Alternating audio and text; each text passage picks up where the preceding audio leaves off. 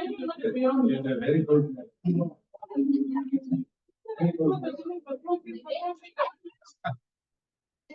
I'm not taking against it.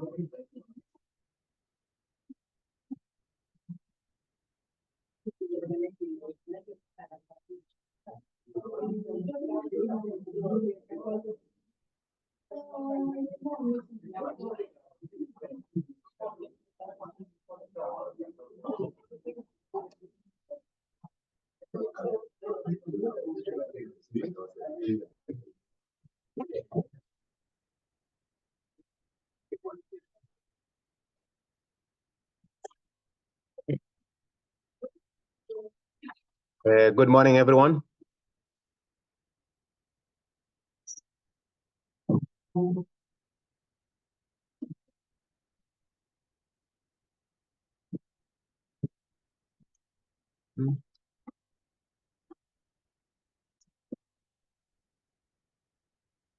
Okay.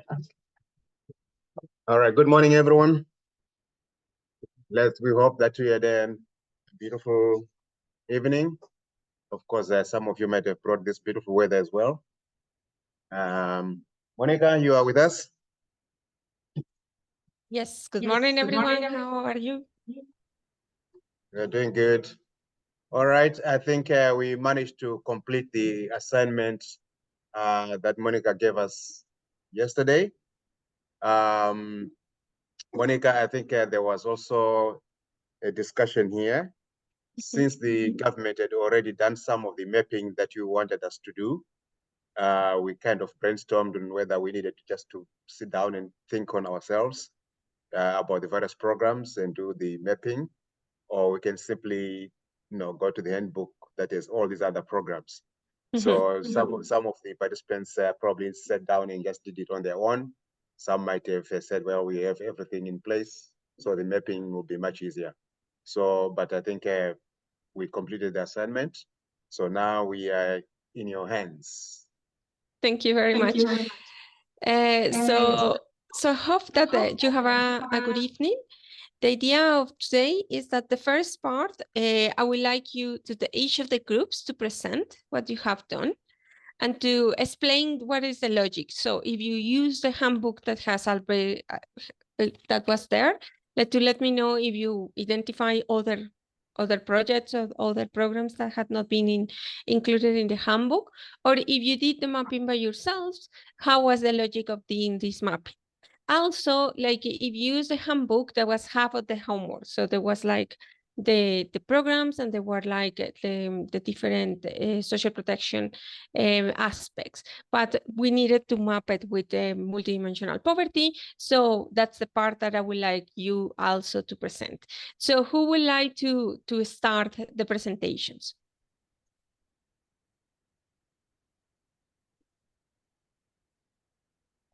Who wants to volunteer? All right. How many groups did we end up having? Mamusa, do you remember? All right. Can we have volunteers? We had 6 groups. So how many minutes per group, Monica, do you? It will be like 3-4 minutes for the group. The first group will be longer because probably they will present most of the programs, but then the other groups will be faster. All right. Sounds good. All right. I think volunteers. If not, we can select one of the groups. So I'll let the director identify the critical groups. Mr. Director.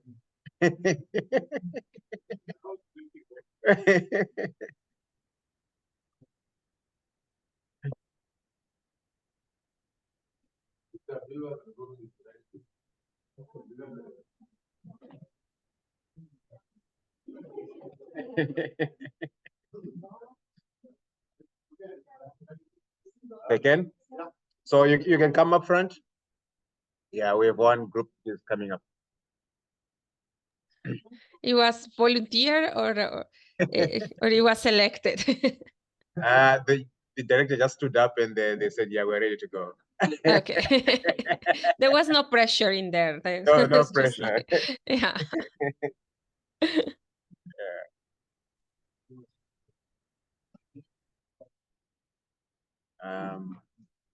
Melat, was their presentation is on the, yeah. We just read. Oh, okay. All right. Morning, colleagues. It was a cold night, isn't it? But we thank God for new life. Our group went through the array of areas that needed to be interrogated. So the first area is to identify the services, and we have just decided to only identify 5 and leave the rest up to the other groups. The first area that we have identified was Namibian School Feeding Program, or NSFP. We looked at who is responsible or who is involved, institutions and officers and units and individuals. We realized that it is the Ministry of Education, Adult and Culture, Arts and Culture, under the Directorate of Quality Assurance. And then we realized that cooking and feeding activities take place at schools, so the individual schools are responsible and subsequently the principals will be held accountable. The MPI indicators in this respect relates to nutrition, school attendance, that is addressed. Then we identify the gaps and challenges, and we realize that not all schools are benefiting because this is not really universal. And another aspect that is even in the policy is the lack of storage facilities and dining facilities. We looked at the relation to social protection strategy in Namibia. We realized that this contributes to zero hunger and poverty as well. So SDGs 1, 2, and 4 are covered under this one. Then we looked at drought relief program. The institutions are the Office of the Prime Minister, the regional councils, and also the constituency councils or constituency officers, meaning the constituency councillors. The indicators is nutrition, child mortality, which is addressed. The gaps is not all households are benefiting that really should have benefit. Yeah, some homes are not registered due to qualification criteria, and they are falling through the cracks. Again, SDGs 1 and 2 are addressed through this process. We looked at the third one. Our third one was dealing with the issue of funeral benefit grant. The entities that are involved, Ministry of Gender Equality, Poverty, Eradication, and Social Welfare, the Social Security Commission, the funeral undertakers, and the families or the bereaved families through which the deceased benefits. We could not find an indicator in this respect. Then the gaps that we have identified is the issue of national documents comes to play, because at times when a claim is submitted that this person is deceased, then the national documents that are used for the claim and the information on the database are not matching. And sometimes it becomes a difficulty to process such a claim. In this instance, we also say that it relates to poverty reduction. Then we looked at the last one. No, the last one was National Resettlement Program. The second last one. National Resettlement Program. We said that the Ministry of Agriculture, Water and Land Reform is responsible, and in particular the Department of Land Reform, the different land boards, both on national and regional level, as well as the traditional authorities.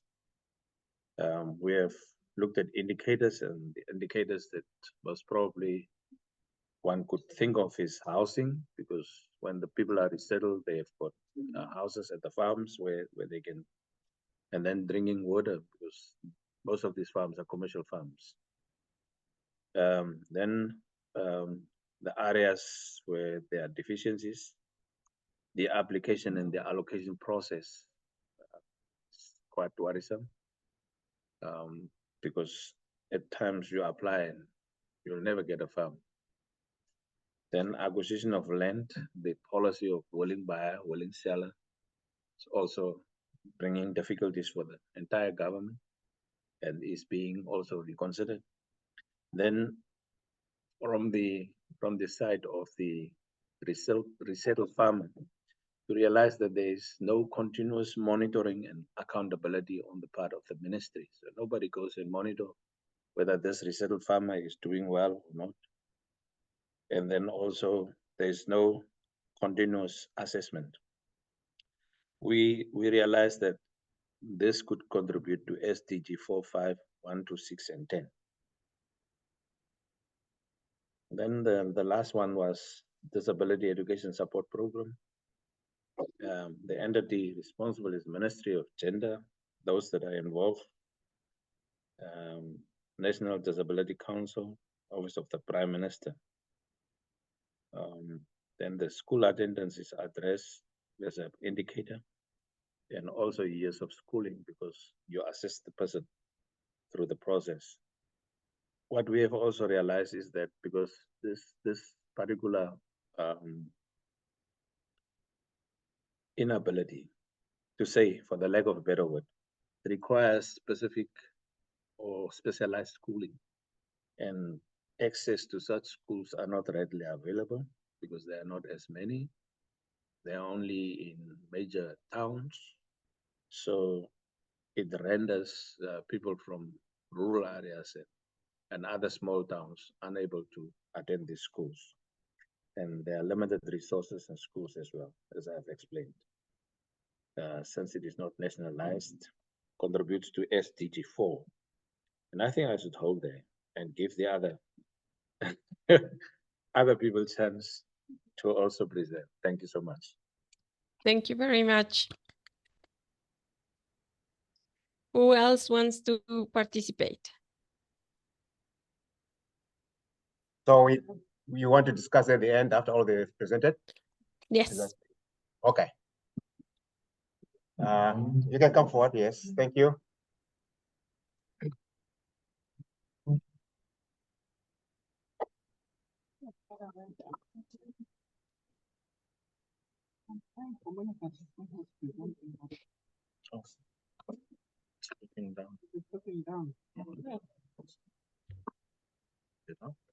Sorry, Monica, I'm trying to get the presenter on the screen for you to see. But no, let's leave it now. No worries. We'll do it later. Good morning, colleagues. Good morning, Monica. Good morning. Our group also just looked at 4 programs in relation to social protection. The first program that we looked at was the special feeding program for the marginalized communities. And the institution involved is the Ministry of Gender Equality, Poverty Eradication and Social Welfare. The leading unit leading this program is the Division Marginalized Communities. With your guidance, I don't know now if we to put in under some of the institutions, Ministry of Finance, because they provide us with the finances, But the contribution to the MPI indicator is the food security. So some of the identified gaps in the social protection is the issue of the verifiable data, the issues of national document, budgetary constraints, in a sense to provide food of nutritional value or sufficient, and then the issue of remoteness of these marginalized communities that you're feeding.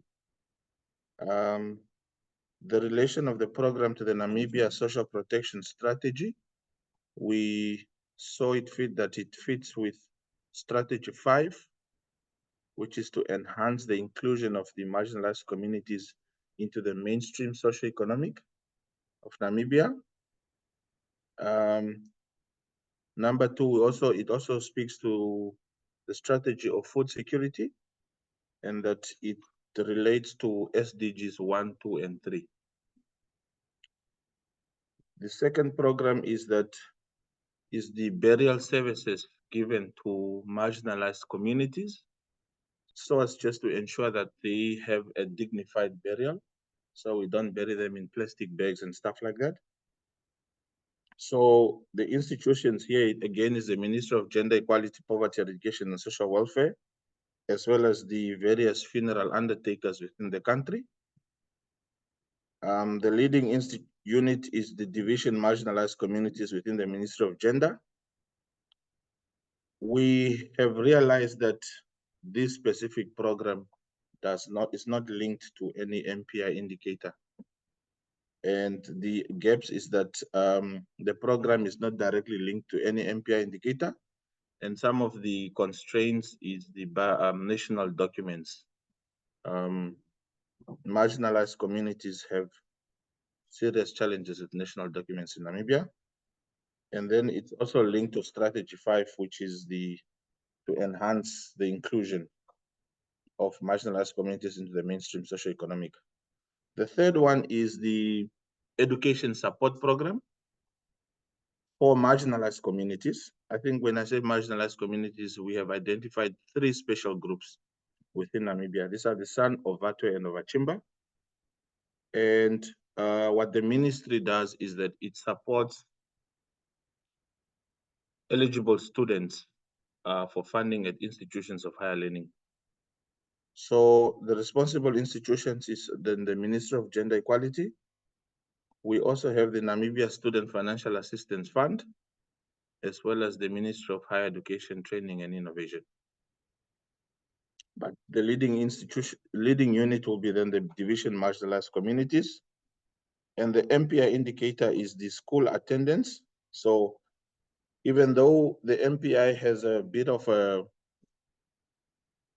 an age sort of 6 to 17, it speaks about 6 to 17, or those that are 18 years or older but have not attended grade 7. We feel that it should speak to that indicator to say that we provide support to students from MCs or marginalized communities to institutions of higher learning for undergraduate or for TVET training. So the identified gaps is that there's no MPI indicator covering 18 years and older for those that are at institutions of higher learning or at TVET level. Then there's an issue of budgetary constraints, and then there's a lack of coordination among stakeholders. Then it's the relation of this program to the Namibian Social Protection Strategy is strategy number 7. It's to improve technical and vocational education and training, as well as tertiary education.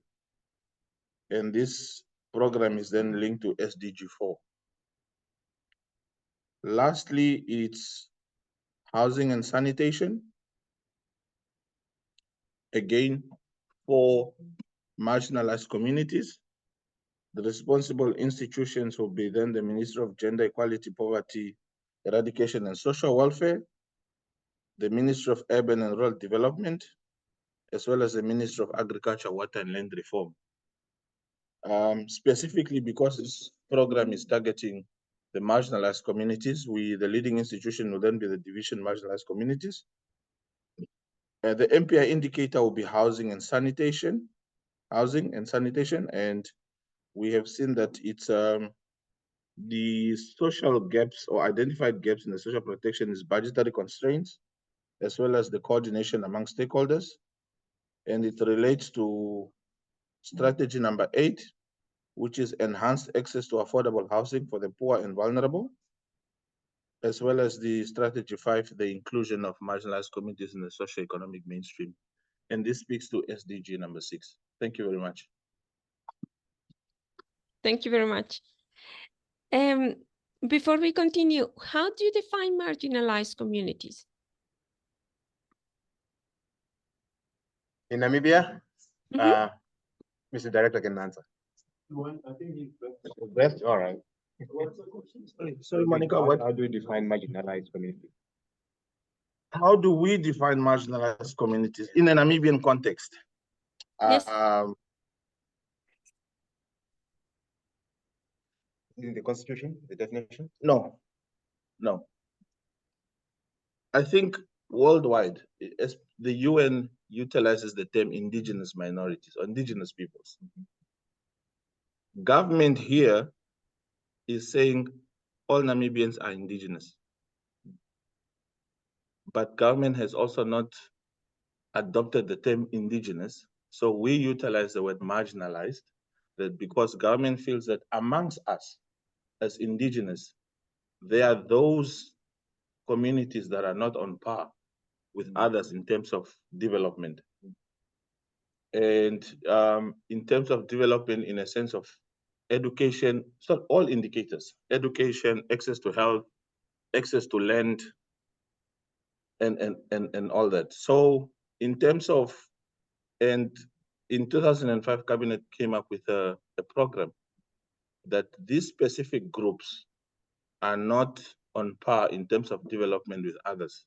And these are the San Ovatwe and Ovachimba communities. In terms of identification, we identify them through the different stratas of government in terms of traditional authorities, regional level, as well as at the national level. I don't know if I did answer Monica's question now. Yes, but like how, if I am a marginalized or from a marginalized community, how do you know I am from there? Like I am registered, or I have like where I live, or what are the characteristics that you know to identify that I am a person from a marginalized community? Yeah, it's more or less that you are from one of the 3 groups that I've mentioned. Mm-hmm. So if you live in a certain area, you have a traditional authority that is in that area where you live. So that is how the identification begins. So it can begin with a village development committee. It can start with a constituency development committee. So the traditional authority identify their subjects that you are from my community. He is Oshivambo, or he is a San community, he is Ovachimba. And that identification then becomes through the constituency offices and then through the governor's offices. Okay. And then you are who you claim to be at that point. Okay, perfect. Okay, thank you very much. Next group. So just a quick question. So in Namibia, you won't take persons with disabilities as marginalized in your context? Because in some countries, we normally group them as, because of bias, they are always marginalized, right? But here, then it's good to know. No. But yes or no? In Namibia, They're saying no. Okay. Just people from these 3 communities. Mike. Just yeah. Somebody's coming to help us. Yes. Okay. So Monica, for comparability with the international language, what we would always refer to as indigenous populations, right? That is what Namibia would classify here as marginalized. Marginalized communities in the international language would mean anybody with issues of lack of access, discrimination, but that's not the definition here. We equate marginalized to what you would call in the international languages, indigenous populations. Okay. Sure. Thanks. So whatever happened to the blue or white paper that you had on indigenous communities? I still remember saying something about Namibia. All right, I'm looking at this table here. Yes. Let me see. Yes, you want to project it? Yes. We need to bring it to my computer. Okay. Yeah. Oh, okay. It's okay. Yeah. It's not. Nella, if you want to project it, then we need to. Yeah, we need to copy it onto this. Yeah.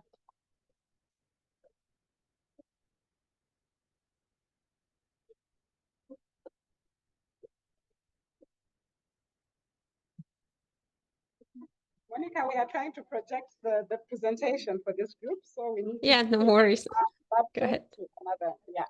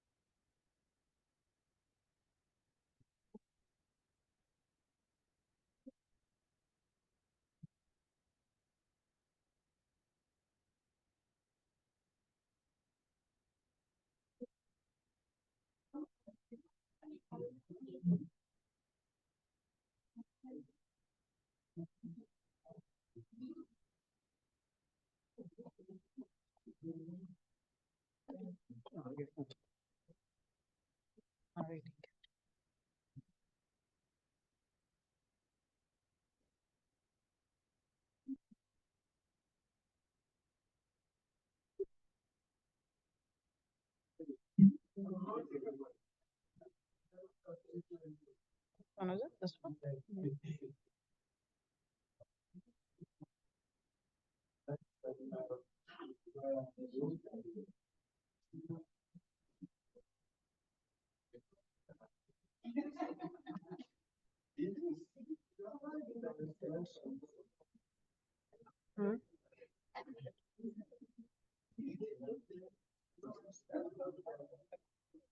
Right.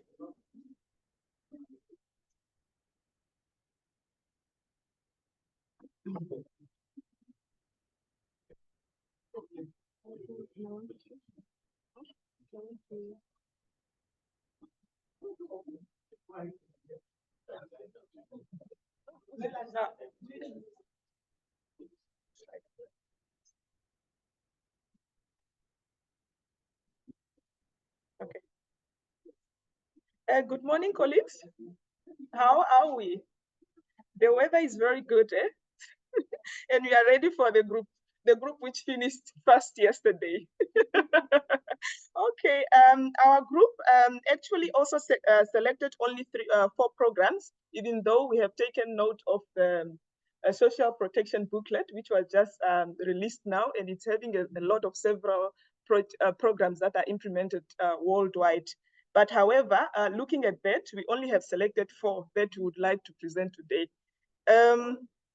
Because we believe that other groups will also complement us in that.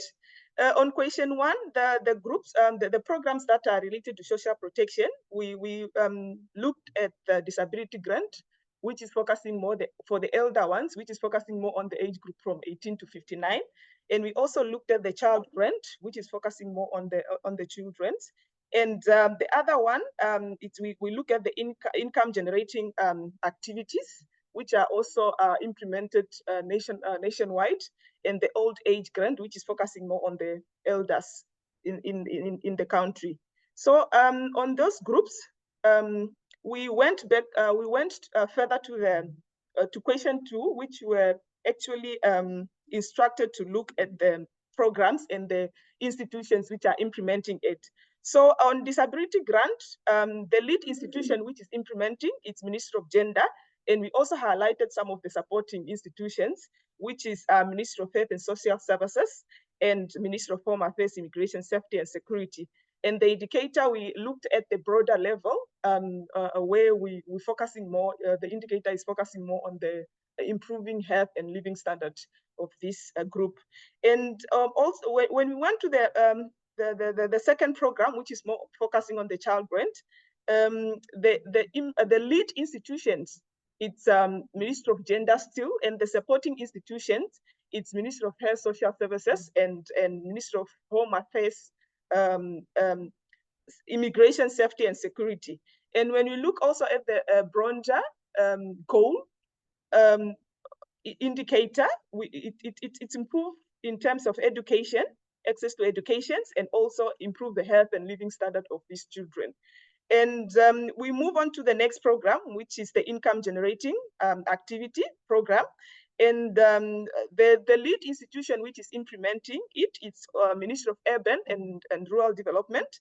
And the supporting institutions, those are the below one, which are listed: Ministry of Gender, Poverty, Sport, Youth and National Services, Agriculture, Water. All these institutions, you will find that there are some of the income generating activities programs that are implemented. And they are implemented at all levels, from the national and regional levels. And on a broader, when we are implementing these programs, at the end, we are improving the living standard of our people. And also, it's also improved in terms of accessing health. We move on to the last one, which is the old age. The lead institutions, it's Ministry of Gender, and the supporting institution is Ministry of Home Affairs and Social Services. And it also contributes to the living standards of the old age group. And also, it will also enable them to access health. Okay, then we move on to the next, the third question. The third question was more focusing on, let me just quickly look on my questions. Okay. It was more focusing on identifying how each of the program contributing to achieving each of the MPI, multi-poverty, what is it? Multi-dimension. Okay. On those ones, on the old age, we indicated that many elders, such of this gate, many elders, particularly those are in the informal sectors or rural area, may not be covered by these patient schemes. And also one of the gap is that the patient amount is not really sufficient. And most of the time, these are elders, they are not be able to cover their basic needs. And remember, most of them, they are having a lot of independence within their homesteads, so that we believe that this money is not sufficient to cover for everything. And the other gap is also that there's no the physical access to patient offices can be challenging, because most of them, they are staying in remote areas, and it's so difficult for them to have transport and so on to access to these patient places, to the patient's offices. Okay, when you move on to the children grants, we also have noted that most of the children, they are not eligible, or they are not receiving grants due to administrative barriers and lack of awareness. They are not aware that there are some of these programs that are being issued and so on.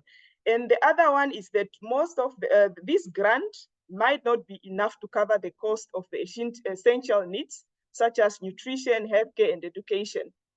Because the amount which is really provided is minimum, it's not really the sufficient, but anyway, it's really helping. Okay, and the last one is that application process can be difficult for parents and guardians, because there are a lot of there are a lot of how do we call it? The application guidelines or the requirements are so strict that the fact that some of them, they might not even have birth certificates, which is a challenge because the mothers or the parents, they do not go further and do the birth certificate for these children. We move on to the fourth one, which is a disability grant, where we are saying that many individuals with disability may not be covered, especially if the criteria of disability are too strict and not inclusive of all types of disabilities. Because you might find that they are only, yesterday, there was one of our colleagues which was explaining to say they only included one of the part, but the social part is not, it's only the physical, but the social part is not included. Some of those things, maybe they need to be looked at because it's also contributing to the gap within the accessibility of this disability grant.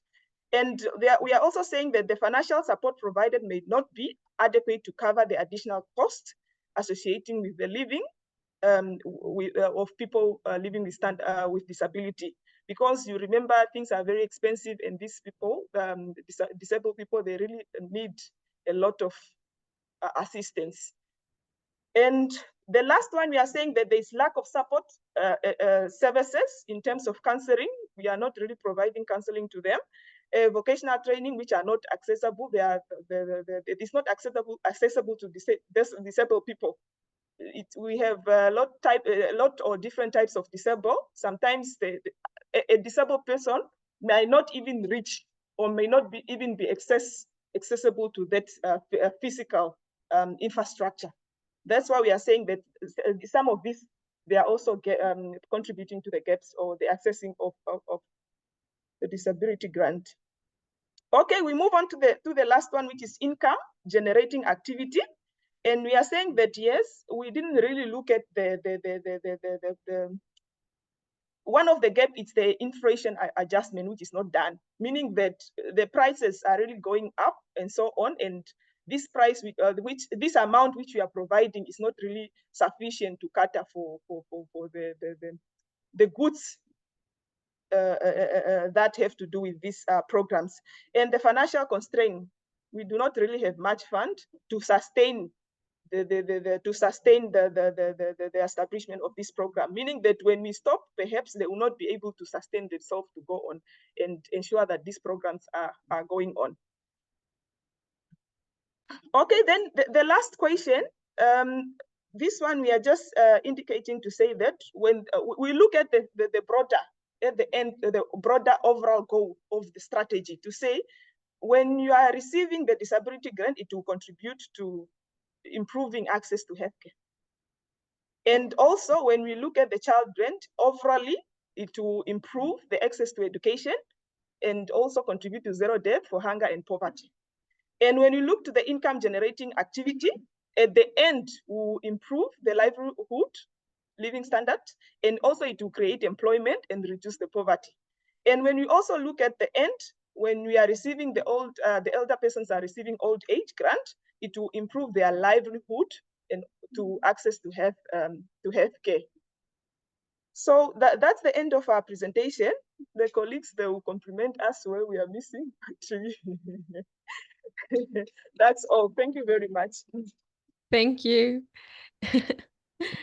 Okay, how many groups are left? 2? So we have 2 more groups, but I have a quick question. Namibia, I thought you had signed up to the WHO International Classification of Functioning, Disability, and Health. Yes or no? Because all member states pretty much of the WHO did sign to that. Because if you did, some of the issues that you have when it comes to classifying who is disabled, you have the classification system that the WHO has, the World Bank has, the UN system in general. Yes. So I don't know if we don't have anyone from WHO here, right? There They probably signed the convention. No, Namibia signed the convention on the rights of persons with disability, but the classification, the ICF, is not mandatory. So even though you follow the WHO, not all countries in the world use the same classification to certify disability. So that's what someone yesterday was telling us, that they are working on that in order that is more like includes functionings and things. Okay, that's interesting. Yeah. All right. The next group. Okay.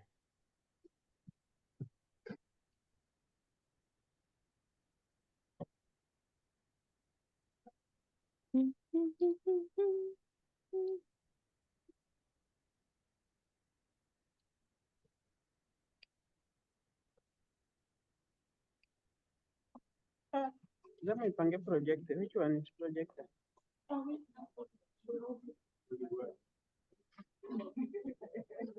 Sorry. Okay. So we don't project. You can read it. Then we'll miss her. Okay. Can you all send your presentations to Mata? Mata is around, right? Oh, you can put it there. Yeah, whatever you guys were presenting, you can just share that with Mata for us to look at, and then share with Monica? Monica as well. Yeah. I think you can do it from here. Okay.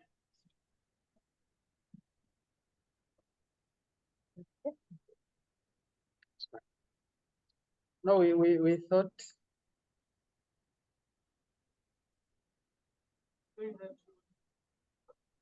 Hmm?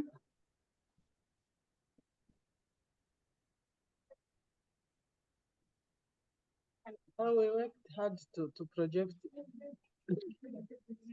Thank you.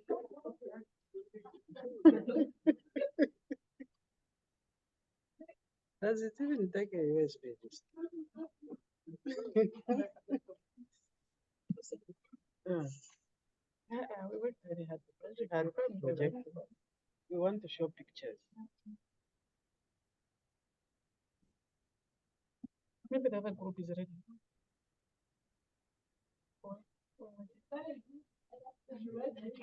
Always. You can come. Yeah. Okay.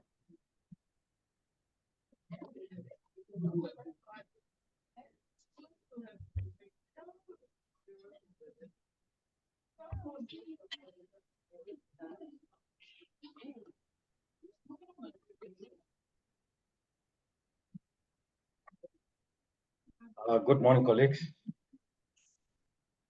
So we didn't actually do the sort of traditional presentation as requested. We just did the unconventional Word document way, but that being said, I think there was little sort of room to come up with programs or relate to programs that might not necessarily have been mentioned. I think they basically or mostly have been covered. That really speaks in terms of the financial support. I think we have the school feeding programs, housing support programs and initiatives. The environmental and economic sustainability, I think these are all sort of programs that have been already included, and we don't want to reinvent the wheel. So rightly so, I think we sort of look at the gaps, which is, I think, question 2 or 3. The specific gaps, and this also in terms of some of the programs. Part of the grants, when you look at the old age grants, the disability grants, and also in terms of the foster parent and child care grants, a part of the gap that we sort of realize is that the grant may not be sufficiently to cover the housing and also in terms of other essentials, especially when you look at the old age grant, which is about 1,600, going to 600 now. Now it's 1,400 if I'm not mistaken. Again, I think our colleagues just mentioned in terms of the adjustment that are not taking place in terms based on economic performances and also in terms of the inflation. We also have limited integration of healthcare and education services, especially for disabled individuals. This also looking at inadequate support for foster parents and children, leading to potential gaps in care and education. You're looking at the 350 that is being provided per month. On the other end, we're looking at educational and vocational training. We think there is insufficient focus on quality and relevance of training programs. Part of the implication is that graduates may lack the skills required by the labor market, limiting employment opportunities.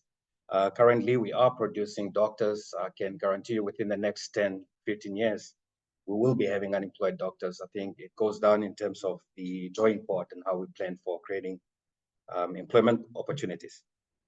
The rural development and support programs, insufficient coverage of all rural areas and lack of integration with broader economic development strategies. Part of the implication is that rural poverty and underdevelopment persist.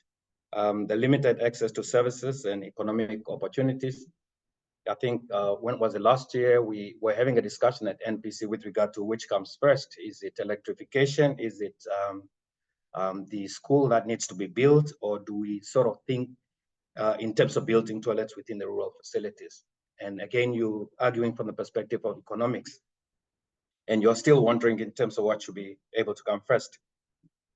We have our environmental and agricultural projects, I think in terms of part of the resettlement and so on, but there's still that limited focus on integrating sustainable practices with economic development.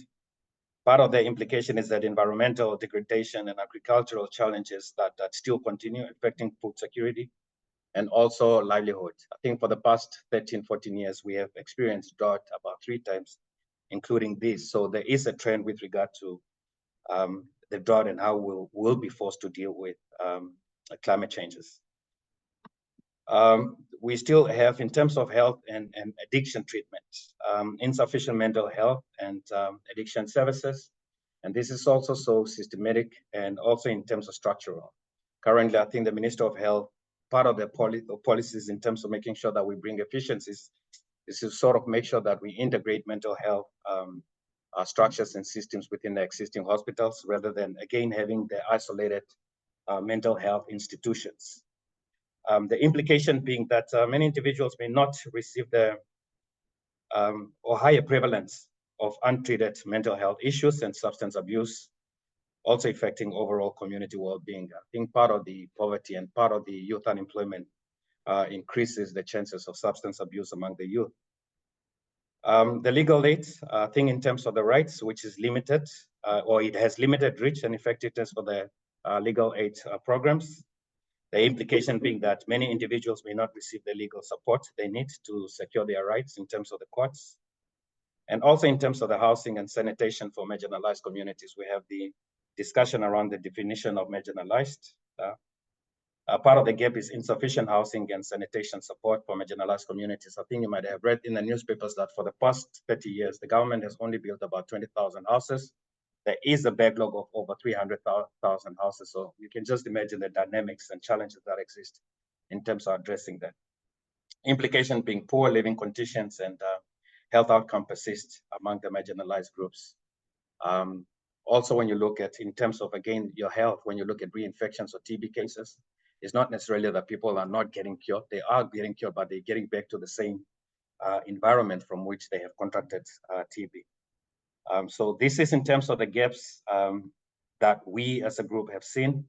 But then overall, with regard to the alignment, I think our colleagues have rightly stated in terms of the NDPs, the Vision 2030 and SDGs.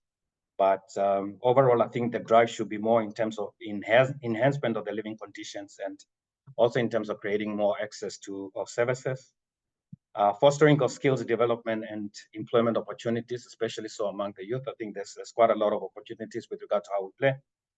And protecting the rights of low-income individuals, especially with regard to the housing support programs that are there, the Build Together programs that are, I think, being driven forward. And lastly, I think the drive should be to support sustainable livelihoods and poverty reduction, healthy lives and well-being for all. In terms of the parties, I think there is, again, an opportunity to sort of relook at those programs and factor in multi-sectoral approach in most of, if not all, these programs, having the main player and then the supporting role with regard to most of all those programs. The Ministry of Health has a sectoral health in all policies that is, again, sectoral. But when we're in the process of development, when we are sort of coordinating and inviting the colleagues, there was some sort of poor attendance. And I think it goes down in terms of how we plan, sort of carries an impact in terms of the outcome or the changes with regard to what we want to achieve as objectives. So rightly so, I think this is my end. I so submit.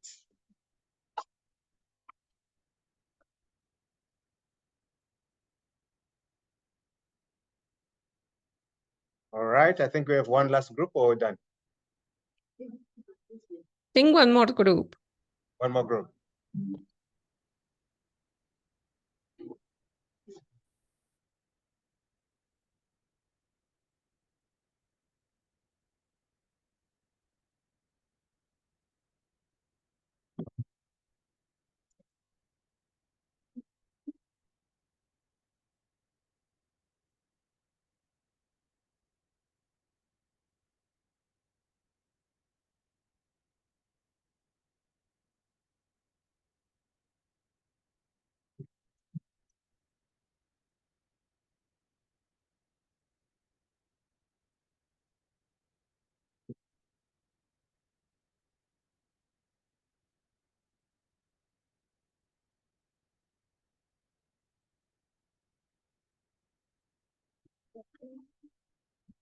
Good morning.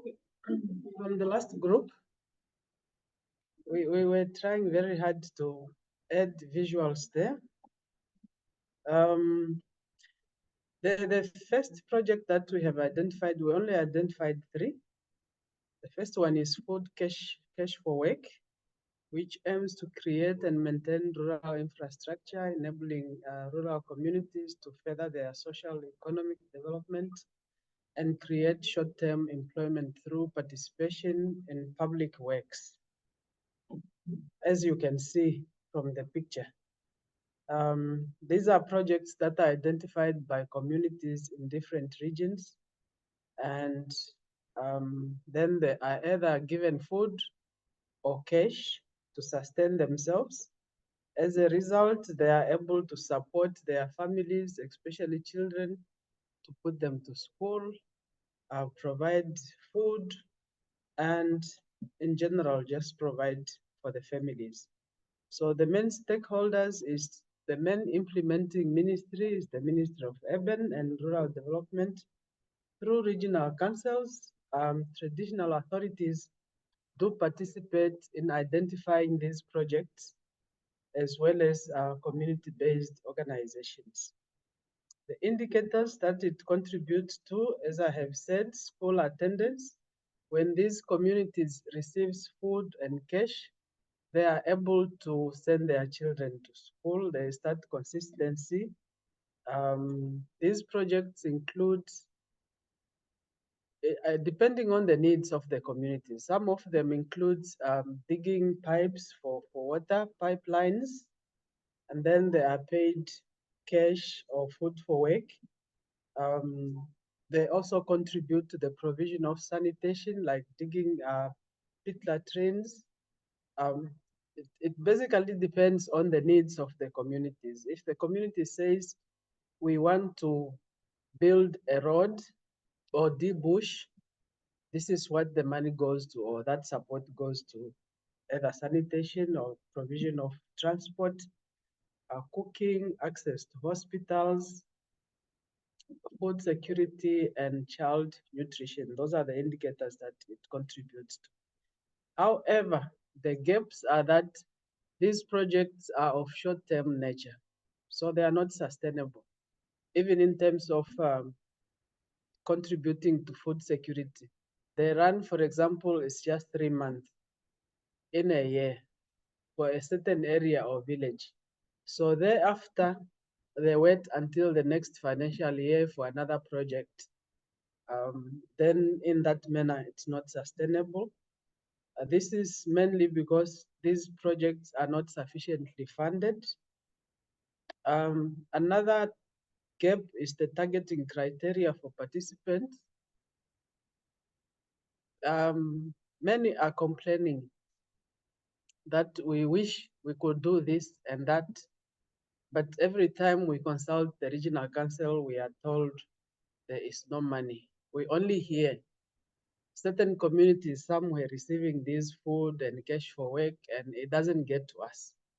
So the targeting criteria remains a challenge, as well as project identification criteria, but mainly due to lack of standard operating procedures or guidance for that.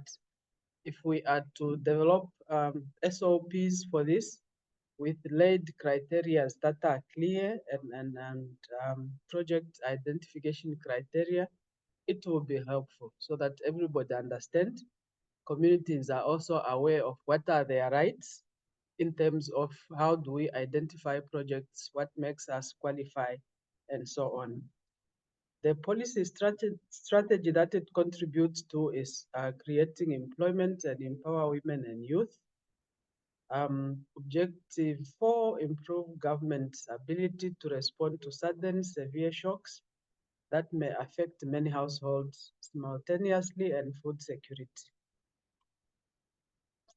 The second program that we have identified is drought relief. Here I'll diminish. Yeah, because it's okay, but it helped me to hear the gaps from others, right? It contributes to comprehensive intervention that assists affected communities. In the booklet, I think I have seen drought relief. And I was just asking myself, should we limit it to drought relief or emergency relief? Because it can be floods. Drought relief is this year. During the last season, we had El Nino that resulted into drought. Then you have drought relief. But next year, the coming season, we may have La Nina, which will result into floods. Then you are going to have flood relief. Maybe let's call it emergency relief rather. It can be floods, it can be any other shock. It can be COVID coming back, right? So the key stakeholders is the Office of the Prime Minister. It's implemented through regional councils, including constituency offices. NAMVAC committee is a multi-stakeholder committee that comprises of many ministries, NGOs, development partners. So we just took few. We left some such as Namibia statistics agencies, but now we just took out Ministry of Agriculture as key implementing partners.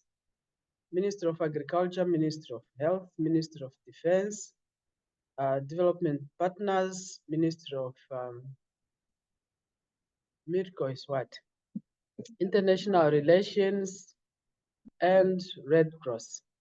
The indicators that it contributes to is drinking water for human and animal. This is now drought relief comprehensively, including the activities of the Ministry of Agriculture that are targeting support towards farmers in terms of subsidies that are given for animals and support to crop farmers. So it contributes to sanitation, cooking, food security, and child nutrition.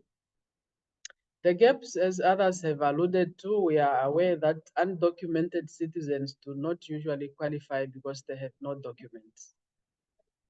That's an argument on its own, I know, and I have questions that I need to answer to from the international, I forgot, who are questioning us that what are you doing with the children from Angola? What rights do they have in Namibia? And we have those issues because they are undocumented and it becomes difficult for us to support them. Political interferences does exist at the local level, which causes really unfair targeting, and those who qualify sometimes find themselves not being registered and as a result do not receive food. Unfair application of criteria. This coupled with, I think, lack of awareness to communities. They do not know what are their rights. Sometimes they are registered, but they are not aware that they are supposed to be receiving this food on a monthly basis. And then the councillor or staff member responsible decides, I'll skip you for this month. I'll only give you next month. And these poor people are not aware that, this food I'm supposed to be given on a monthly basis. They just wait until it comes back on the third month, and then they say, thank you very much, I got my food. Awareness need to be created that lacks adequate operational and technical capacity in terms of transport and storage facilities, also contribute to delayed distribution of food relief on time. Mismanagement of benefits, isolated cases, such as the recent one in Oshikoto, do exist here and there, where we are not really monitoring regularly. You'll find few people who will, in that process of skipping, they take that food for themselves. They either go and sell, or they give their relatives who are not qualifying to get this food. Unfortunately, you find those things in the process. Lack of accountability reports, and when those things happen, it's quite difficult to get reports. People do avoid producing reports because they know that by the time they are going to report, you will pick up these mismanagement and discrepancies. Slow and late reimbursement of specifically livestock support. We are aware of all the complaints that these programs are not really benefiting farmers the way it's meant or is supposed to be, because farmers apply for subsidies and they only get this money after 6 months. And sometimes when they get this money after 6 months, the drought program is over. We are aware of that. Efforts are being done to close those gaps. On the policy, it contributes to objective 4, government's ability to respond to sudden and severe shocks that may affect many households simultaneously, and food security. The last one is the sun feeding program, special feeding program for marginalized communities. We have heard the definition of what that means in terms of in the Namibian context. It aims to provide nutritious food supplement to marginalized communities, which are San, Ovatwe, and Ovashimba, considering their socioeconomic and impoverishment levels. Stakeholders there is the Ministry of Gender Equality, Poverty Eradication, and Social Welfare. The indicators, it contributes to food security, child nutrition, years of schooling, school attendance. When they have sufficient food, children are encouraged to go to school. Obviously, children would not want to go to school if they are hungry. The gaps, number one, is that this program is not decentralized. I have been to the regions specifically. I think you are aware of the incidents that took place in Katwitri, where the media continues to report that this food that was stolen in Katwitri is drought relief. And also the Prime Minister continues to say it was not drought relief, it was marginalized feeding program. So you go to the region and the regions do not want to take zero ownership of this, and they are saying, because this program is not decentralized, we have nothing to do with it. The ministry is running it from central government. There is no involvement, nothing. So even support-wise in distributing this food, there is no support from regional council because they are saying it's not decentralized. Targeting and registration is a problem. You find a lot of duplication coupled with lack of data for these communities.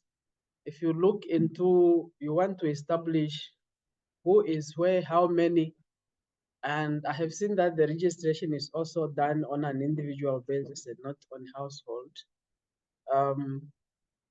It's not sufficiently funded. This is why the feeding process is not consistent. They are being fed on a quarterly basis instead of a monthly basis, creating a number of challenges relating to malnutrition issues. Issues of culture, political interferences continues to haunt the program, including the issues of criteria. There is need to track. We know that here we are dealing with marginalized communities who are nomadic in nature. So sometimes when they move from rural areas to urban areas, they find themselves not qualifying for this food. There is need to track them wherever they are so that they qualify. When they move into towns and they become eligible, this is where the issues of malnutrition are really posing serious challenges. Inadequate operational and technical capacities, once again, transports and storage facilities, lack of coordination, both horizontal and vertical, lack of accountability, reports, mismanagement, and of benefits, etc. All those we have identified as challenges that should be looked at in order for this program really to serve its intended purpose. On the policy, it contributes to strategy 5, which is government's ability to respond to sudden shocks and so on, including food security. That's the end of our program. Thank you very much. Thank you very much, and thank you to all the groups. And if you can share the presentations. Do you want to say something, Mama? There's one more group. Still one group. There's more group? Yeah, one more. Okay. That's the last one. Yes. Okay. All right.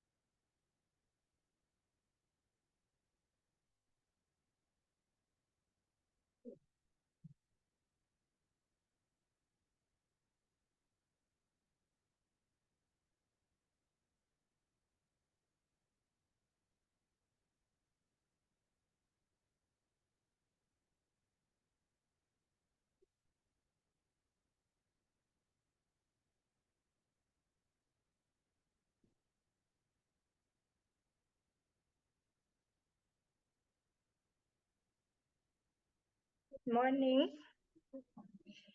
We are the last group to present. So most of the programs are already taken. So that's the beauty of presenting last. We are going to start with the in-kind assistance. I saw in the booklet the development fund programs were omitted, so we don't know whether will be added in the next edition. But this one looks at the grants for community projects, and these projects are like garden, poetry, and dairy, but you can mention a lot of them. This ones, they just help create jobs, employment, and they are used for income generation. They look at the SDGs, 1, for no poverty, 2, zero hunger, 6, clean water and sanitation, 7, affordable and clean energy, and 8, decent work and economic growth. They are for social economic disadvantaged persons or background, and the implementing institution is Social Security Commission, and then it looks at the dimensions for living standards to enhance electricity, assets, and drinking water. The next program looks at the in-kind assistance as well, which is the poetry and horticulture value chain schemes. These are for farmers, for all small or upcoming farmers who are already there, and those who are still upcoming to be farmers. These ones are for projects, like for instance, a poetry, where I need some supplies or quotation. I need to get a quotation, government to pay, is it 65% Tangani? And then the farmer will pay 35%. For instance, if it's a quotation for 100,000, the government will pay 65,000, and then the farmer pays the 35,000. But with this, we have challenges of lack of awareness, the distance for the farmer to go from one area to get quotations or to the supplier, and then the access to the market after I have the produce, how do I take it back into the market? And then the transport cost from the farmers to the market. And then there's also one element, the lack of support, monitoring and evaluation. So whether the project is still alive or dies afterwards, we don't know. So we are just funding, but that element is missing. And then the responsible institution is Ministry of Agriculture, Water and Land Reform. It looks at the dimension for living standard to enhance food security. And then we also have in-kind assistance for the National Integrated Employment Information System. This is a one-stop shop for job seekers and employers to match the available vacancies with the available human resources on the market. It looks at the SDGs for no poverty, zero hunger, number 2, good health and well-being, number 3, number 8, decent work and economic growth, and the 10 for reduced inequality. This is for persons who are employed and unemployed, and the responsible or the implementing institution is Ministry of Labor, Industrial Relations and Employment Creation. When you are employed, it meets the living standard dimension, the health, and all the others, but we only took those 2 for now. This one, we have challenges of the placement rate is low, where you can see the number of employees who are registered versus the vacancy or the ones who are employed. There's a huge difference there. And then there's also the law enforcement. We are compelled by the law to advertise our vacancies. So a lot of us are forced to comply to this, but others are really not complying. How many of us actually advertise? We can just see by that. Okay, and then we have a last one. The cash transfers. This we are just pushing the limit. This is part of the informal social protection, which is basically not captured anyway. The community or NGO projects like Stockfelds, funeral schemes, it enhances the livelihood of the community. It looks at the SDG 1 of no poverty, zero hunger, good health, quality education and well-being, decent work and economic growth, and reduce inequalities. This is for the organized groups. For instance, at our workplace at Social Security, there are some ladies who have organized themselves into contributing monthly. For instance, 300 or 400 to 500. So we buy items, for instance, January to April, we buy the cleaning materials, handy, sunlight, you name it, the non-expiring perishables, the non-perishable goods first, the first quarter of the year. And then as we are going, we are adding. And then at the end of the last quarter, we usually buy now the perishable goods like you want chicken. If it's on special, we buy items which are on special for the end of the year to distribute. This one looks at the no poverty, the zero hunger. Sometimes we can also give Stockfell money for medical expenses. So that's why we also added good health.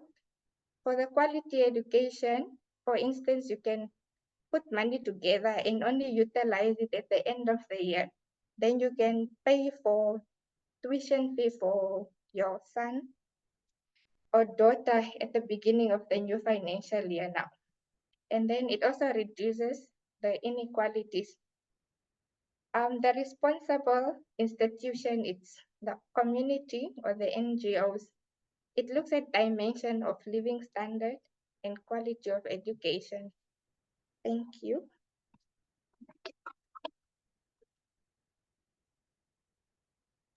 Okay, now we finish the groups. Is that correct? Yes. Okay. So it's now over to you. Okay, so thank you very much, everyone, for the beautiful presentations and for all the mappings.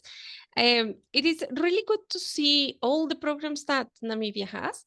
Like, believe me, there are some countries that don't have even half of the programs that you have. And the idea of this is like also to understand how we are mapping these and how the programs interact to each other. So I'm just gonna share my screen here. Just give me 1 second. I know she's going to share. And I want to see and show you like the MPI. Because when we're thinking about the MPI and when we're thinking about what is happening with the MPI, and please let me know when you see my screen.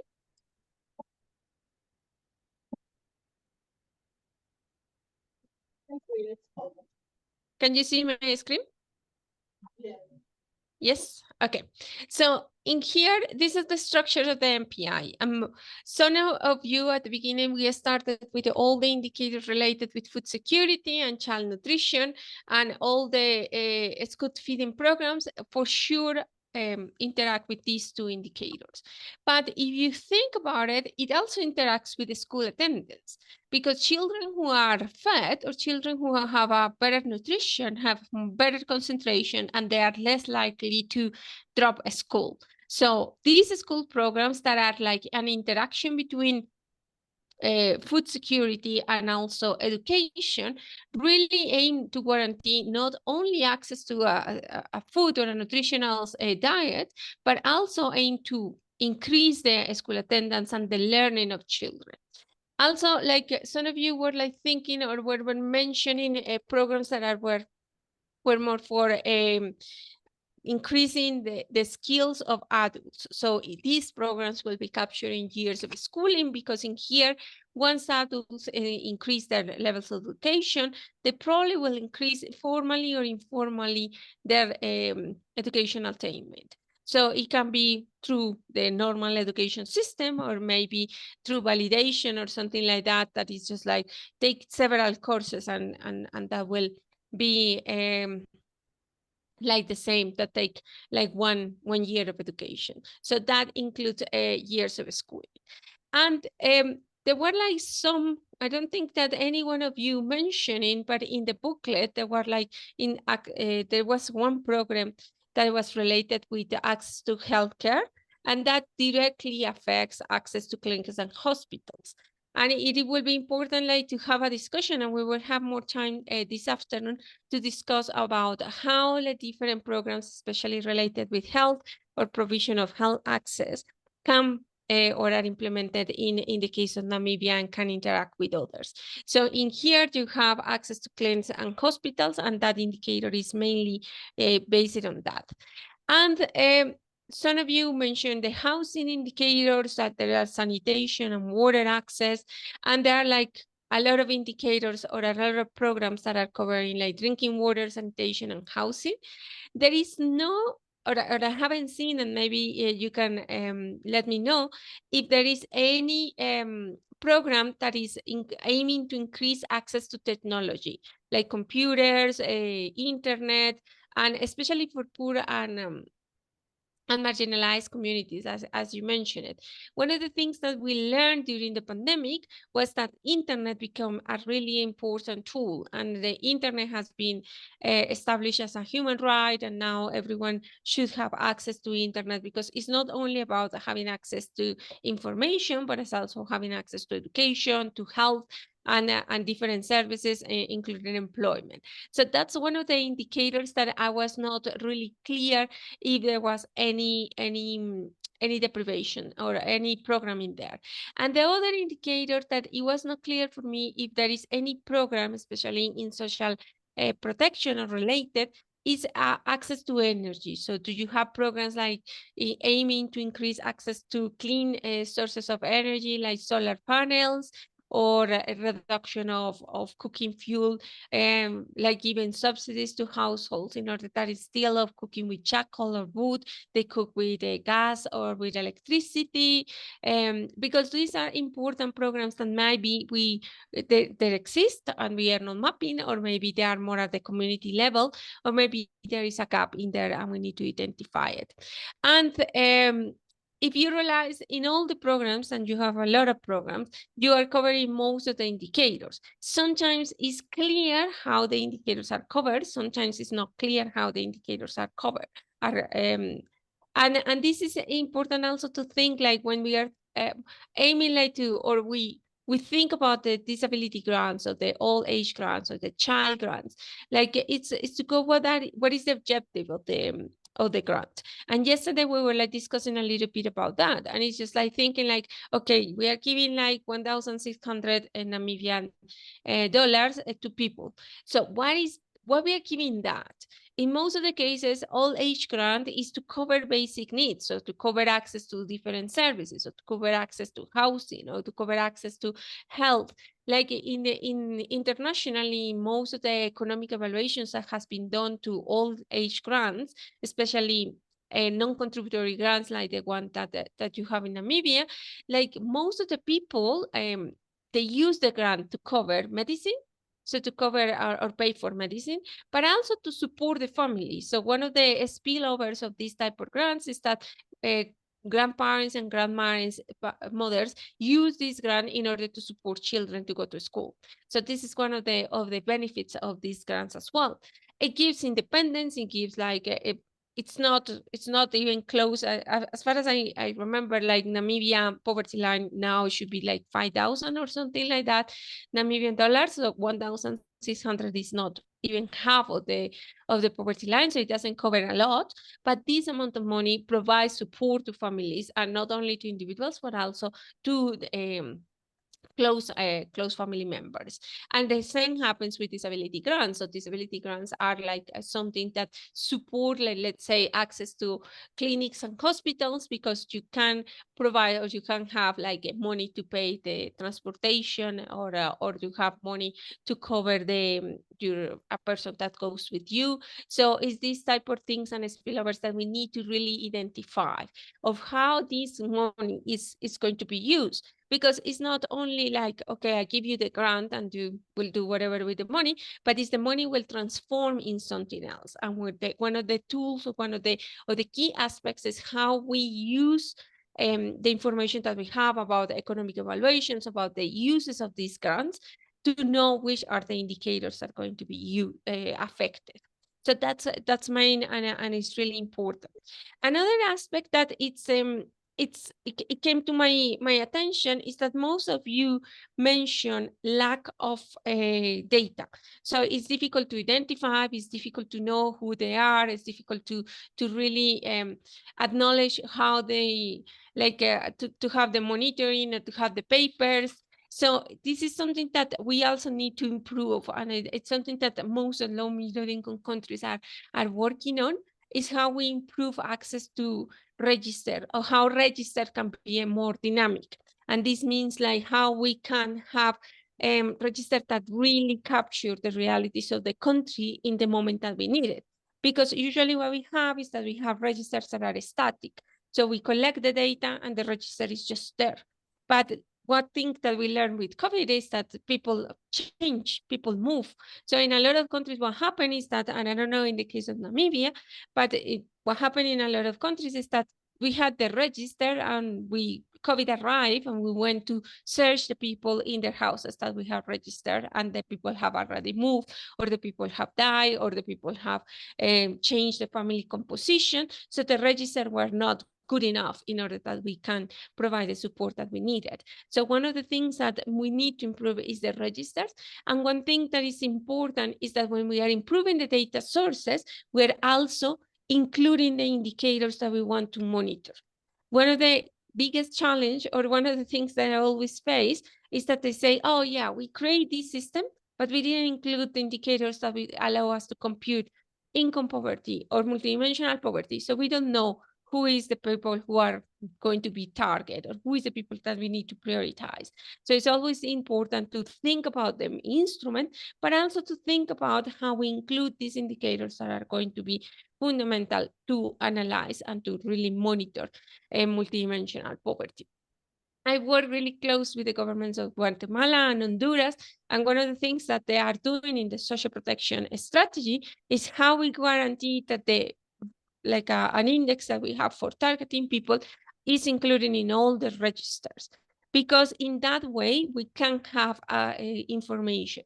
And there was like in one of the last presentations, you were like talking about the drought relief, and it will be important. And you mentioned it will be important to have not drought relief, but emergency reliefs. So one of the things that you need to also consider, and it will be good like to have in the discussions that we're going to have later on, is like how in the cases of Namibia, you are really preparing information systems, and you are going to identify who are the persons who need the support in an emergency relief. Because one of the things is like, how do you identify those individuals? And it's like how the MPI can help you and support you for that identification, and what are the registers and how you are interacting with these. So thank you very much on this. We are going to continue with the presentations. I don't know if there is any question or any comment from the group.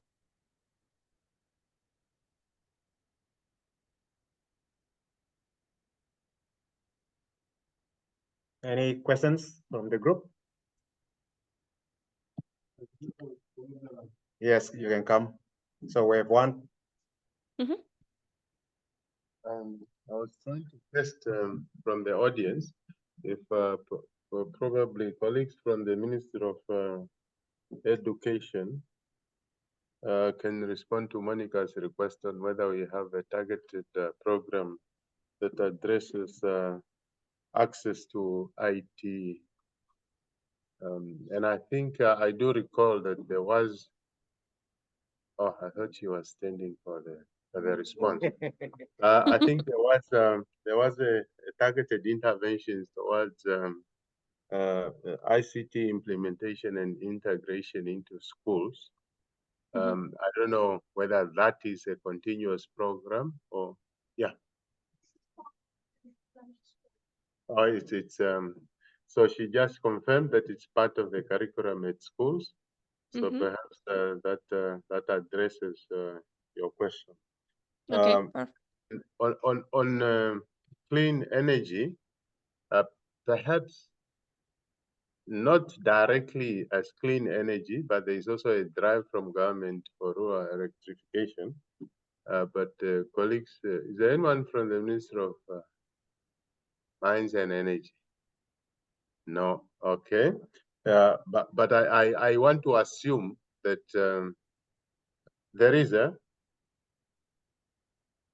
yeah, so that rural electrification, although it doesn't directly address the issue of clean cooking, but having that available energy would then suggest that, you know, those that are near would benefit. But there is also a component of renewable energy supply to the region, to the regions, that is first subsidized by the Ministry of Agriculture, sorry, Ministry of Mines and Energy. So there is some effort. It's more whether it is specifically targeted to that, but we can see the relations. Thanks. No, thanks to you. Another thing that it will be important or interesting for you to do in this process of interacting with the social protection and the MPI is to try, and some of you say about coverage, and is to try to map of all these beautiful programs that you have included in the booklet or that are missing in the booklet, is what is the percentage of the population who are covered. Most of you were saying like there is no, there is the coverage is really low. A lot of people don't know about the program. They don't have information. So because at the end, what we would like to do is like with the MPI, you would like to map what are the programs, but also like to map what is the percentage of the population who is covered. In the perfect world, what we will expect is, or what we were like wish, is that we have the MPI in a data source, and you have at the same data source, you have information regarding the beneficiaries of those programs. And in that case, you can map and you can say, oh, look, in this program, we're currently only 5% of the population who is multidimensionally poor and deprived in that indicator. So we need to make an effort in order to cover those. Because for now, and I don't know, maybe I'm wrong, I'm not sure if you have like what is the coverage of all the programs and how many people are receiving more than one program or not. When I was asking about the marginalized population, it's because you have like a specific section on the booklet that is only for marginalized population. So it's a group that you are providing a lot of support.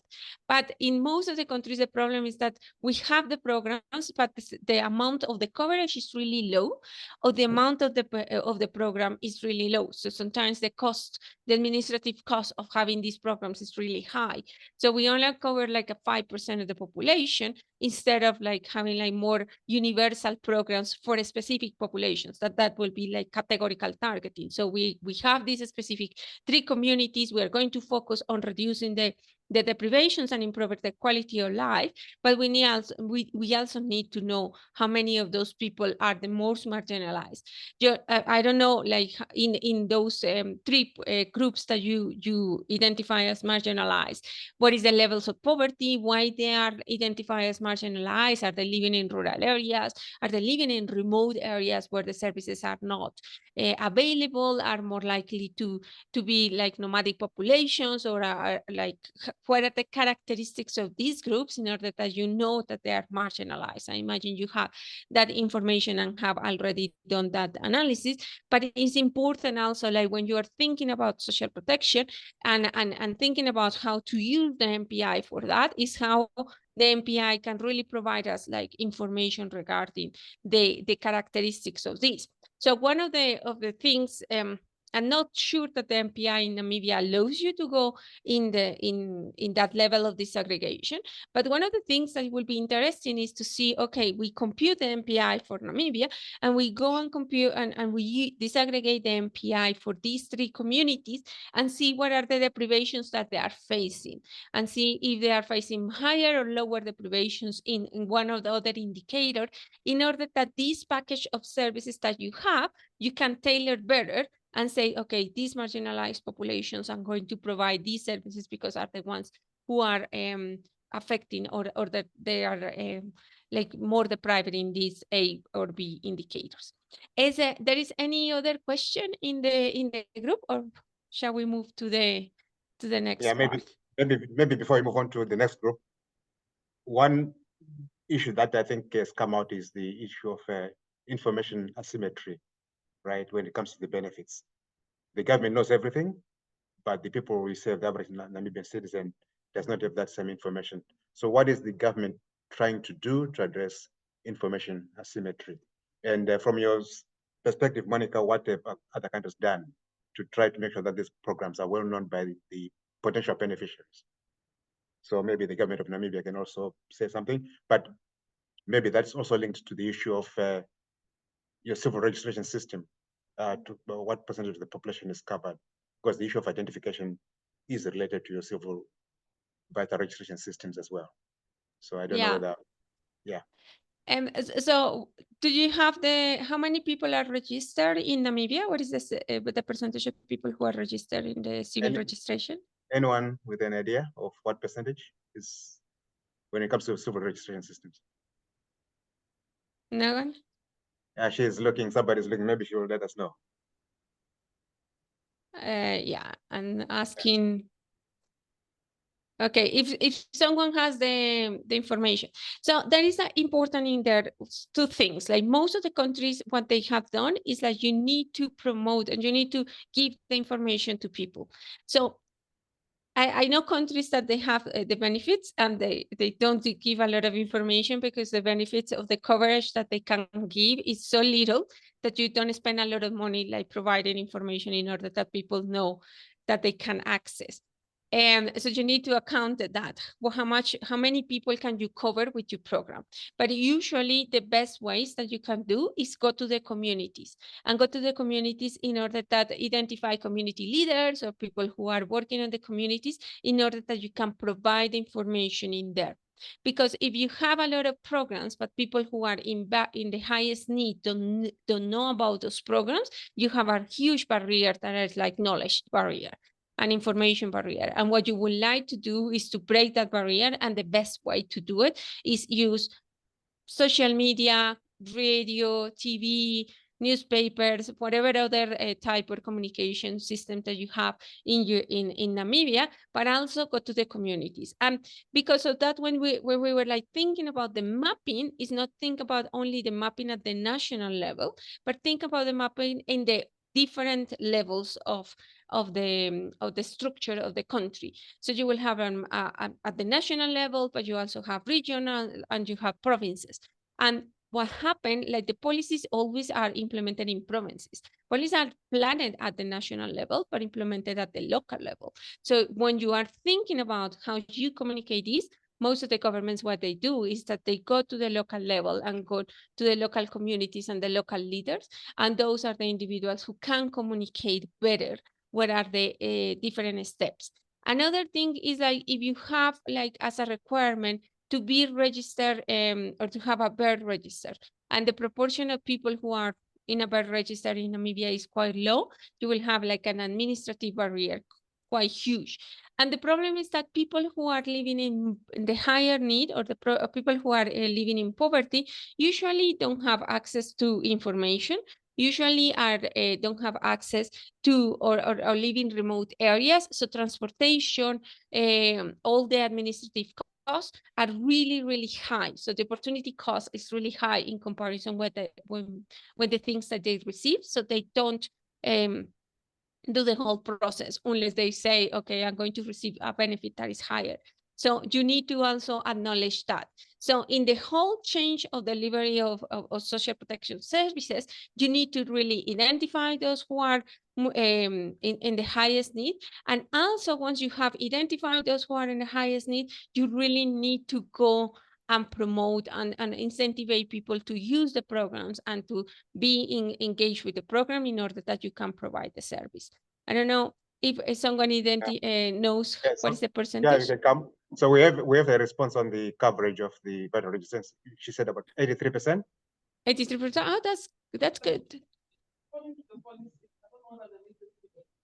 You can come over. Yeah. So it looks like it's quite high, but obviously, from what we had with regard to those three groups, the issue is remoteness and the mobility of these groups. But you also have the issue of subsidiarity, right? Some of the local authorities seem to say this is being run from the central government. We have nothing to do with it, right? That's what we had. So these are issues of to what extent is the government willing to decentralize power and authority and resources? But otherwise, you can come forward and speak into the mic. Yeah. She won't hear you. Yes.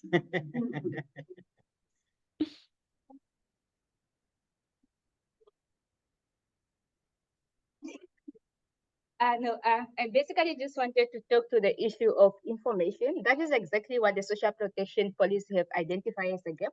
And as a government, what we have started doing is the social protection booklet, the one that we have seen that we have shared. This will be launched. We just published it this month. So basically, what the social protection booklet aims to do is really a first step into addressing the issue of information gap. It simplified all the social protection programs in terms of key issues that we're looking at. What is the program all about? Who is the target? What are the criteria? How does one go about applying that? So that we document all our program in one, so that we really take out the fatigue from potential beneficiary in going from one ministry to another, looking for the information and be sent back and forth, because today you have submitted this and then you also need this and all that. So it really aimed to address it. So what our plan as a government in terms of the social protection booklet is really also to roll it out over to, just like you have indicated, to the region at the local level, so that we make sure that it really reach the people at the grassroots level. But also we want to go a step further, really to just also, in a way, translate that into local language, so that we make sure that awareness and people understand this properly. But at the moment, we don't have a budget provision for that. But of course, it's something that we are working on toward that. So that is in terms of addressing the information gap. So that is our first step in terms of how we're going to go about it. Secondly, in terms of coverage, it's just that Home Affairs is not here, but we have a coverage. Oh, you're here. Are we not having a 94% coverage? On, is it not 94? It's 87. Okay, so it's 80. It's 87 coverage. So of course, what we also try to do as the Ministry of Gender, in most cases, when we identify a certain group that are not covered in terms of grants and they are vulnerable and they are potential beneficiary of certain grants, we also try to work with Home Affairs. We give the name to Home Affairs so that we try to do a partnership verification. So Home Affairs come and do their part in terms of verifying, in terms of their requirement, if the person indeed qualify for the national document and to that. But yeah, those are some of the steps that we go, so that we make sure that we bring the beneficiary closer to the services, and that the information is known to the people that need to know them. Yes, my seniors there. Okay, you have to come. You have to come up. Shikondi, Namibia, do you have a one-stop center when it comes to registering for businesses? Yeah. If you want to register for business, you have a one-stop center? No. Business registration.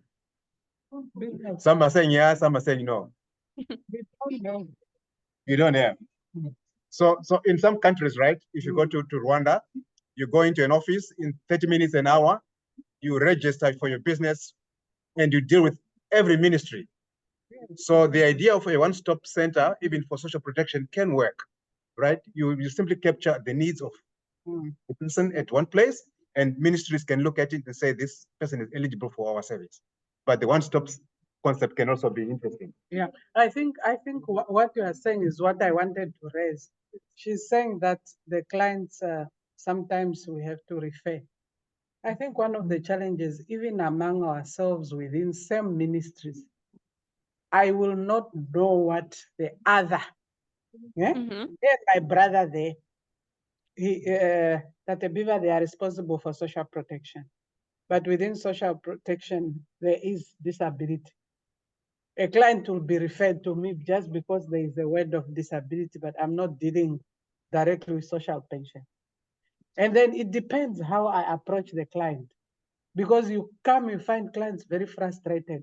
I've been there, I've been within the same ministry. Let's not go outside. Within the same ministry, the client is already very frustrated, and buildings sometimes are different. So I think your proposal of saying harmonization, but also educating, we can have the booklet, we can educate the clients, but we have to first do the in-house job for us to educate each other, because I feel like silos, where I only want to speak about what I do. Yet you cannot speak about social protection. You cannot speak about gender. Within gender, there is a child, there is a woman with disability. So I need to, I'm also including myself, be that open to say gender is inclusive of disability. So I'm not only dealing with disability. And we need to break away from that chain. Many of us, I cannot speak about women without speaking about women with disability. I cannot speak about children, my sister there, child welfare. Even within the convention, there is an article on children with disability. So it shouldn't be this issue is for who, that issue is for who, this issue is for which division. And that is what makes our clients suffer, because they come, they walk from one ministry. When they come there, I get them. The frustration is up to another level. I've been referred, should I go to the counselor? Somebody told me you have to, and it's not all of the civil servants who may know, probably I'll speak from I'm a social worker, say, no, calm down. Even if I don't have the assistance, just to calm the client and say, wait, unfortunately, do you see that building there? Let me walk you down and come, because the person is very frustrated, very, very frustrated. So within ourselves, the truth is, even if you ask me about youth, I know very little. But yet youth cannot work without youth with disability. So it's my responsibility, being in that space, to know also what is it other ministries are serving my clients, so that when they come to me, I'm vested to say, I can't help you, but there next door, there is A, B, C, D, and have that contact among ourselves, some of them informal also, so that it's quick for me or for whoever is in this room to refer the client to the next person without creating a frustration. In Windhoek, it's frustrating. Taxi is expensive. The moment I find myself at the wrong office, it means I must take an extra amount again to get to the right office. So my frustration is not only time, is resources, is wrong office, wrong information, sometimes also attitude. Yeah, so all those. And I think we are all from a different space here. It's issues that we need to take. People are complaining, people are frustrated. We may have the nice books, but what is it that we offer to our clients? Fantastic. But you remember yesterday, you can come. You remember yesterday, Monica gave us, were there 4 individuals, different aspects of vulnerability, health, education, multi-sector. Basically, what you are highlighting, the MPI will help you to address issues of poverty and intersectionality, right? You could be a woman, you could be a woman with a disability, a woman with children. So you're eligible for so many benefits, but you are in a certain situation and there are so many things that apply to you. And only a database that applies the MPI can capture that. So if you have systems in your offices, any person who comes in, if they have an ID, you click, you say, you're covered by so many potential programs. But this is the best way we can support you from where we are. But I think adopting the MPI will help you to address all these issues where one person can be affected by multiple issues. Yeah, you can come forward, yes. Okay, so if we are ready, let's move on. Yeah, one more intervention, and then we go to the next one. Okay, perfect. I could see my elder Helen there looking like she's in church when the other elder was speaking. She had a moment of, I'm sure a lot of us felt the energy and the essence and importance of what was being conveyed. Personally, I would really like to thank the Ministry of Gender. It's been a long journey, supported through UNICEF and the others, to bring the first point, which is the policy, the social protection policy, as the foundation. For me, that's been really a game changer to help us at least start seeing things different and understanding how we converge. The beautiful thing that policy did, it united us in terms of national stakeholders. There is a committee that exists. By a show of hand, who's a committee member here? National Social Protection. So remember, for those who were there back in the days of the Zero Hunger Strategic Review, the things that were highlighted, they included issues around coordination and fragmentation. Those two, they always come out. So if we are talking fragmentation, which is / duplication, and finally we are on the same table together and you get to hear I'm doing the same thing, because we exist anyway, nobody's going to diminish now just because you figured we're duplicating each other. We find a way to create synergies, isn't it so? So at that level, there is an effort, an improved progress, if you ask me, in terms of how we are getting to know what is what. So that is one. What I would like to maybe bring back to the attention of the House in terms of that progress is how do we strengthen to cultivate what these committees were supposed to be doing. That it's not just at the time of writing the report of how the social protection policy implementation is looking like, but it stems beyond to even include these issues around social mobilization, issues around community engagement, even monitoring. We have every right as committee members of the National Social Protection Policy to get on the ground and see whether the policy we are coordinating is visible. Are we together? So it's not the job of Helen alone to go and look at the drought response program. We can commission that M&E. We can commission that engagement at our level. That's my understanding of my terms of reference. That is number one. The second one is we do know in this house, all of us, that coordination is not just a problem where our level is. It stems down there. And it gets worse. At regional level, because there are ministries who are not decentralized, there are those who are decentralized, that politics is very serious. Are we together? We know what it means and what that does to our programming, to our responses, that issue of who is not decentralized versus who's decentralized. It's also affecting the efficiencies in which we would like to coordinate some of these programs. But be it as it may, it's not something at technical level that me and you can change. How do we use the structures that are supposedly present there to see how we enhance them? Some people don't do these things, maybe because they don't know. It's not everyone that is a result of ignorance. From my experience, that's what I've noticed. There's a group that is just ignorance. There's a group that doesn't want to work. There's a group that doesn't know. So you come and approach me because I don't understand why you're even coming to sell that program. I'll be like, the government is not doing such things. Like, Tate Philemon, there's this program that can help you do a study on understanding the needs of marginalized population. But Gloria, I don't have money. I'm not saying he said that. I'm using him because he's my brother as an example, right? So sometimes it's because the person sitting there is also just not understanding the comprehensiveness and all this support that needs to come around. I have a lot of points here. Give me a moment. What I think we need to add to strengthening our results in the social protection booklet, when we came for the first time to sit together and ask ourselves, what do you do? What do you do? Martha, if you recall, a lot of us could not tell the story from A to Z. So what is your program targeting? My dear, me, I also don't know. When I came there, the people who were hired, they were gone.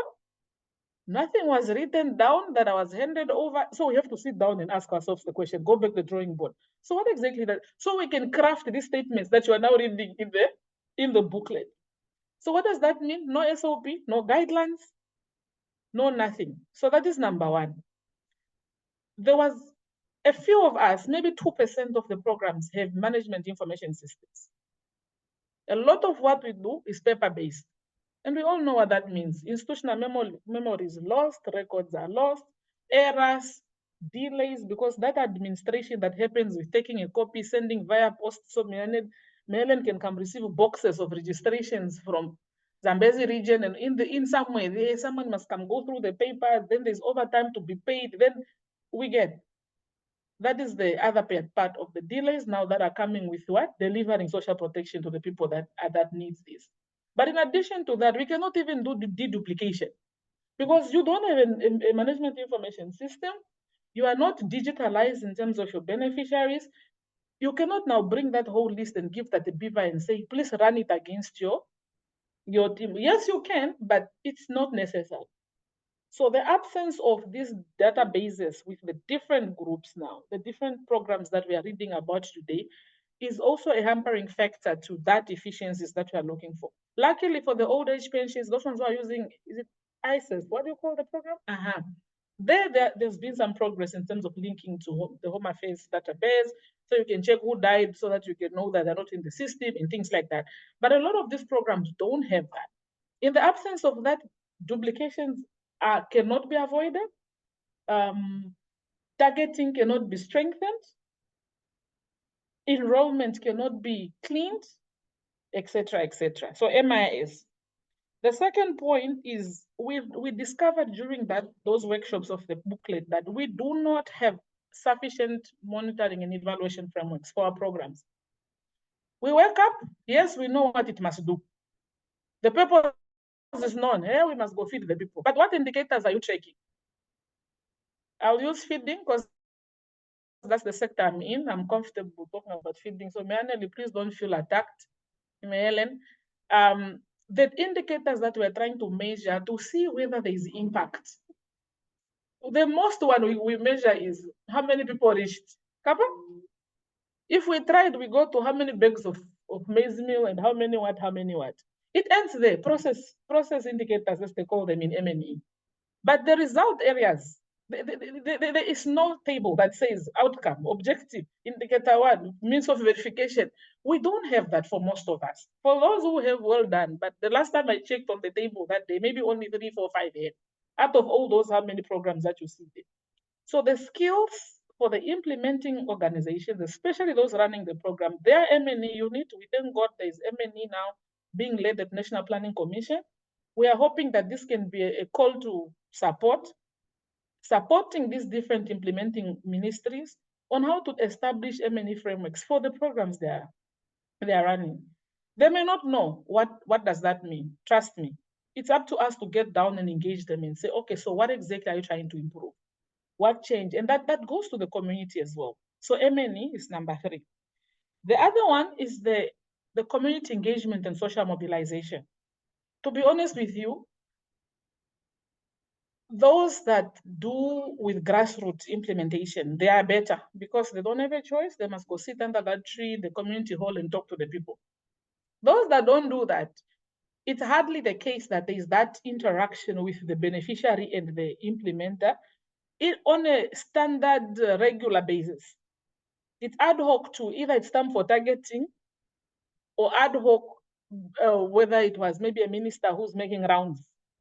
There's no structured feedback and complaint mechanism, social mobilization framework that allows us to give this social, we call it accountability to affected population in my side of the world, where we are accountable to the people that are affected that we are serving in terms of that engagement. We take note and appreciate the existing forums. We have, for example, the VDCs, Village Development Committee members. We do have the Constituency Development Committee members. But even if we work in that office and you ask what models are in place to allow a Gloria on the ground, benefiting or not benefiting, to communicate her needs to whoever cares to know, it is only through telling the councillor or telling the constituency officer. There's nothing that would talk about, like protecting my confidentiality. There are certain things maybe I would want to talk about. I can't complain about the same councillor to the same councillor. I can't complain about the headman to the same headman. If you understand what I'm trying to say. So these methods, like your maybe suggestion boxes or hotlines where no one will know it's me that's speaking, they are not highly practiced. As a result, the only channel that our communities would have is through their own. We're not saying they should come and snitch, but we must also ask ourselves, is there provision for them to communicate? Because this is how we'll pick things, if we have those open channels. Now, even if the things have arrived, for those that make sure that they call maybe the executive director's number or the focal points number, once Marilyn receives the issues, I don't know where she's logging them. So we can check that for my program, I can prove that the log is 1, 2, 3, 4. It was a woman, a man. Those things are very important when it comes to social protection, right? And then you create that feedback loop to close it so that your citizens who you are serving, they really feel that this was meant for us. I can go all day, but I'll stop there for now. In closure, the issue of MPI is here to help us use different indicators to see how vulnerable are you vulnerable. In other words, I think this will help us in terms of targeting, especially targeting more than any other thing on the right side of the definition. There used to be an excitement around what they used to call area programming, area-based programming. One of the reasons that was highlighted in one of the regional meetings I once attended was maybe sometimes we say we can't see impact. Sometimes it's because we are scattering ourselves, right? If you go to Kavango West, for instance, Gloria is running there with food, pugu, pugu, pugu, drop the food. That's fine. Only to discover there are no boreholes that are in close proximity for water to be made available. This family now must figure out, how am I cooking there? The food that Gloria gave me. Now I'm going to tick, I gave food and my budget was 2 million for that community. But my 2 million, people are dying of hunger. Why are they dying of hunger when I gave them food? It turns out the boreholes are not near that community. Because Ministry of Agriculture, who gives me water, that's not their priority area. I'm just giving an example. And fine, agriculture it might be there. Health is not interested in that space. So we will end up, I'm going there with food, and my support team, who makes the food effective in that family, are not present with me. Right? So the other variables of the index are not present. We're not layering each other to go in one house and do a good job. You understand? We enter one house with one thing, we enter the other house with two things. So the supporting things, maybe if that area-based concept, however way you want to define it, it could potentially improve how the result that we live in that particular house. So it's a food for thought. Unfortunately, in Namibia, social protection is a constitutional-based issue. It's a right issue. And targeting in most cases is about equity. So even with all this, you take money to a constituency, to a region, for example, the income generating activities for women, for argument's sake, and the budget is 70,000 for Kavango West. They're not going to say, oh, in Kavango West, the data says the women are in Mankupi more than in a way. They're going to sit there, they'll say 70,000 divided by 6 constituencies. It gets the constituencies, yeah? When they got the 15,000 each, then they'll say 15,000 divided by 7 villages, because you get.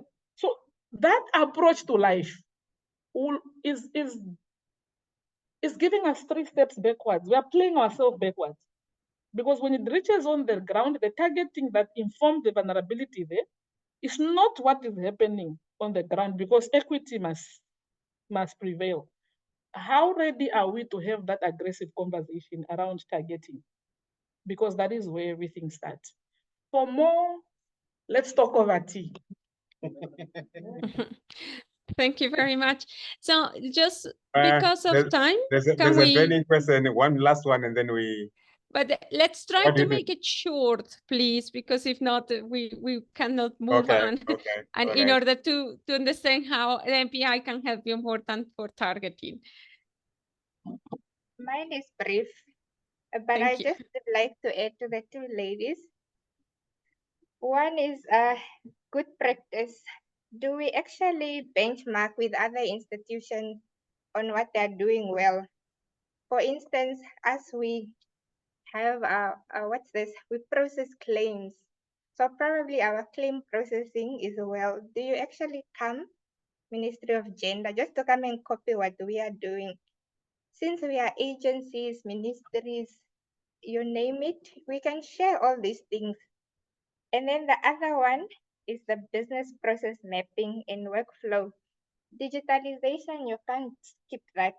We need to map our processes from point A, the start to the end. Do we actually have this document? And then the records and archiving. If I retire today or I drop dead now, are you going to have records of what I've been doing? So for us, we have been trying to do file plan just to be compliant with the national archiving, records and archiving. So that's what we have been trying to do in the mapping. So I think we should just be benchmarking with each institution, each ministry, just to get the good practices in between. And the other one she was mentioning on awareness creation within the institution. Not ministry, Social Security Commission is working on a test mode for AI bot for just response rate. You can go to our website and ask a question, then you get a bot that responds to your question, but we are still in the learning phase. So one day someone asked about a grandmother who had a stroke. So one of our agents responded, because sometimes you can manipulate and go, the human can interact with a person if it's taking long. So one of our agents says, no, we are only dealing with people who are until the age of 60. The grandmother is 84 years. So I watched the conversation go on until they ended. I didn't want to interfere. So once they finished, I just told the lady, you can actually visit Ministry of Gender since you are part of old age. Probably they also have some disability benefits you can you can benefit from. Now instead of me shattering that person just to say we are only dealing with 18 to 60, at least let's offer other services for within the social protection line just to break this person from actually being assisted by the other institution. So if we know all about our programs, it assists us in giving more information. Instead of me just knowing about the SSC products, at least I should know about what Ministry of Agriculture does, Ministry of Gender does, Ministry of Home Affairs does, and who to contact on time as well. Otherwise, whatever we are doing is just work and paper-based. Thank you. All right, so Monica. Okay. So many issues. Yeah, but one of the things that you need to realize is that I'm in trouble. I'm in trouble here. All right, we can. So one of the things that you need to realize is that Just it is hold impossible. on. Okay, I'll also be brief, very brief. No, please. Yes. It's just a Let's response move to my on. sister, which was elaborating more on the M&E challenges that the country is experiencing. I would just like to indicate some of the progress that National Planning Commission is actually have done in the previous years. After now, this our Act number 2 of 2013 has been amended. There was an initiation of Directorate of Monitoring and Evaluations. And as we are speaking now, they are working on the coordination mechanisms that are responding to the challenges of monitoring and evaluations in the country. And as we are speaking now, they are working on the monitoring and evaluation policy. This policy has been under consultation with all the relevant stakeholders.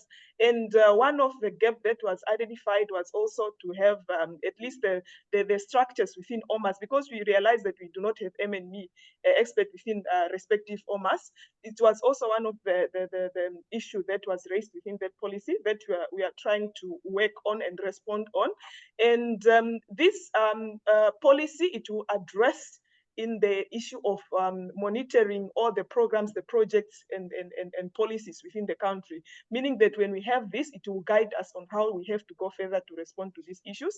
And also we are working on the evaluation guidelines, as we realize that the country doesn't have the guidelines in terms of evaluating the projects, the programs, and so on in the country.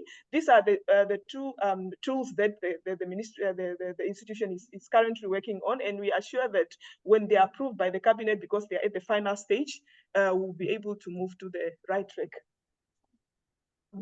Okay. All right, thank you. Okay. At least from our side, we have been working with the National Planning Commission, so at least it's good to hear some of the things.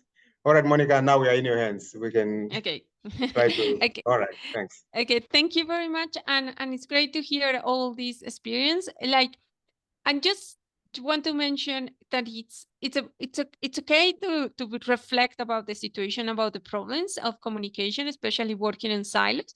But I have worked with a lot of countries, and most of the countries I work in silos. And unfortunately, there should be like a huge effort in order to coordinate policies. And one of the things that can be done is like try to organize coordination at the national level, but also at the subnational level.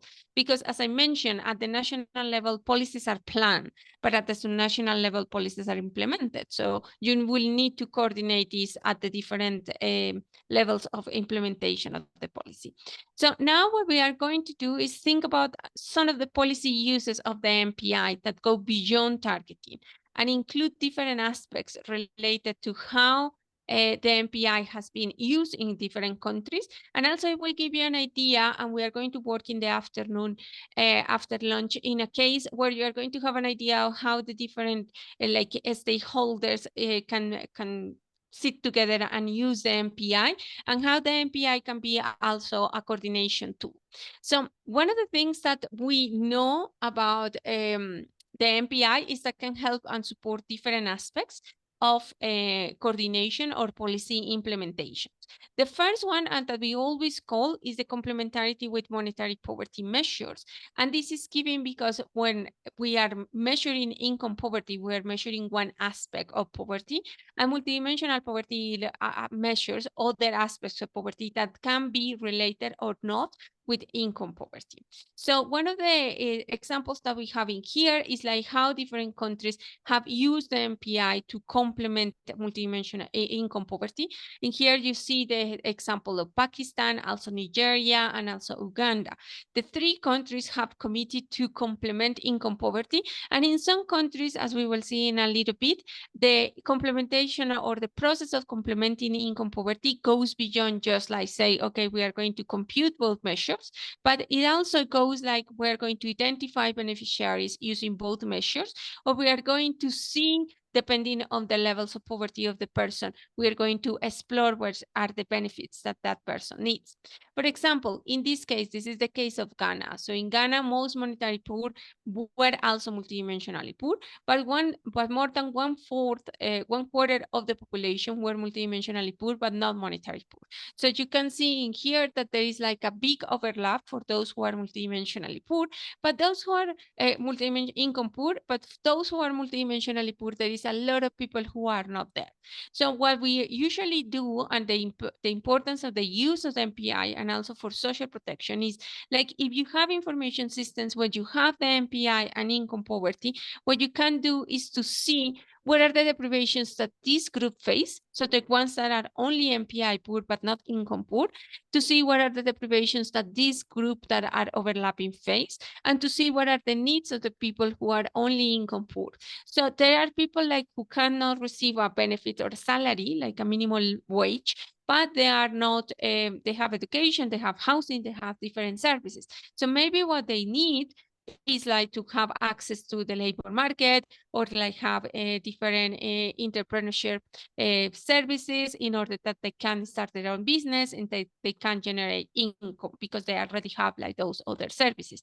Instead, people who are multidimensionally poor but not income poor, maybe they have a minimum wage, but they don't have education, they don't have access to water, sanitation, or different services. So what you will realize in there is that when a shock happens, they have like a lower resilience. So they are probably were going to be income poor as well, or poor and multidimensionally poor, but poorer.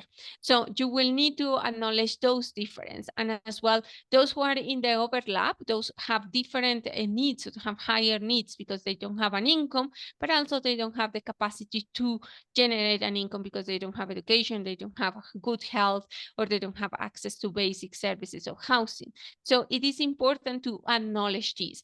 One key aspect is that without data, we don't know. We cannot do much. So we can have the best tools, and the MPI can provide you a lot of information, but we need to have data in order that we are able to compute the MPI in those sources of information. Another example is Mexico. Mexico complements monetary poverty with the MPI.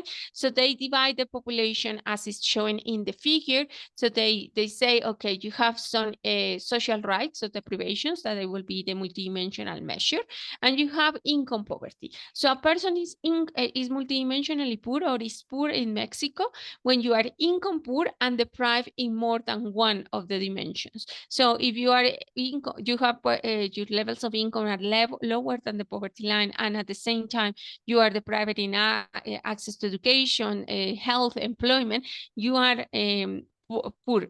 And those who are like in here is not presented, but those who are 4 or more deprivations are the ones who are extremely poor. And you have like people who are vulnerable to social deprivations, or people who are vulnerable due to income, or people who are not income or multidimensionally poor. But this is a way that you can analyze the deprivations, and you can complement income and multidimensional poverty in order to have a better perspective of what is the need of the population. In my experience, one of the biggest problems in social policy is that we implement policy without data. So we don't know what are the needs of the population, and we just implement policies and policies and policies. And we think that those policies are effective, but then when we go to the data, we realize that people needed other things. And we are not able to provide those things because we don't have enough budget, or because we have implemented things that are similar but not as effective. The second good use of the MPI is to track poverty over time. And track poverty over time, it allows you to show how multidimensional poverty has reduced over time. And that's also a good aspect to monitor if your policies have been adequate. So you can do this at the national level, or you can do this at the subnational level, as is shown in the picture. So this is the like the information from Paraguay. They started, let's say, in the rural areas in 2012. They started with a poverty line of almost 75%. And in 2020, the poverty line was 45% at the rural areas. You can see that the reduction at the urban areas has not been as marked or as important as in rural areas, because they only reduce from 19 to 13. But you also can see the inequalities of the unequal distribution of poverty that affects more rural areas than urban areas. And that also affects like the incidence and the intensity of the MPI. So here is the incidence of the MPI, this is the intensity of the MPI, and this is the MPI as a figure. And you see that like the incidence has reduced, the intensity has also been reduced in rural and urban areas, and the MPI has been reduced. So it's something that you can do, and you can do it for every region, you can do it for every subgroup. So if you have a multidimensional poverty and you are implementing a program, you can do and track multidimensional poverty over time. And that's something that a lot of countries have done. This is a case of Armenia that has also reduced multidimensional poverty in rural, urban areas and at the national level. And these reductions have been more important in rural areas as expected compared with urban areas, because areas of people who are more poor, is easier to reduce poverty because they need a lot of things.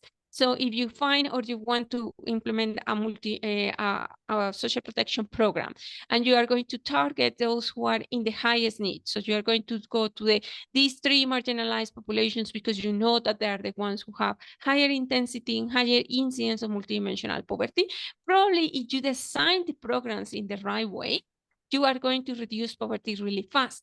But you need to acknowledge what are the deprivations and what are the needs of those populations, because if not, probably what you're going to get is just like you're not going to be as effective as you wish.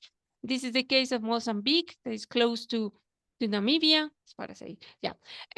And you can see that in the 96, 97, you can have like all the regions were quite red. That red means that almost everyone was multidimensionally poor, especially in the north of the country. And in 2014, 2015, this has reduced with regions that were like lower than 10%. Regions are still high, but not as high as 90%, but more like 50, 60%. So this is something that you can do and you can monitor and you can have it over time. One aspect that is important, and that this is also that has been used in a couple of countries, is how you allocate resources by sector. And this allocation of resources by sector is like how you start thinking about managing those silos. So silos happen not because we didn't coordinate between different institutions, but also because the budget is divided by different institutions. So I give you $1 million for health, $1 million for education, and you are not going to, you don't want to overlap, or you cannot compensate. When I do like some interviews here in Colombia with the different stakeholders and the different ministries, one of the answers that they always give me when I think like about working in silos and coordinate is like, we are not going to do the activities that the other minister needs to do because we don't have budget. So we don't coordinate. It's not possible to coordinate as harmonized or like as good as we wish, because the budget also limits. So one of the things that you can use, and in the case of Costa Rica, that is the one that I'm going to show you here, what they have done is that they have distributed that budget, or they have done budget and allocation based on the results of the MPI. And these results of the MPI, what they have to think is that they compute the MPI of Costa Rica, and they start thinking about, okay, what are the regions that need more budget? And they start like analyzing what was the budget allocation for each of the regions. And they realized that they were allocating higher budgets to regions that were not the poorest. So and not even the largest regions. So they were allocated more resources to regions that were richer and with lower population. So what they did, and what the president did, is like to say, okay, we're going to start like mapping what are the allocation of the resources by region, but also by sector. So they went to the different regions in here, to these that are here. They analyzed what was the incidence and the intensity of the MPI, and they start thinking, okay, those regions that have the highest intensity need to receive the highest percentage of the budget. And also let's see what are the different sectors on there. And they realized that there were like high deprivation. So there were like indicators that were really, really high in some of the regions, but they realized that they didn't have any budget. So in that case, they were saying like, okay, we cannot reduce deprivations regarding years of education if we are not allocating any budget. And what they did was like to allocate more budget to those regions that have higher incidence and intensity of MPI. And inside the regions, they allocated more budget to those sectors that were related with the indicators that were higher deprivations. So in that case, they provide more resources to work on those deprivations. And also what they did, it was like to think and to start analyzing how you can give incentives in order to reduce and not to increase, because one of the incentives in there is like, okay, I'm going to increase deprivations and I'm going to receive more budget. So they have this decree and they start saying like, okay, we are going to allocate resources, but we are going to give a price to people or to regions and sectors that reduce their budget, that reduce their deprivations. And they start planning all their social policy based on that.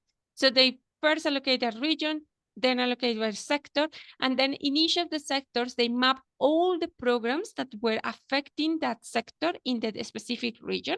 And those programs, depending on the number of people who were affected or the number of people who were covered, got more budget.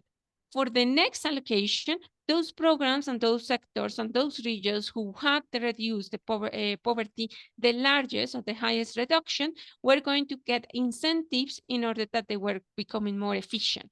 So they are not going to reduce their budget, because one of the things is like, if I'm getting more budget because I'm more poor, and not going to reduce poverty, because if not, they're going to reduce my budget. So what they say is like, no, you're going to have incentives in order to become more efficient. So your budget is not going to be reduced. If you reduce multidimensional poverty, we are going to give you like a prize in order that the projects become more efficient and don't only think about poverty, but also think about well-being and how you can maintain those individuals who are non-deprived in that indicator outside the prevention. And that's something that was really, really good in the case of Costa Rica, because not only analyze like thinking about targeting, but also thinking about budgeting and thinking about implementation of social protection systems and coordination. Because one of the things that happened that we are going to discuss in a couple of slides is how they see the different ministries working on the same goals. And that create, of course, like a really important reduction on multidimensional poverty over time, because everything was extremely coordinated in order that the resources were allocated to those who needed the most, and the implementation was much, much better. Another country that it has been allocating resources has been Mozambique, that in the voluntary national report, it says how MPI has been included in the budget allocation formula at the local level, and how they, the multidimensional poverty index is it provides 30 or contributes 30% to the budget allocation formula to the different municipalities or provinces or districts. And in the same time happens with the Bhutan, who also mentioned that the multidimensional poverty contributes 45% when they are thinking.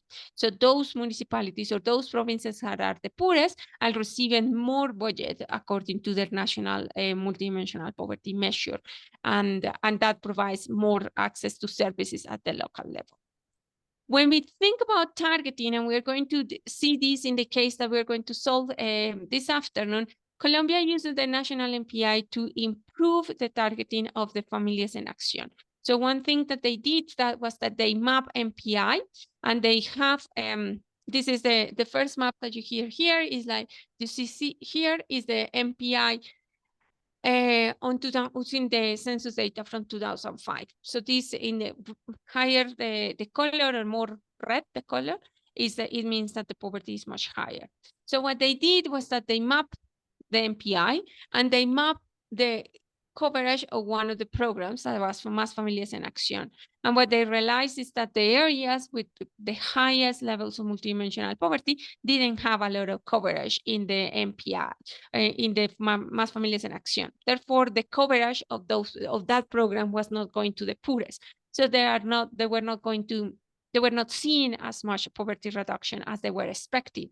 Therefore, what they did was that they arranged the coverage in order that the municipalities or the provinces with the highest levels of multidimensional poverty will also receive more benefits of this program. And in that case, the poverty reduction, especially for rural and remote areas, was accelerated. And this also happens in different, in Pakistan, where the MPI has been used in order that to receive or to allocate the cash transfers for flood relief efforts. So in the 2020, when 2021, when the big flood affected Pakistan and affected a massive amount of individuals, the MPI was selected as one of the measures in order to identify people to be beneficiaries of the social protection delivery system project, that it was like to provide support to families who had been affected by the floods. And that's another one. And this is Honduras that I had mentioned in different cases. We compute an MPI or an index in in Honduras in order that we could identify people who were more affected by the COVID-19 pandemic. In this case, it was like an indicator that included aspects related with high-risk populations, with economic resilience, with financial means and war security. So those households who we could identify as those who have higher risk of being affected by COVID because someone can be infected or because they were like in high risk of infection because someone was working outside in really insecure jobs, or those who were affected because of the lockdown were prioritized in that. And it was a really successful program. It covered more than 1 million people in Honduras, and it was a cash and in-kind transfer to people who were affected by COVID-19 pandemic. And finally, in the case of targeting, Vietnam also uses MPI for targeting, and what they use is that they use MPI and income poverty. So they identify those who are income and multidimensional poverty and those who are the ones who are prioritized. It's the standing that that group is the one who is facing different deprivations and has like lower capacity to overcome the different shocks or overcome poverty. And therefore they identify those as a priority group in the income poverty. So this group that is in here, that they face more deprivations and at the same time are under the poverty line, this is a group that is going to be prioritized. And depending on the benefits and of the resources, you can move to include this group that is also poor but not as the number of deprivations is not as large. Or you can move in here like to include the group that is not poor by income, but multidimensionally poor, and then this group that is not poor by one or by the other. So you can do these type of things in order to improve your targeting strategies. And here it comes like the coordination part, and the coordination part is really important. And part of the task that you have done is like mapping, and this is part of the mapping that we have done in different countries or that different countries have done. And it's like you can have like a ministerial table. So the first thing that was done in Colombia and in Costa Rica and in other countries is like you need to map what are the what are the ministries and what are the institutions affecting each of the indicators.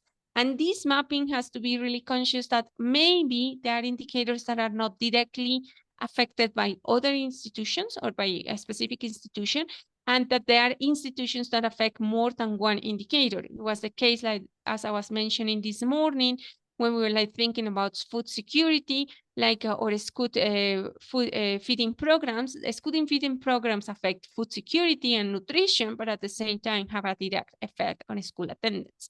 So these are programs that need to be interactive and need to really coordinate. So in the case of Colombia, there was like a coordination policy table that include all the ministries and all the institutions that were affecting each of the indicators. And each of the indicators, they sit together and they work on how they can monitor multidimensional poverty reduction. And you're going to have more information on this later this afternoon. And you're going to work in a case analyzing this situation. In the case of India, also they have different workshops and stakeholders in order to coordinate not only across institutions, but across sectors or levels. It is extremely important to coordinate not only horizontal, but also vertical. Because if you don't coordinate with the different levels of policy implementation, the problem is that maybe one of you or you all know all the programs that the others are doing and are able to support individuals that reach you. But in most of the cases, if at the local level they don't know, there is like the first barrier. So imagine those people who you were thinking and you were commenting before that it's like, okay, they are talking to you and they are like asking you for support and help. They have already passed for different stages, and only the most resilient and the ones who have more need will get to the point to go to a ministry or talk to any of you because you are in a national institution. Instead, those who are at the local level probably will talk to local leaders or local communities or go to their local municipality. And in most of the cases, they will just stop there, or they will not reach other institutions because they don't have the knowledge, they don't have the money, they don't have the resources, or it's just too complicated and too far. So it's important to coordinate also vertically in order to know what other institutions are engaged in the poverty or social protection provision of policies. And evaluation of policies, and in here is like you can use the MPI to know how effective are your policies. So the point is that, let's say the MPI is a complex tool. That is a tool that can help you targeting, can help you designing, can help you monitoring. And remember yesterday I was saying like you can have the MPI to help you to target the population. You can also have the MPI to help you to plan your programs. You can also have the MPI to help you monitoring how the beneficiaries of those programs are behaving. And you can also have the MPI to evaluate those programs and knowing if the programs are efficient in poverty reduction. So you need to think about this process. And this process is like the center of this process is the coordination of different institutions and the provision of services. One thing that always surprised me is that we always talk about intersectionality and think about this, but we usually don't think about intersectionality when we are talking to people. So we think there is a woman, or we think it's a person with disability, but it's really difficult to think that is a woman with disabilities, as someone was mentioning before. So it is important in here that the coordination also thinks that people are facing different deprivations at the same time, and they have different identities. You are a woman who are a migrant who have disability, who are from the rural areas. You cannot be one or the other. You are all these identities at the same time. And coordination of the MPI is sitting and thinking about the public policy. What are the warnings, or what are the aspects that are important in order that you can elaborate policy strategies. So in the case of Colombia and also El Salvador, what they elaborate was this, like that we call it like traffic line, like board, let's say like that, where they include all the indicators in here. And they include different targets like the baseline, but they also include the target, and they were like monitoring how much the MPI was moving in the right direction.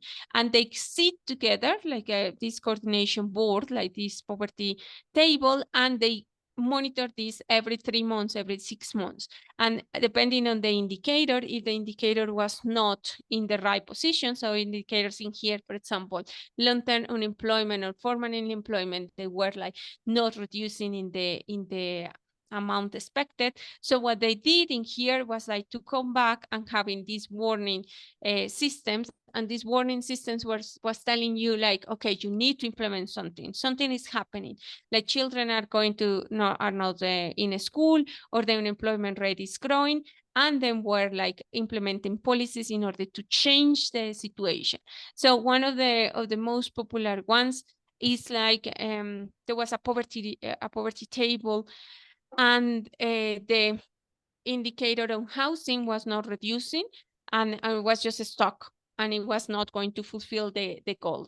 And then the president talked to the Minister of Housing and say, okay, what's happening with this indicator? Why is not reducing? And they say, yeah, we haven't been able to implement the housing program. And the president gave the order that in the next 6 months, you need to implement these, and they need to be allocated budget, and they will need to be a priority. And that was like one of the pushes, let's say, or the momentum to give the Minister of Housing like a lot of support in order that they could implement this program and improve the indicators on housing. I'm not saying that everything needs to happen like that, but I'm saying like you need coordination, and coordination is to have like a roadmap, and an MPI in a lot of countries have shown that it has been a good roadmap, because you can coordinate institutions, you can have institutions sitting, thinking about the same goals and thinking about what are we going to do in here, and also taking decisions that affect direct the policy. And one aspect that is important in here, and we discussed it yesterday a little bit, is leaving no one behind. And you are thinking, and you are talking about these three populations, or these three groups that are like the marginalized. So one thing that we have seen, and this is the example of Panama, when we disaggregate the MPI in Panama, we have that in most of the regions, that if you see MPI in Panama on average is 19. So it was 19% of the population was was multidimensionally poor, but you could see that there were like different and indigenous populations that have really high MPIs. And this implies that they have really high levels of deprivation. And what they have done is like they map and they know where they are, and they are working with them in order to reduce their deprivations. One thing that I have learned along the years is that you can have like national standards for the MPI, especially in aspects related with housing, sanitation, water. But when you are working with indigenous populations or marginalized populations, you really need to acknowledge how these different characteristics of these populations see like this type of services, and you need to really tailor policies to reduce or to reduce the deprivations, but be tailored on their needs. Because sometimes, and that was the case of Panama, we wanted to evaluate like access to sanitation or access to water, like using national or international standards, and persons in the different indigenous communities were not accepting that. So it is like also a process of like how we tailor, how we understand the different communities, and how we really monitor that situation. In here, you also see a reduction in multidimensional poverty index in Kenya with the global MPI. You can see that those who are the most, or the ones who started with the highest national MPI are the ones who also saw the highest reduction.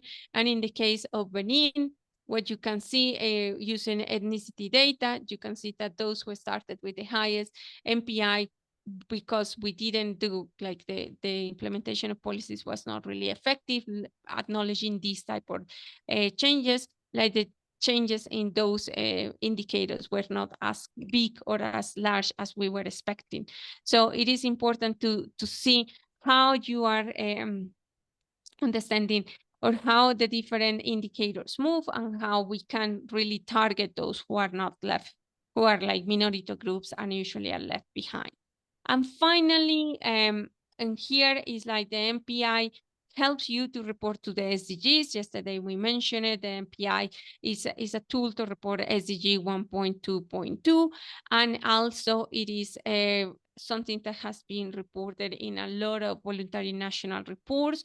Like more than 41 countries have submitted their BNRs and reporting multidimensional poverty index and measures over time. So the MPI has become a tool that also is like to monitor and to see how the multidimensional poverty measure at the national level is working. One thing that is important is like how you join all these things and how you really get together all these. Like there are countries that have set goals and they set their targets for the SDGs and included the multidimensional poverty as one of the targets. And that's also something that is really good to have. So if you say, okay, we are going to use the MPI, it's not only to target, it's not only to evaluate, it's also like to monitor poverty reduction at the national level. The success of the MPI as a policy tool is like we can use it, or we use it in different stages of the process. One of the things that happen is that sometimes we just use it in one stage, and then we want to see how the other stages move, and it is really difficult because there is no coordination, let's say like that, or there is not a harmony in there. So we really need to make sure that the countries commit to reduce poverty, also use the MPI as a policy tool, use MPI as a poverty metrics, and that will give you a really good success. And finally, the MPI promotes transparency and accountability.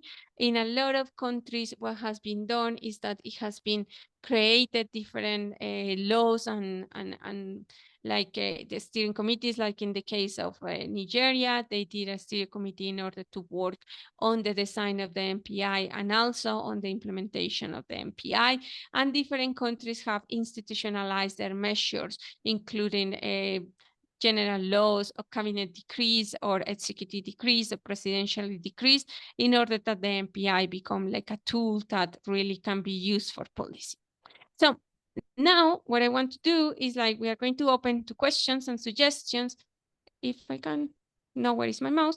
And I want you also to think about it is like how the MPI can play a role in all this social protection. I know there is a lot of problems and issues, and that happen not only in Namibia, but in all the countries around the world. But in here is also like how we can use these tools and how we can use this information in order to really harmonize the system.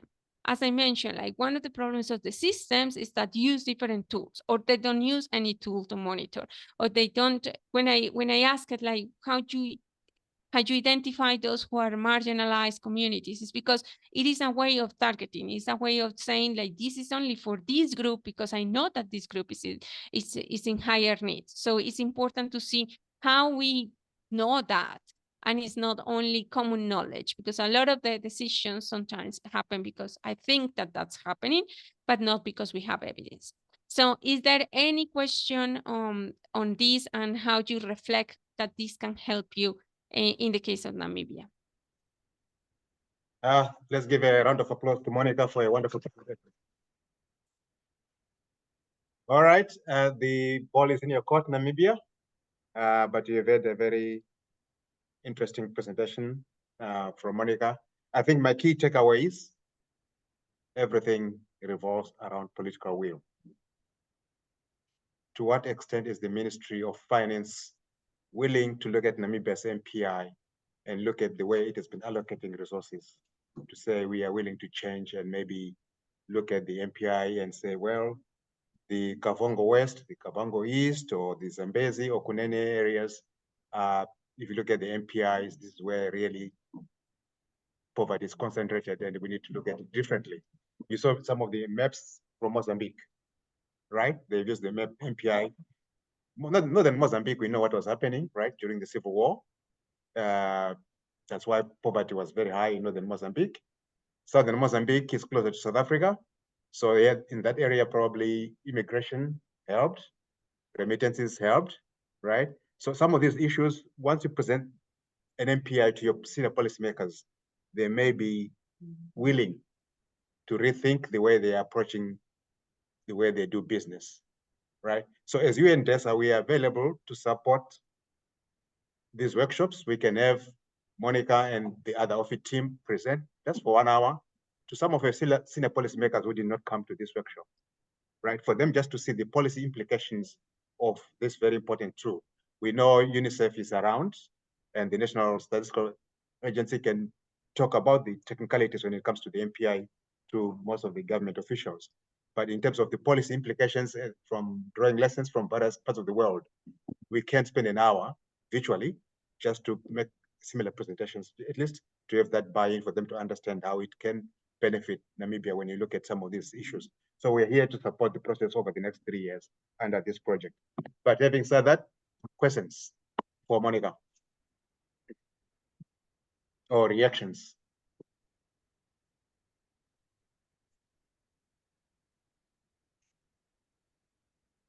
Looks like everyone is very content, Monica. Yeah, it looks everyone. All right, you can come. You can come. I was going to feel sad. No, but... Jacob is coming. All right. No, I think thanks, Monica. And I mean, Amson mentioned an important point around political will, and I think I was looking at the example of Costa Rica.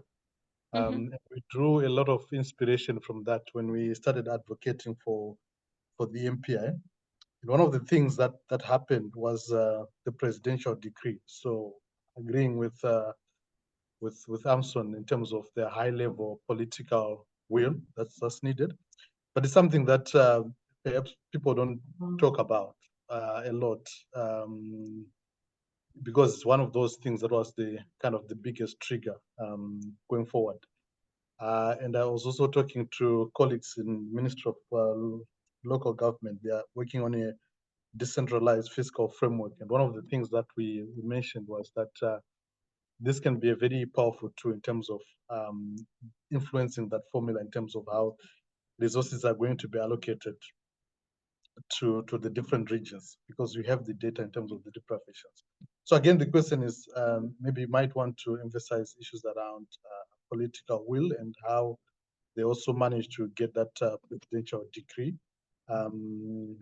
which kind of unlocked a lot of the bottlenecks. Then the second one is also to perhaps learn from you in terms of how we could use the MPI for policy monitoring, right? So I'm not sure if there are countries who are doing it on an annual kind of basis. From my understanding here, we used data from the National Household Income and Expenditure Survey, and that's a kind of a 5-yearly survey if done, I mean, in line with the schedule. So, I mean, that means you have to wait for 5 years, 6 years, then to compile this next set of MPI. But I saw you were talking about 3 months monitoring in one of your slides, and just wanted to understand how some countries are managing, or they are now using maybe global MPI, which is probably different from national MPI in terms of the structure. Thanks. All right, thanks, Jacob. We can take another question or two more for Monica. Okay, Robert.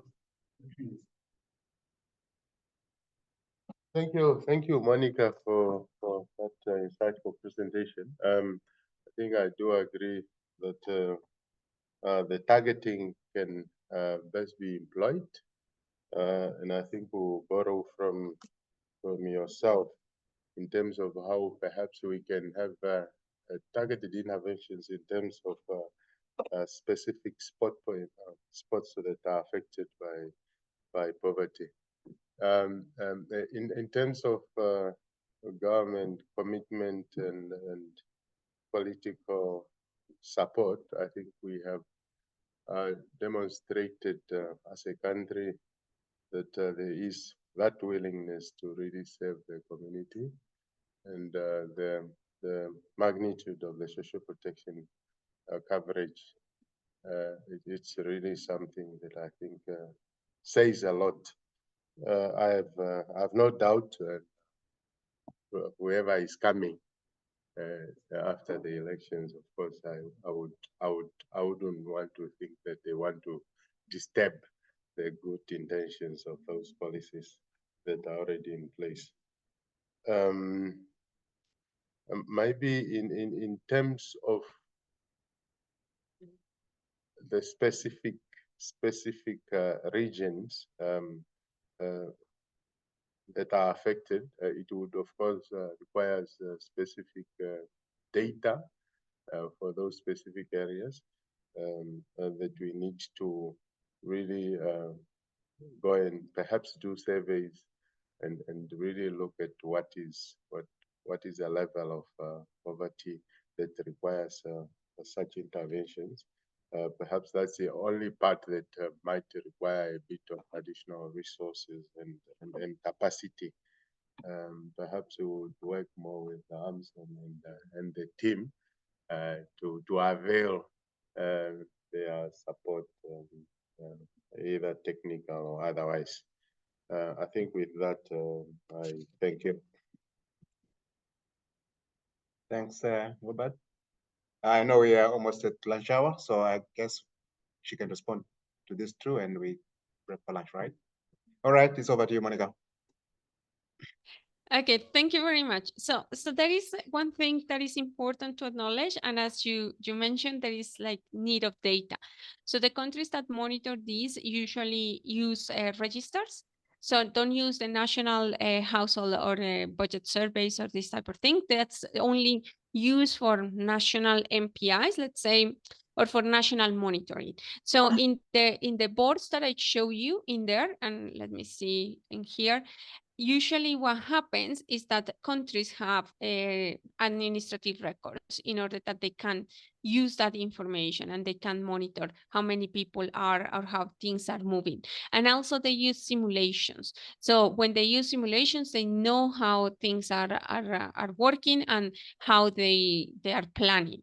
And in the case of Colombia as well, the survey that they use to compute this is every year. So every year they compute MPI and they could not. So it's a combination of different things. So you can use a combination of administrative records. So if you have in your administrative data, you are able to compute the MPI, you can monitor the beneficiaries in there. You also need to have like a survey that is more common or more often.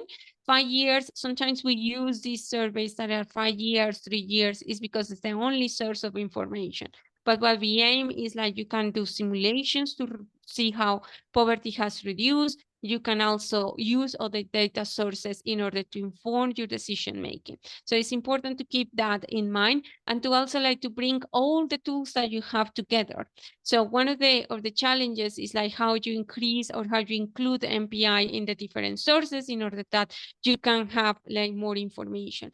In the case of Angola, when we compute the national MPI, we compute 2 MPIs. We compute one using DHS and demographic household survey, and another one using the census data, because for them, they needed to know how to allocate resources and the different municipalities. So it was a tailored MPI, or it was a proxy MPI, because it couldn't have all the dimensions and indicators at the municipality level or at the district level. But for us, it was really important. For the government of Angola, it was really important to know which were the municipalities that were the poorest and how to allocate resources in there. And how you gained a political will. And that's it's a really important question. Usually in a lot of the countries, you have like the president or the prime minister approving the need of having this. In some countries, especially in Africa, you don't have the prime minister, but you have the deputy minister, or you have like the minister of labor or the minister of finance, and you have like a stakeholder that it talks to the president, or it talks to the prime minister, and it can engage in there. But it has been a little bit more challenging to get this engagement. This is really related to how the politics of each of the country works. And in a lot of countries, it helps to facilitate how to move the MPI. But I need to be honest, not in all the countries to have the presidential decree has been an asset for the MPI, especially in countries or in regions where the country changed from one side to another. So in the case of Latin America, we go from left to right and have these national decrees. Sometimes it has become bad for the MPI, because the new president of the new government says, okay, the MPI is associated with the previous government and we don't want anything of that. So it depends of the country. You can find like different mechanisms to institutionalize the measure. In my experience, the best that you can do is to work at the political level, but also at the technical level, because technical people don't change between governments much, and they are the ones who maintain the measure. And you need to maintain the measure and include the indicators and include the analysis and continue all the process in this technical part. And if you get the political support, that's great. But if you need to work a little bit in order to get that, you don't stop working on the MPI. So yeah, I think those are the answers that I have. We are going to discuss a little bit more about institutionalization and how you use the MPI. And in the case, you are going to have the chance, to read more about different cases and to discuss this. So I will let you go for lunch. Thank you, Monica. And yesterday I did mention the importance of what is now called citizen-generated data, right? The UN Statistical Commission is also actively trying to see how countries can use citizen-generated data to enrich the voluntary national reports that they are preparing, right? Instead of waiting for these 5-year surveys or 10-year surveys, whatever it is. In some countries, Kenya, for instance, they are now very active in producing their VNRs that are informed by citizen-generated data. It means many things to some people, but if you just look at it, there's very rich information that is already available at community level. If you go to any district in Namibia, I'm sure you have a lot of NGOs that are working there. They're doing something. That means they're collecting data. but to what extent are you leveraging those data to help inform policy at the national level or at the provincial level? But otherwise, thanks a lot. So we'll see you in about an hour, Monica. All right, and we can break for lunch. Bon appetit. See you. Bon appetit. Yeah.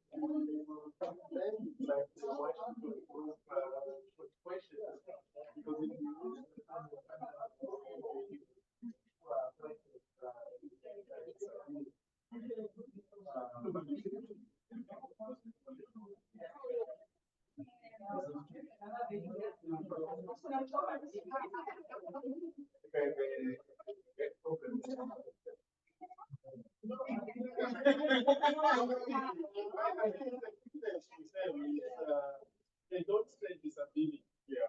They say, can you see? Can you see? Is it proof or the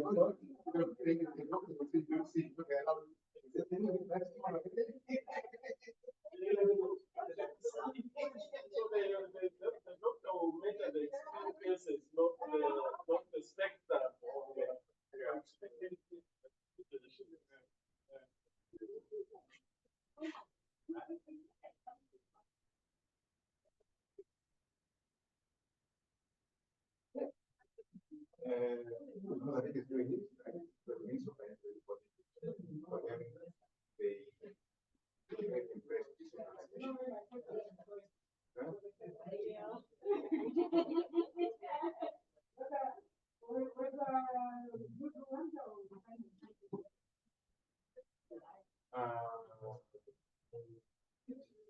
So we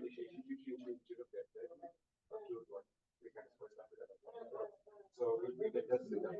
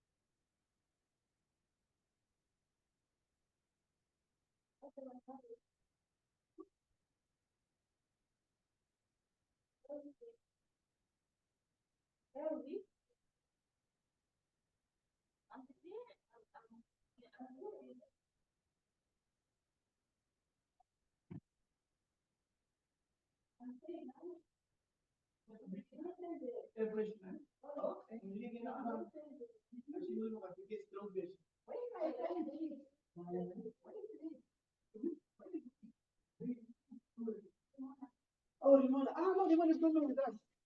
Oh. She got a nice offer, then she decided to run to the offer. Oh. Where is it now? Okay.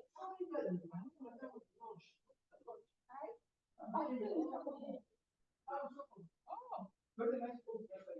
Okay. Just came in the morning and said, guys, very friendly. When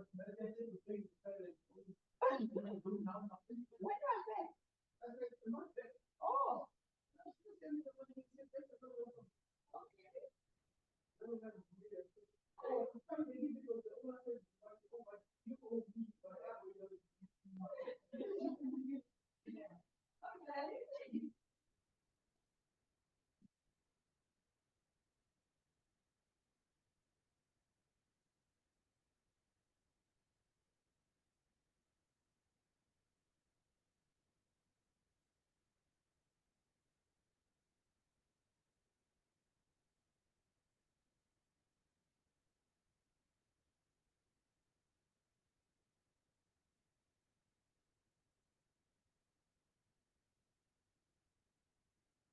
My baby girl, oh, that's a lab almost 15 years, you know, that was so old.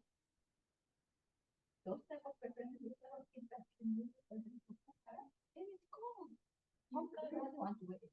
He's really a girl. Oh, he's really a girl. Yeah. Oh, I don't have like, so one time I was applying lipstick, and then there she also wanted to wear it, like to apply. And she got angry. Yes, she got angry, my dear. That is the girl.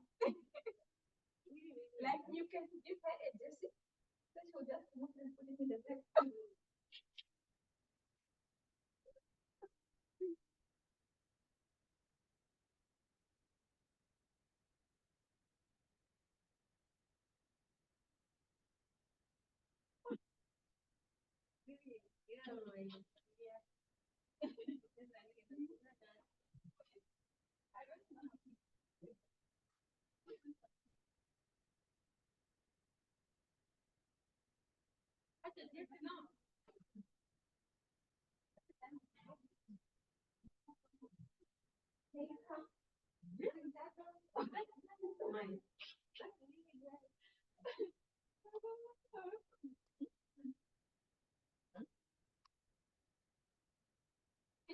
You can't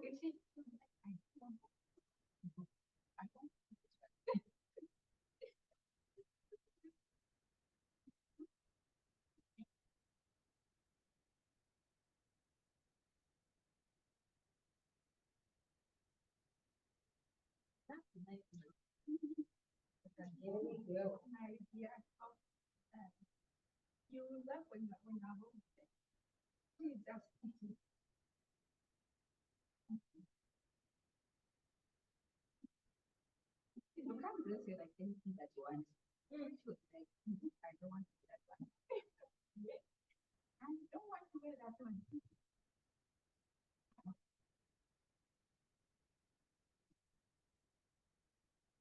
don't want to wear that one.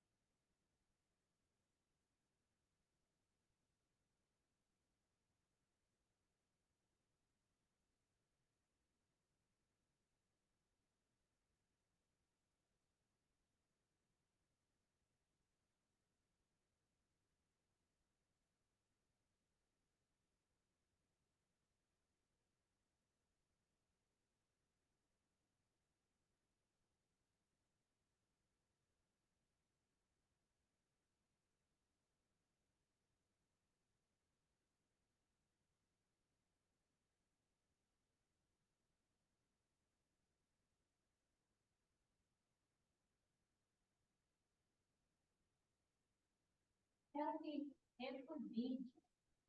Oh, you know,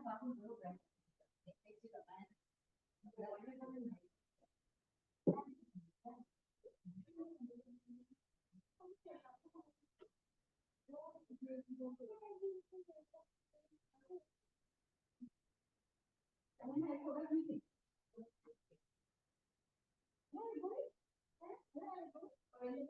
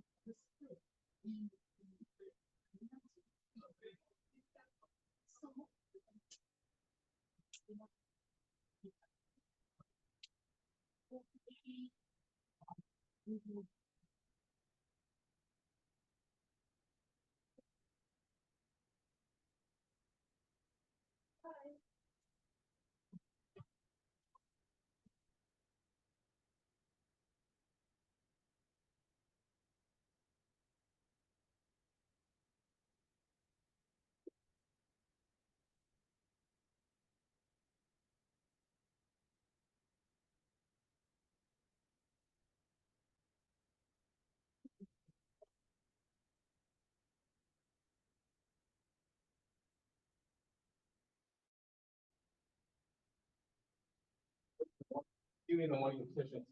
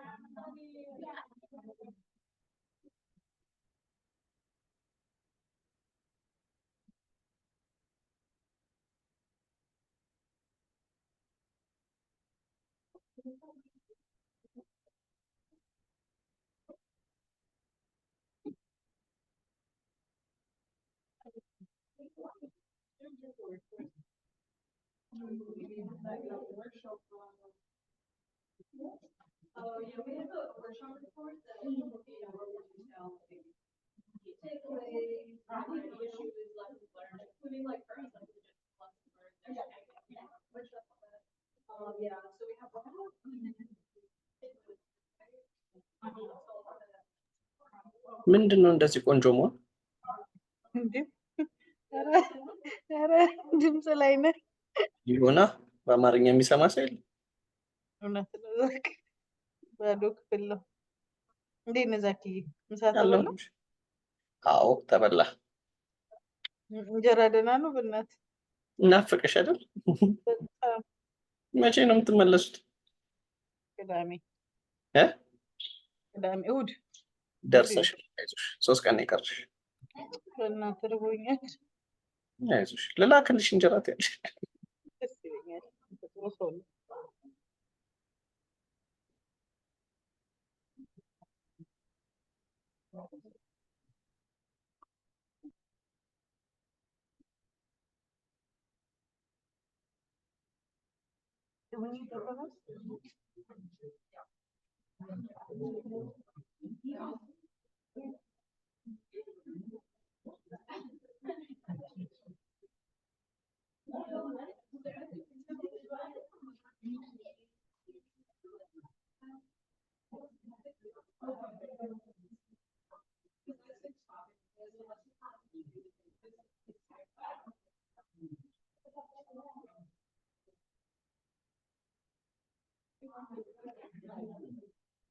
Okay. Okay.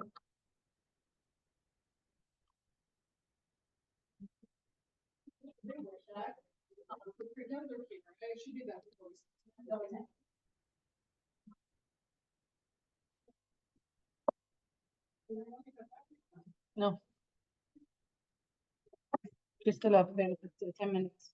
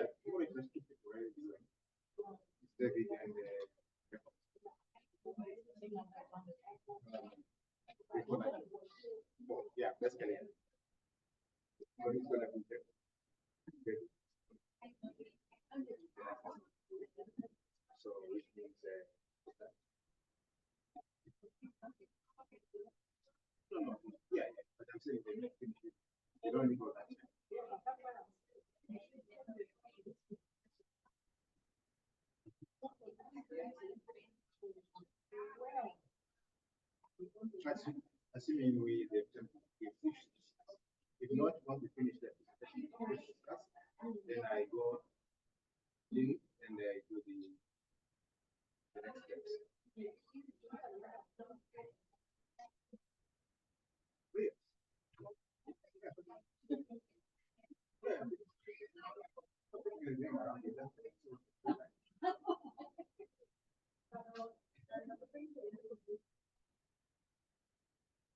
Yeah, we can move in.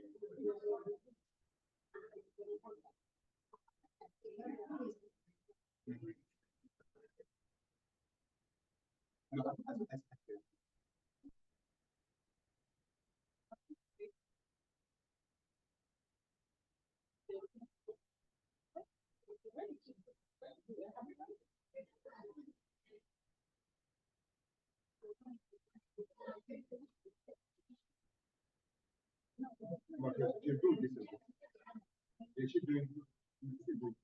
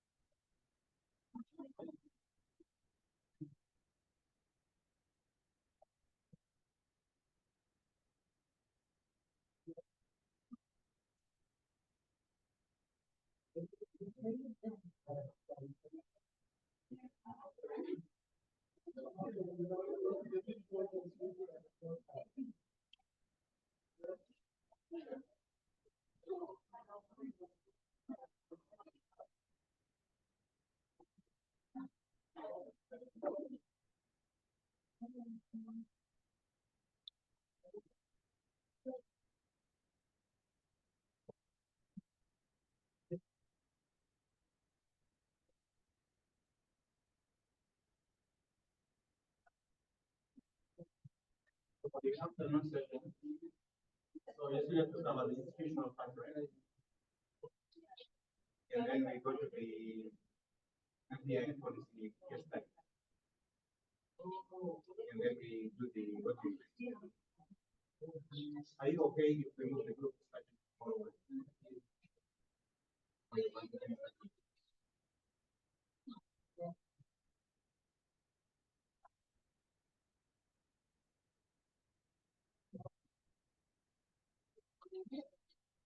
Yes.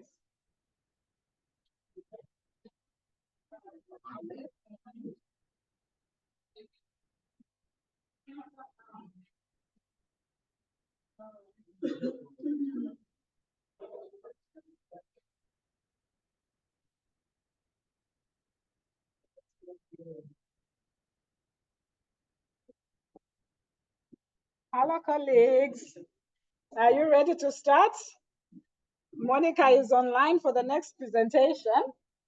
Monica, can you hear us? Oh, I'm muted. No, I'm not. Yes, I can hear you. Okay, all right. Okay, I think we are good to start, Monica. Most of the people are back in the room, yeah? Okay. Everyone awake after lunch? I think they are. They look awake. Okay, let's hope that everyone gets it's awake. So thank you very much, everyone. I hope that the lunch was nice and nutritious and everyone is enjoying the food. So we are going to talk a little bit about institutionalization. That was one of the questions that you were asking before. And I'm going to show you some of the implications of, like, how can I say it? It's part of computing an MPI or the design of an MPI or a multidimensional poverty measure includes this part of institutionalization. And it becomes really, really important that we keep in mind how we make that the MPI is a national official measure. But at the same time, if you want to include the MPI or use the MPI as a national or as a tool for social protection, it is also important to are like, let's say, flexible. And flexible implies that while you have the perfect system and the data and everyone, you are able to use the MPI as it comes. So for example, in the case of Panama, what they have done is that they have the national MPI that they compute with a national survey, but they really wanted to include or wanted to implement a national program that is called Colmena. And the program aims to go to each of the municipality and work with the municipality with the needs of the municipality. But one of the things that they were wondering, it was where were the municipalities that they needed to prioritize because they didn't have the human or the financial resources to do all the municipalities and plan all the services across the country. So what they did was that they used the census and they compute a proxy MPI. And a proxy MPI is an MPI that includes as many indicators and as many dimensions as the national MPI, but given data limitations, you just cannot include everything. So what they did in Panama, they compute this is an MPI that is like a little bit restricted compared with the national MPI, but it really provides a lot of information for the policymakers at the national and the local level in order that they could implement this plan Colmena that was like the main social protection program that they have in the previous government, or the government that is finishing now. And they continue doing this and continue like working on this program and thinking and how to implement it using a national MPI or a proxy MPI. Therefore, when we think about the MPI as a policy tool, we also need to think about flexibility, because if not, the first restriction that we are going to have is the data. We are going to say, okay, there is no data to compute the MPI, or we only collect this data every 5 years or so on. Therefore, you don't have data to monitor, you don't have data to compute or to identify individuals, and that will really create barriers in order that you can implement policies. So everyone can see my screen, I think. Yes? Okay, perfect. So we are going to think about the institutionalization and governance of the MPI and the social protection system. What we are thinking in here and where we are going to summarize is the MPI process. So the MPI process is a process where you engage different stakeholders. And in the case of Namibia, this was also the case. You engage different ministries and make different consultations, and there was a steering committee. In Namibia, we did the MPI and we built the MPI during the pandemic. So maybe a lot of these committees were not as popular, let's say like that, because it was online and more like one-to-one meetings. But in most of the countries where we are doing, if there is no pandemic times and we can meet, is that we have engagement with policymakers, with different policymakers at different state level. We have engagement with the ministers, with vice ministers. We have engagement as well with the academia. So it's really important to engage the academia, because they are the ones who have the information regarding to how multidimensional poverty or poverty is designed or measured. And it can be in some countries the most powerful contradictors, let's say like that. So we need to engage the academia, and we really need to listen to them and try to incorporate the voices of the experts of poverty in each of the countries. Also, we engage the private sector. So there are countries where the private sector has played a major role, and the private sector now is also using the MPI to plan their own institutional or their policies. For example, in Latin America, there is different companies that measure, collect data from all their workers and measure their MPIs and identify those workers who are facing poverty, multidimensional poverty, and implement policies to help them. So in the case of Costa Rica, that is one of the countries with the largest experience, they did this. And they identify workers that even though they have a salary, and even though they have like benefits and everything, they were multidimensionally poor because other members of the family were in the informal sector, or because children were not attending to school, or because children were in the care of another child because there was no care services. So the companies also implement the policies in order to support not only the worker, but the family of the worker and reduce multidimensional poverty.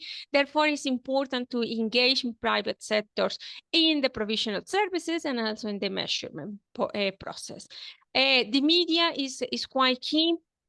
In some countries, we find that social media or blogs or the newspapers or even like the TV reporters or like the news are our friends or our enemies, let's say like that. And it's important to engage it. And it's important because the MPI is a new measure. So I want to ask you, how many of you knew about the national MPI of Namibia before this training? Can you please raise your hand and someone can help me counting? How many? I can see 1, 2, 3. 4, 5. 5. And we have like 25 and 30 participants. 6. 26. Yes. 6 out of 28. Okay. So we can see that there is an important percentage of all of you who work in poverty, who work in aspects related with social protection, and then didn't have information related to the national MPI. So one of the most important aspects of creating an MPI is communication. And communication not only when you are designing the MPI, but after. Because if all of you don't know the MPI, it will be really difficult for you to use the MPI as a policy tool because you don't know it. So it is important to engage with the media. We always recommend to engage, to do a communication strategy outside and inside. That means that you are going to engage with policymakers or engage with the communities and national individuals and civil society. And also you need to engage with people working in the different institutions, inside the institutions, because every person needs to know about the MPI. The other thing is to engage with civil society. So in most of the countries and in the process, we recommend you to really engage with leaders, community leaders, or with the different civil organizations in order that you can have information regarding to what are the needs of people who are living in multidimensional poverty. And this also informs a lot the policies that you can implement. And finally, international organizations, because they are our friends and they always will support us and help us, like in providing capacity building, or also benefits, or provision of services, or funding. So it's always important to engage with international organizations as well. So when in the process of creating an MPI, there are three main things that need to happen at the same time. And it also involves in this process of the social protection, thinking about the MPI from social protection perspective. The first one, we need that the MPI is robust and is technically sound. That means that we are not just computing any measure just because it's easy or just because it's feasible, but we are computing the best measure that we can, given the data restrictions and the limitations that we have. The other thing is that this measure needs to respond to policy. So ideally, we want a measure that provides information to policymakers and provides information regarding what are the indicators, what are the dimensions, what are the aspects that we need to improve, and in some cases, what are the aspects that we are ignoring. Like in the case of Costa Rica that I showed you in the budgeted allocation, they include indicators like a school lag or years of schooling, and what they realized is that they didn't have any program or any budget in order that they were going to reduce that deprivation, even though they realized that it was important, or there were two important deprivations for people living in multidimensional poverty in Costa Rica. So you really need to engage these two processes, and these two processes need to happen at the same time in parallel, and to give feedback to each other. And finally, there is an administrative process. And this administrative process is the process of institutionalization. And it's the process of identifying what are the institutions, what are the organizations. Let's say we want to have an MPI, but we cannot engage all the organizations. Believe me, we have tried. We have done like a really open engagements, and in some countries takes years. We have been trying in a country for more than, I think, like 7 years to update the MPI. And the process has been really, really, really slow. First, because we are engaging a lot of organizations. And second, because we want unanimous agreement. So we want to include the indicators like mental health in the MPI. And there is long discussions about if mental health is related with poverty or with well-being, and how you measure and how you can collect it, and if you can collect it, and so on. And it takes months in that. And then something happens and the process stops. So you can do this as open as you can, but sometimes being and include all the stakeholders is not as good as you wish, because more people, more difficult to reach agreements. What you really need to do is to identify those key stakeholders. For example, in the case of Namibia, the Minister of Gender and Poverty is one of the major stakeholders. But this morning, you were also mentioning the Minister of Health and the Minister of Education and Agriculture. So maybe these key stakeholders that are engaged with the policy, and especially policies related with poverty and social and human development are the ones who needs to be engaged, and you really need to divide work on that. Another thing is that the leadership should come or from the president or the prime minister. It depends on the organization and the structure of the country, the political structure of the country. But in most of the cases, the leadership comes from the National Statistics Office, like in the case of Namibia, or the Minister of Planning, or the Minister of Finance, Social Development, Poverty Reduction, or an organization that is similar. And it comes from this ministry because this is the part, or this is the institution, and this is the person who is leading this, is the person who has the role of poverty reduction. So even though poverty affects different dimensions and different aspects, usually it is in the house of one ministry, and it needs to be, or is the responsibility of one institution or a couple of institutions. So it's ideal that you identify who are the institutions that are engaged, and how those institutions connect. In several countries that I know and have been working with, like the National Statistics Office, when it's producing new statistics, also has like a intersectorial tables of discussion tables. So I remember in the case of Uganda, they did like they compute the MPI, but they also have these discussion tables in order to validate the indicators and validate the process, and also to communicate and to delegate how each of the ministries that are participating in there would take a role to reduce those deprivations. So it is also good to see what are the institutions and how those institutions interact with each other. This morning also you were like saying that you were going to have some coordination mechanisms, and that these mechanisms can help you. So it will be ideal like to see how you can include the MPI, if possible, to help in the coordination of the different policy that are implemented. Also, when the MPI is adopted as a national measure, we always say that there should be like a document, a legal document that says that the national MPI should be computed. And this happens because one of the things that we have learned across the years is like, if you don't have this type of commitments, it might be that the priorities change. So if any one of you works in the National Statistics Office or anyone is from there, you will realize that sometimes there is a lot of pressure to create different reports and different statistics, and to create different things that says and mention how is poverty in there and how is poverty in here, or how is food security and so on. So when you have all these commitments and that are like priorities at the same time, of course you need to prioritize. And in some cases, the MPI is not a priority because you have like a budget to spend on creating a food security report, let's say like that.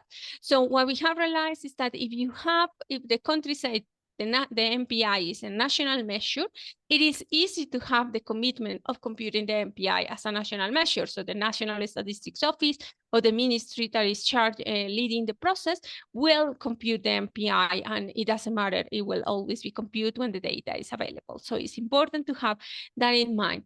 And it is important to establish the institutions and how these institutions will discuss.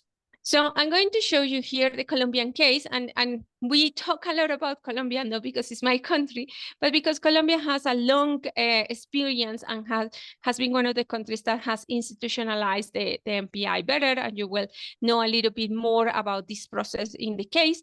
And one of the things that happened in Colombia is that after the MPI, the national MPI was launched, the president established a document that is called Document Compass, and in Compass in here are like a policy, it's a policy document. But most important than a policy document is a document that guarantees that there are resources. There is money to do the thing. And what happening here is that the National Department of Planning here, that it plans policy, produce this compass, and where they say what is the structure of the institutions in order to guarantee that the MPI, it is valid, it is robust, and that no one is going to play with the numbers. So the first thing is that the National Statistics Office measures the MPI. It's the one that is the organization that measures the MPI. But the National Department of Planning is an organization where there is an unit that replicates the numbers. And only until the National Statistics Office and the NDP have this or get the same numbers, they are going to publish the information. If they have numbers that differ, even if it's by a decimal or like a small digit, they will not publish. They will go and see what is the mistake. And that guarantees that there is like transparency in the computations, but at the same time that they avoid mistakes, that human mistakes, let's say like that. So another thing that happened is that the National Social Prosperity Department is like the Social Protection Department, let's say like that. It's an institution that is not, it's similar to a ministry, but different to a ministry that it's supposed that only promotes policy. This institution implements policy. So every social protection program in the country, it is implemented by the National Social Prosperity Institute. So what they do is as follows. So the National Statistics Office produces the measure. It provides that information to the National Department of Planning. The information based on the National Statistics Office of the NPI goes to policies. And it also informs the policies that the National Social Prosperity Department is implementing. So you are going to see in the case, the program of Familias en Acción, that is a conditional cash transfer that has been implemented since 2002. And it is a program that has a large coverage and it has like a lot of beneficiaries in there across the country. And what happened is that this information, the NPI, is produced and used by the three institutions. And the National Department of Planning has the duty to produce policies or to align the policies regarding poverty and poverty reduction and deprivation or reduction of the different deprivations. So they align those policies with the national NPI. So the national NPI has become a tool that is like central in the policy arena of Colombia because they have this institutionalization structure. So one produces, the other produces the policy, and there is another institution that implements the policy based on that. And that has been one key point in order that the NPI not only provides information to the policy, but also that is sustainable over time. Because one thing that happens in several countries, as I mentioned this morning, is that they change governments and governments change their point of view. Especially in countries like in Latin America, governments go from left to right and they say, okay, everything that came from the previous government, it doesn't work. So they change everything and a lot of information gets missing. But this structure and the fact that there is a document and that there is budget to compute this and there is budget to compute the survey. So there is an amount of money that is destined to compute the survey and to continue the information, the data collection. So that's important in here. And in other countries, have trying to do it, maybe not with three institutions, but with two institutions. So you have the National Statistics Office and the Minister of Development. In other countries, like in the case, let's say, of Chile, it was the Minister of Development who computed the NPI and the Minister of Development who used the NPI. The problem in there, and it's like a little bit tricky, and it depends a lot about the country, is that sometimes people question a lot the transparency of the measure, because you are computing it and you're using it. So you are monitoring your own policies for that. So it is important to have this negotiation between different institutions.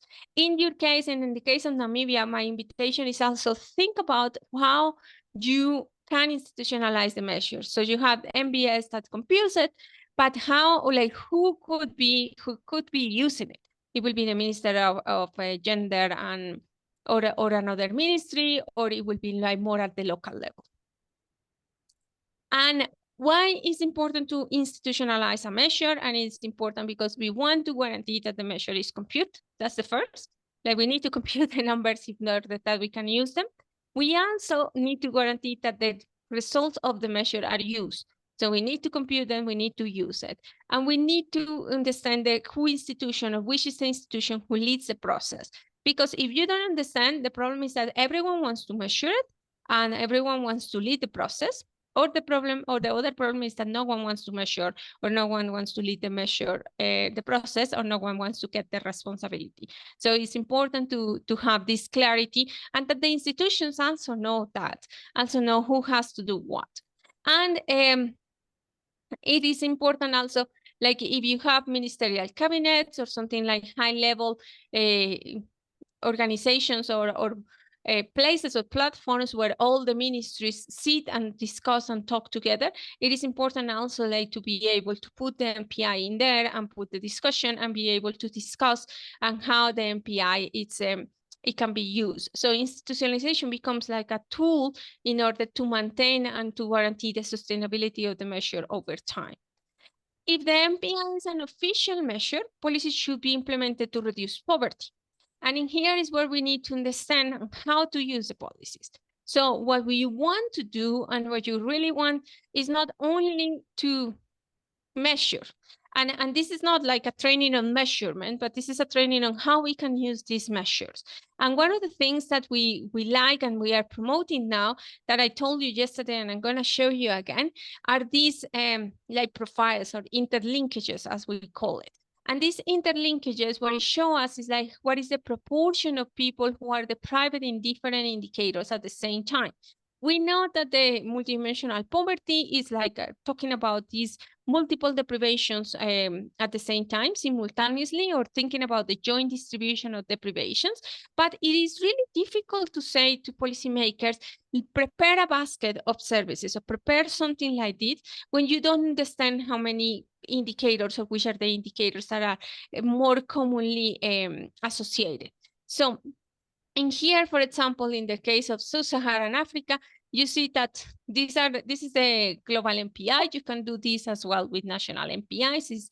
It's not really complicated.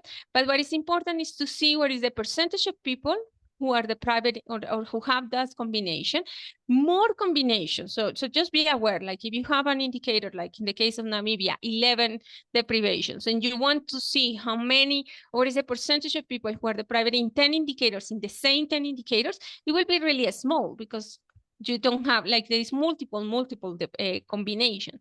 But what you can do is like to see what are the, like to see what are the 3 or the 4. In here, we did it with the 10 because it was the global MPI. But in here, what you see is that almost 6% of the population is deprived in the 6 indicators related with living and standards. So if you have a policy that is like really focused on reducing deprivations on living standards, increasing access to water, sanitation, electricity, increasing access to good or really good materials for housing and asset ownership, you will reduce deprivation and probably you will reduce multidimensional poverty quite fast. If you go, for example, and we have South Asia in here, if you realize the combinations of the baskets of combinations of the indicators are not the same. So you will have in here in Africa, you have that a lot of the people is deprived in living standard indicators. Meanwhile, in South Africa and in South Asia, not too many people are deprived in water, not so much are deprived in electricity. There is a high percentage of people who are deprived in access to housing, but the most common deprivation is nutrition, with cooking fuel, sanitation, and housing. So if you have a policy that is really targets individuals, where you have like nutrition or food security indicators, like you have like, let's say, school feeds, like school meals, you have these type of indicators. And at the same time, you are guaranteeing that people don't cook with solid fuels. That is one of the massive problems that we have in South Asia and also in Africa. So you guarantee that people don't cook with solid fuels, and you guarantee that the housing has a proper sanitation. You will reduce multidimensional poverty. And probably what you're going to have as well is that you have a lot of children who are living in sanitation or in housing with the bad sanitation. Therefore, they have a lot of diarrhea, they have a lot of problems in their intestine, in the digestive system, and therefore because of that they are undernourished. So it's also like to try to see how these different indicators interact and how this interaction is really creating the deprivations that we are seeing. And also you can see in here, and this is something that is also related. This is from the Global MPI report 2022. And in here you see that there is like the trio, the triplets of the deprivation. So cooking fuel is one of the deprivations that is highest in most of the countries, like Sub-Saharan Africa is the red and then orange points in here.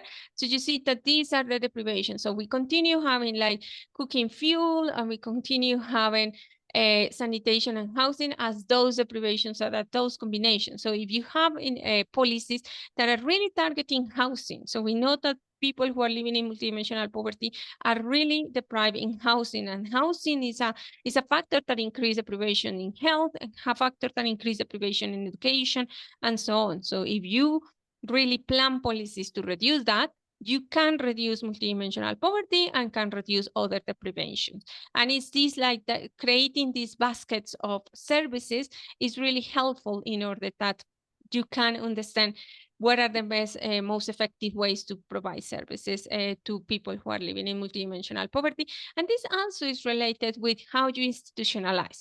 So if you remember my graph of here of the Colombian, like in the Colombian cases, if this wasn't a structure that countries will follow, like the National Statistics Office will produce these baskets, will say, okay, these are the deprivations that are more prevalent. Then the National Department Planning or the Minister of Planning will say, okay, these are the policies that we need to implement. And then finally, the institution that is in charge of implementing policy will be the ones who is going to say, okay, we are going to implement a housing policy, or we are going to implement a policy that reduce undernutrition or food security or so on, but always thinking about this articulation. And in this way, you can see that once you have implementation of at the national level, or you have implementing policies to reduce multidimensional poverty, you will have for sure a reduction in there, or you will see any movement. Maybe if you only implement it in one area, you will see it in there.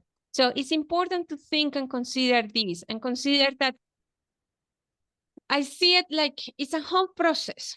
And if you just think about one process, like I measure, but I don't do anything with the measure, I just measure, and the policies go in another direction, probably you're not going to see a reduction in the measure. And if some of you work with the SDGs, that is what we have seen with the SDGs in the last 5 years or the last 7 years.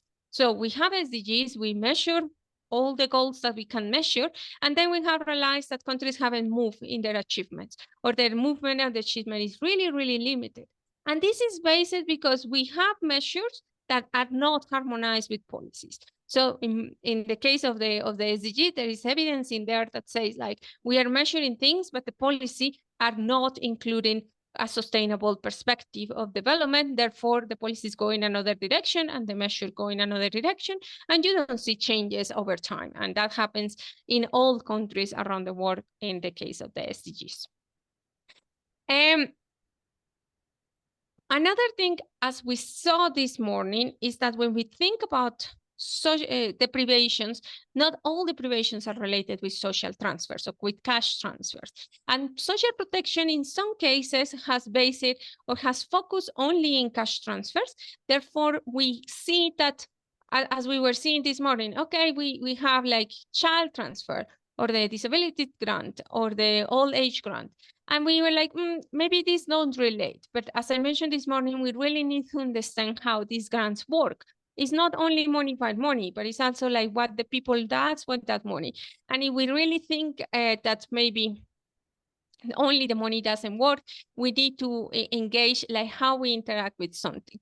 When we think about the institutionalization of social protection, especially of social protection systems, one of the things that they always say is like you need to understand that social protection just goes beyond just cash transfers and involves and affects different ministries on different dimensions. And also it is affected for different dimensions. So there is like the cases where you can provide access to electricity. And the transfer, what it does is to provide like the benefit or the income that the household needs in order to pay for that electricity. But without the transfer, having electricity doesn't work because you cannot pay it.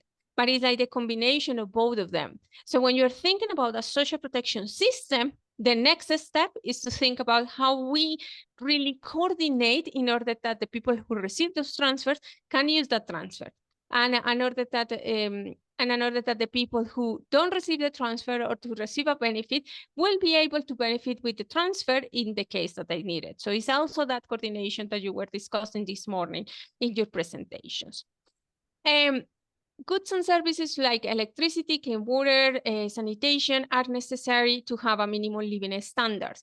And remember that the objective of social protection is to guarantee that people have a minimal level of living standards, or like have an optimal level of standard of living. And we want people not only to overcome or leave poverty, but also like to have the resilience and the capacities and the skills in order not to fall into poverty if you have a shock, and also to transform societies, increase human capital, increase the capacity of a society or a household or an individual in order that they can be part of the society in good conditions. And another aspect is that we need to use the results of the MPI to inform social policy and be able to coordinate. And this sounds easier than it is, because we need to break the silos that you were mentioning this morning. We really need to understand how people work in the different institutions. We really need to find ways to interact and coordinate. And most important, we need to really understand that sometimes you need to go to the program level instead of going to a policy level. And this means that sometimes we can coordinate at the national level and can coordinate really high level, but sometimes you need to go to the programs. So you need to say, okay, if we had implemented the child, the veterans grant, the disability grant, and the old age grant, how many people, and I don't know if you know this answer, like, do you know how many households are receiving this 2 or 3 grants at the same time? Do you know how many of those households who receive the child grant also are receiving the school feeding program?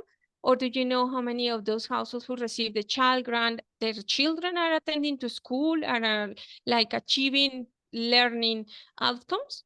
Do you know any of these things? Anyone?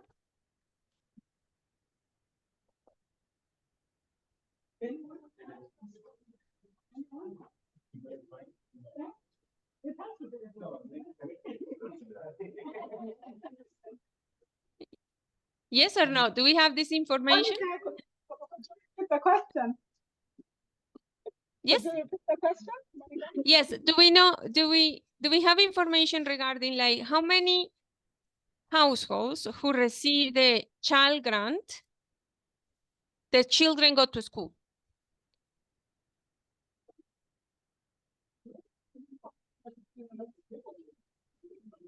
To assist me? I think yes. The answer is straight yes. It's a straight yes. Okay. Yes. And do we know of those who go to school, how many receive school feeding programs? Certainly yes. Yes, okay, perfect. So in there you have like 3 interactions. You have like food security, you have school attendance, and you also have the cash. Anyone knows more or less what are in which items households spend their money that they receive in the grant? Do they spend it in education or in food or in what? What was the question? Like if the households who receive the food, the child grant, do we know how they use that money? Monica, can you be clear? For the 3 interactions you're talking about, are you referring to one household? Yes. Are you saying if you receive a child grant, in that family, if there are 4 kids, how many of those 4 kids are going to school? And when they get to school, how many receive the food? Yep. Do we know or that? The school fees. So you know all 3 interactions for one household. Yeah. In one household. In one house. We would only know that if we had an MIS that put wallet of the different. Yeah. But we do know them in separate. Yeah. So they are known separately. Okay. Yeah. So they know how many how many households receive child grant, how many households go to school, how many households receive a school feeding, but they don't know if how many households are receiving the three. Yes, that's what the response is. Okay. So that's the importance of coordination, because the important in here will be to know how many households are receiving the three things, because what you would like to do is that the households who receive the three things are the households who are in the worst conditions, but are the households who you are expecting that they go out of poverty faster because they are receiving more services. So part of the coordination is having information of Monica received this grant, Monica goes to school, Monica receives school feeding. So Monica should be better than the person who only received one of the things. You understand what I mean? Yep. So this is far. Monica, in real sense, is that true? Is that true? Because I could be receiving the three, but the effectiveness or the impact doesn't really lift me out of poverty. But then yes, that's a case. But the point is, like, if you're receiving the three, and the combination of the three is not enough to take you out of poverty, the question is what else do you need in order to go out of poverty? And maybe my other additional question will be, at what point, for example, if I now see that there's adequate support to a beneficiary, at what point do I say enough is enough, I continue with the rest? And how do you manage the resistance and a person being used to something for some time, and obviously wanting to continue to benefit? Maybe that's just an additional. Maybe just to add, somebody yesterday mentioned that you might receive grants and you stay in poverty. Who raised that issue yesterday? Yeah. So the issue now is we are saying social security transfers should also build human capital, right? For you to escape poverty. So if you just provide a family with something just that is for subsistence purposes, but that family in this case has 4 children, and those kids are going to school and they're getting support in school, we expect them just from that intervention to see at the end of a couple of years for the family to move out of poverty, because you're investing in human capital beyond just their daily subsistence. Right? So your question is, do we have evidence to indicate that that works? And from, I think, the body of literature that we have reviewed, the answer is yes. Yep. Yeah, there is a lot of evidence that says, and remember yesterday I was mentioning something that is called cash plus, and it's like a new perspective of transfers. One of the biggest critiques of social transfers is it's like how we guarantee that people just graduate from the transfer.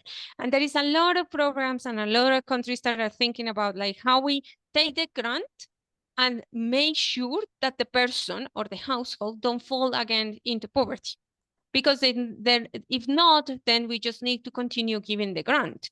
So part of this is like how you increase social capital, how you increase human capital. For example, giving the grant provides like support, and it provides like a smooth consumption and increase of different expenditures.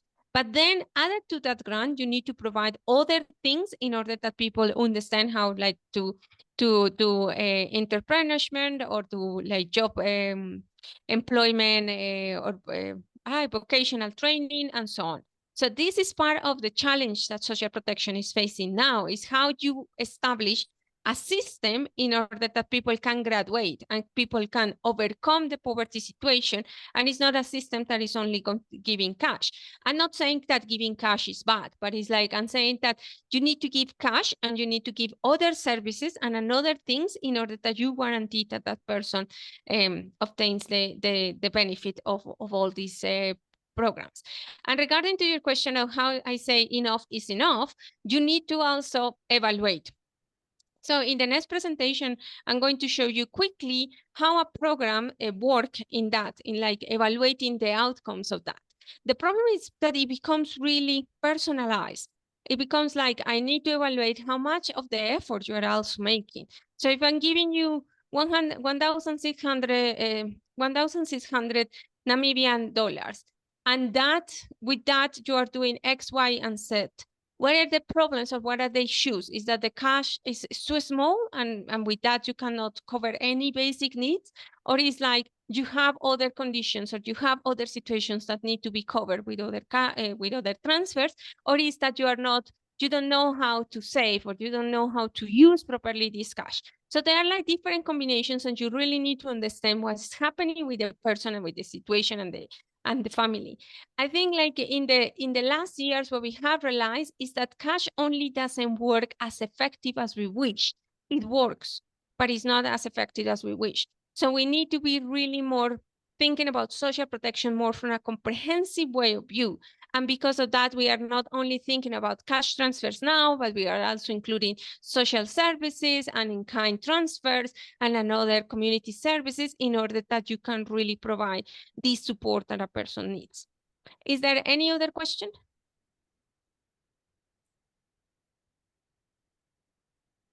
Any other question?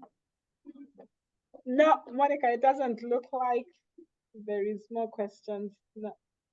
Okay, so I'm just gonna finish in here a couple of slides. And the other thing is to think about MPI as a government tool.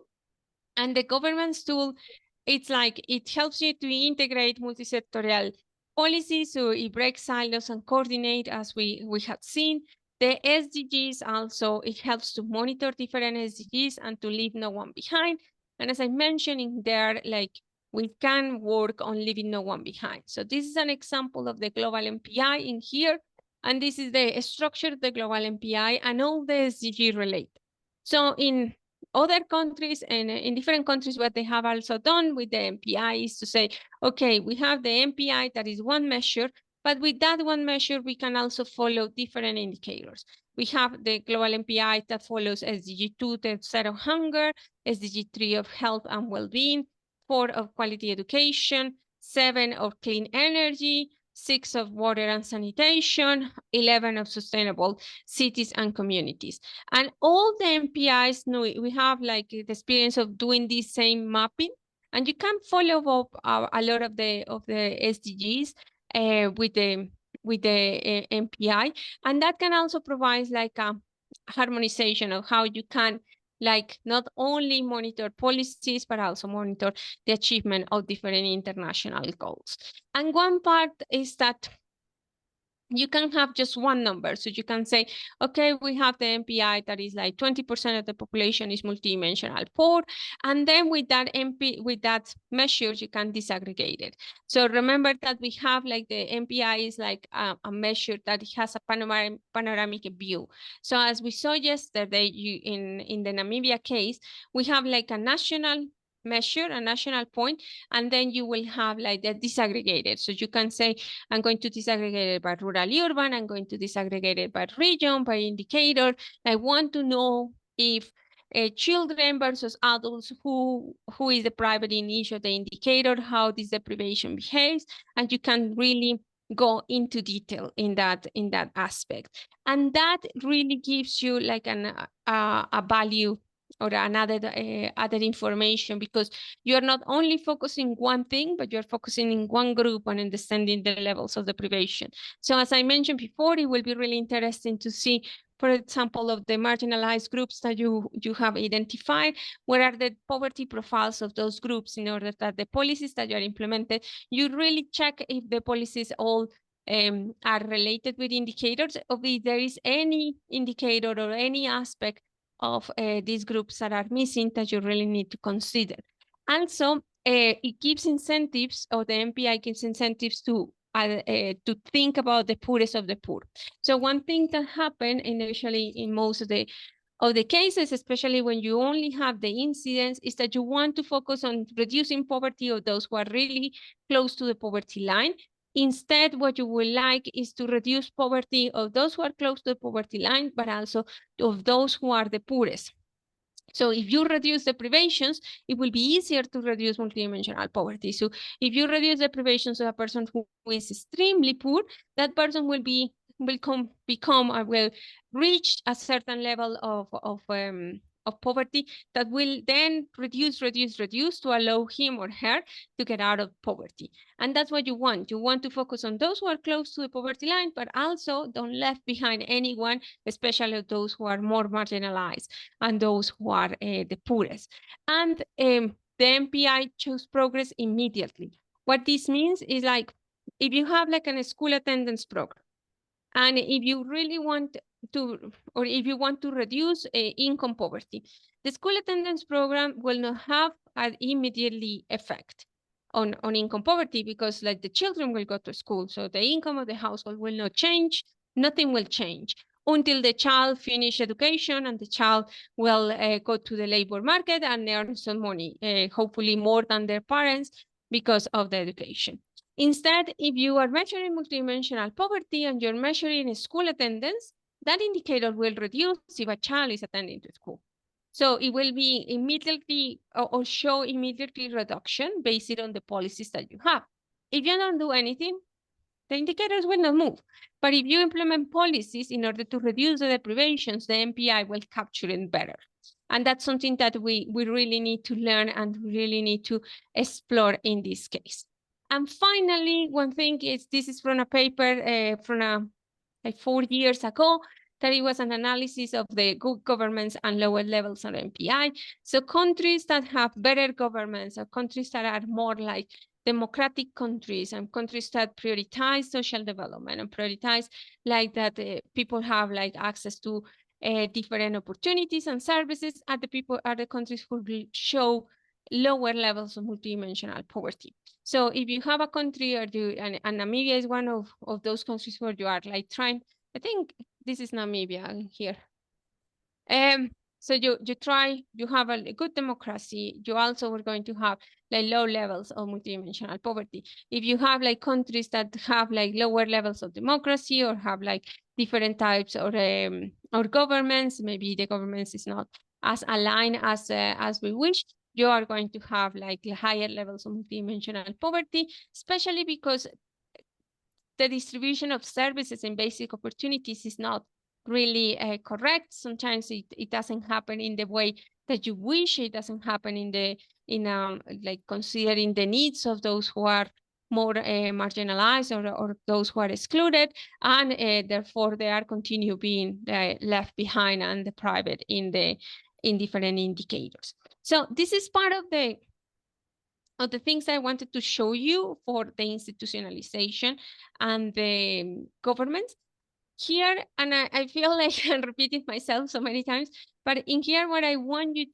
to take home is like, the MPI is a tool that informs policy. How good is the tool? It depends on all of us. It depends on how much we use this information really to provide evidence for policies to reduce deprivation and multidimensional poverty. And one of the things that is important in policy is always thinking about what is the objective of my policy and what do I want to achieve. So you have a really comprehensive and really robust social protection system.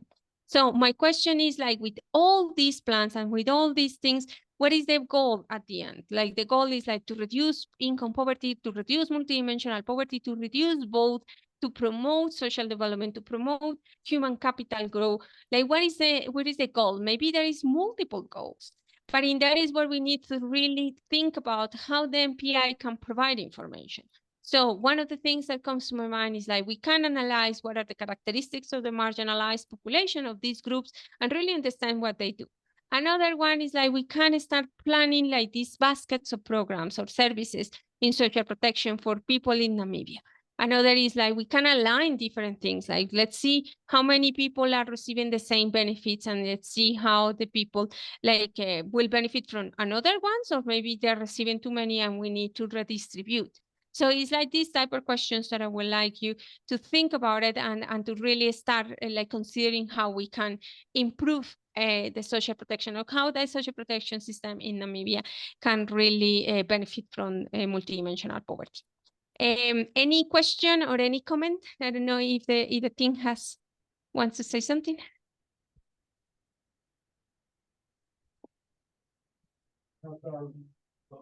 Yes. Let me take this out. Thank you very much, Monica. This is really useful. This is David Chipanta. I would like you to explain the difference between the using the living standards measure, in the MPI versus using the wealth index, because I think the variables in the living standards that go into the wealth, the variables that you indicated are the ones that also go into the wealth index. So why don't we just use the wealth index then? Mm-hmm. Okay, so that's a really good question. Thank you very much. So one thing is like the methodology that we use for multidimensional poverty. So in the wealth index, if any one of you has seen how the wealth index is computed, usually the wealth index, what it does is like a principal components method. So it takes and groups the variables depending on the covariance between the different items. So you can include in, as you mentioned, most of the variables that we have in the living standards are also in there in the wealth index. The only thing is that the methodology of data reduction of principal components, what it says is like we are going to analyze the covariance of the different measures. So if you have water and sanitation, I'm just going to see how much the covariance is there, and I'm going to group it. And the wealth index uses the first component of the principal components. So in there, what it says is just like, I'm going to, this variable, let's say, or this index, that is the wealth index, is collecting or is capturing 13-20% of the variance of these 20-30 indicators that I have included in my wealth index. And that is what it is. So what I'm saying is like, it is different methodologies. So the wealth index just wants to group and reduce the dimensions of all these variables and provide you an item. There is a lot of critiques of how the wealth index works and what it really captures. It's a good proxy of consumption in some cases, but not the best. So what we do, and I'm just trying to search for a PPT while I'm talking, it's like, and explain you a little bit this. What we do with the MPI is that we really care about the composition of poverty for the different people. So for us, it is not important. Let me see. It's in here. It's in Spanish. My apologies, but it doesn't matter. I will explain it in detail. It's just like the figure what I'm looking for. Okay.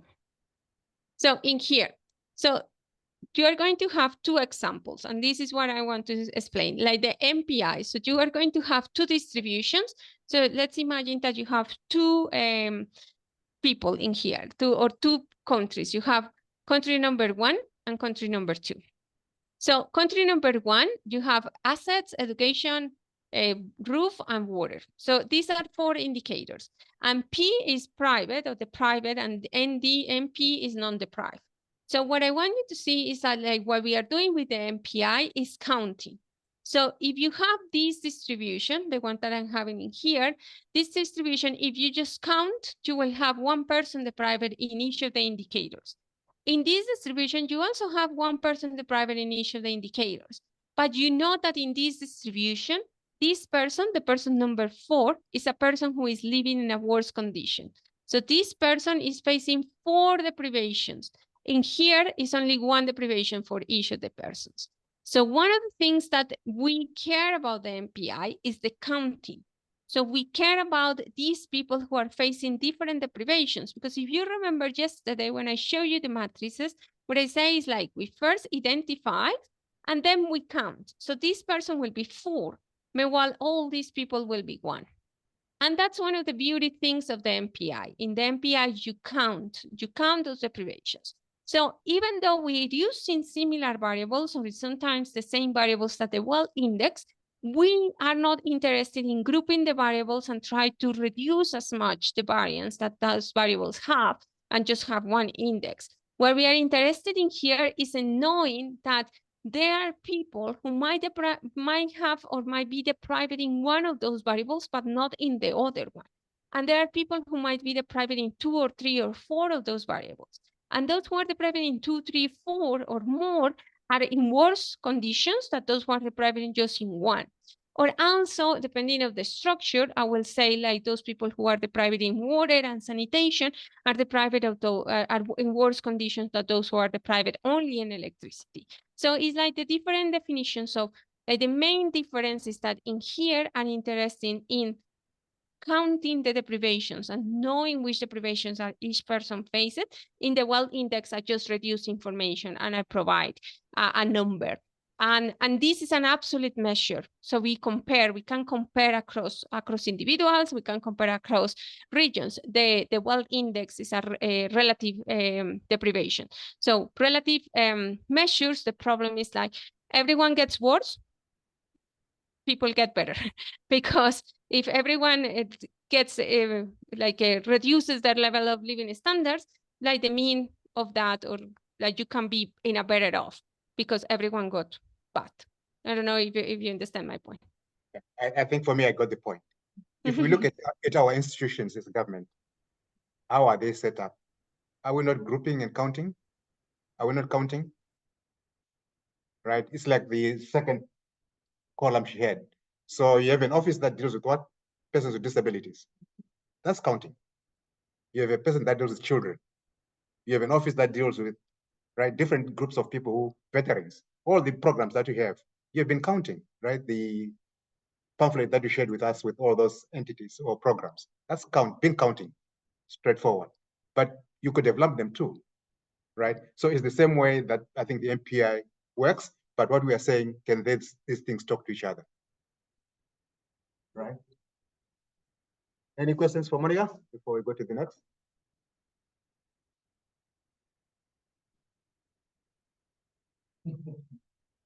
Oh, good, Monica. So I guess we go to the. I'm taking over from you. All right. So I think now we have what, group exercise? What is it? I'm just going to show you a short presentation. I promise to be really, really short in order that you go to the group exercise. I just want to show you a little bit about the Colombian case that you're going to work with. The Colombian case, as I mentioned, is one of the countries that we have, it has institutionalized the MPI the most. And also we have more information about this. So we are looking for more cases, and we hope that maybe Namibia will become one of those countries that we can learn from and present to other countries about the institutionalization. So one thing that is important in here, like the MPI, and you will see it, it has been helpful for monitoring poverty reduction. And it started in 2009 with the President Uribe, and this is President Santos, who says that and took the MPI of poverty reduction as one of the key things that he wanted to do for his government, and also included the peace agreement as well. And they planned this MPI that it has 5 dimensions, 15 indicators. You have it in your cases, so I'm not going to go in here.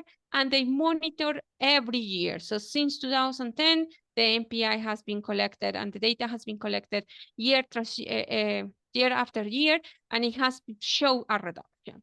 One thing that is important in here is that there is a lot of social programs that have respond to the MPI indicators. So this is more or less, and if we will have more time, we will be able to reach to this type of graph that you're seeing here, that it was more or less what you were doing this morning, that is like to map the different projects and the different programs related with the different indicators and the different dimensions. So in here, the MPI has 5 dimensions. And let's say in the health dimension, they have like health services, so all the provision of health systems, but also occupational hazards. So from the the social security perspective, there is like different policies and different programs that reduce occupational hazards, so they directly affected the health of the population. Saving for retirement, or all these policies in order to guarantee that you have a pension. So those are also related with health and the health dimension.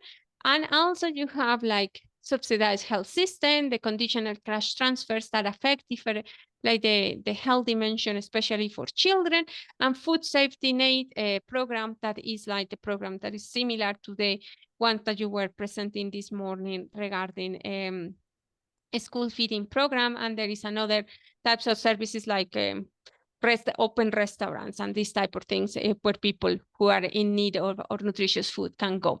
So this is something that Colombia has done, and it has like really properly mapped how they are doing or which are the programs affecting each of the dimensions. And this is the basic aspect, or these are the basic things that they use in order to be able to monitor.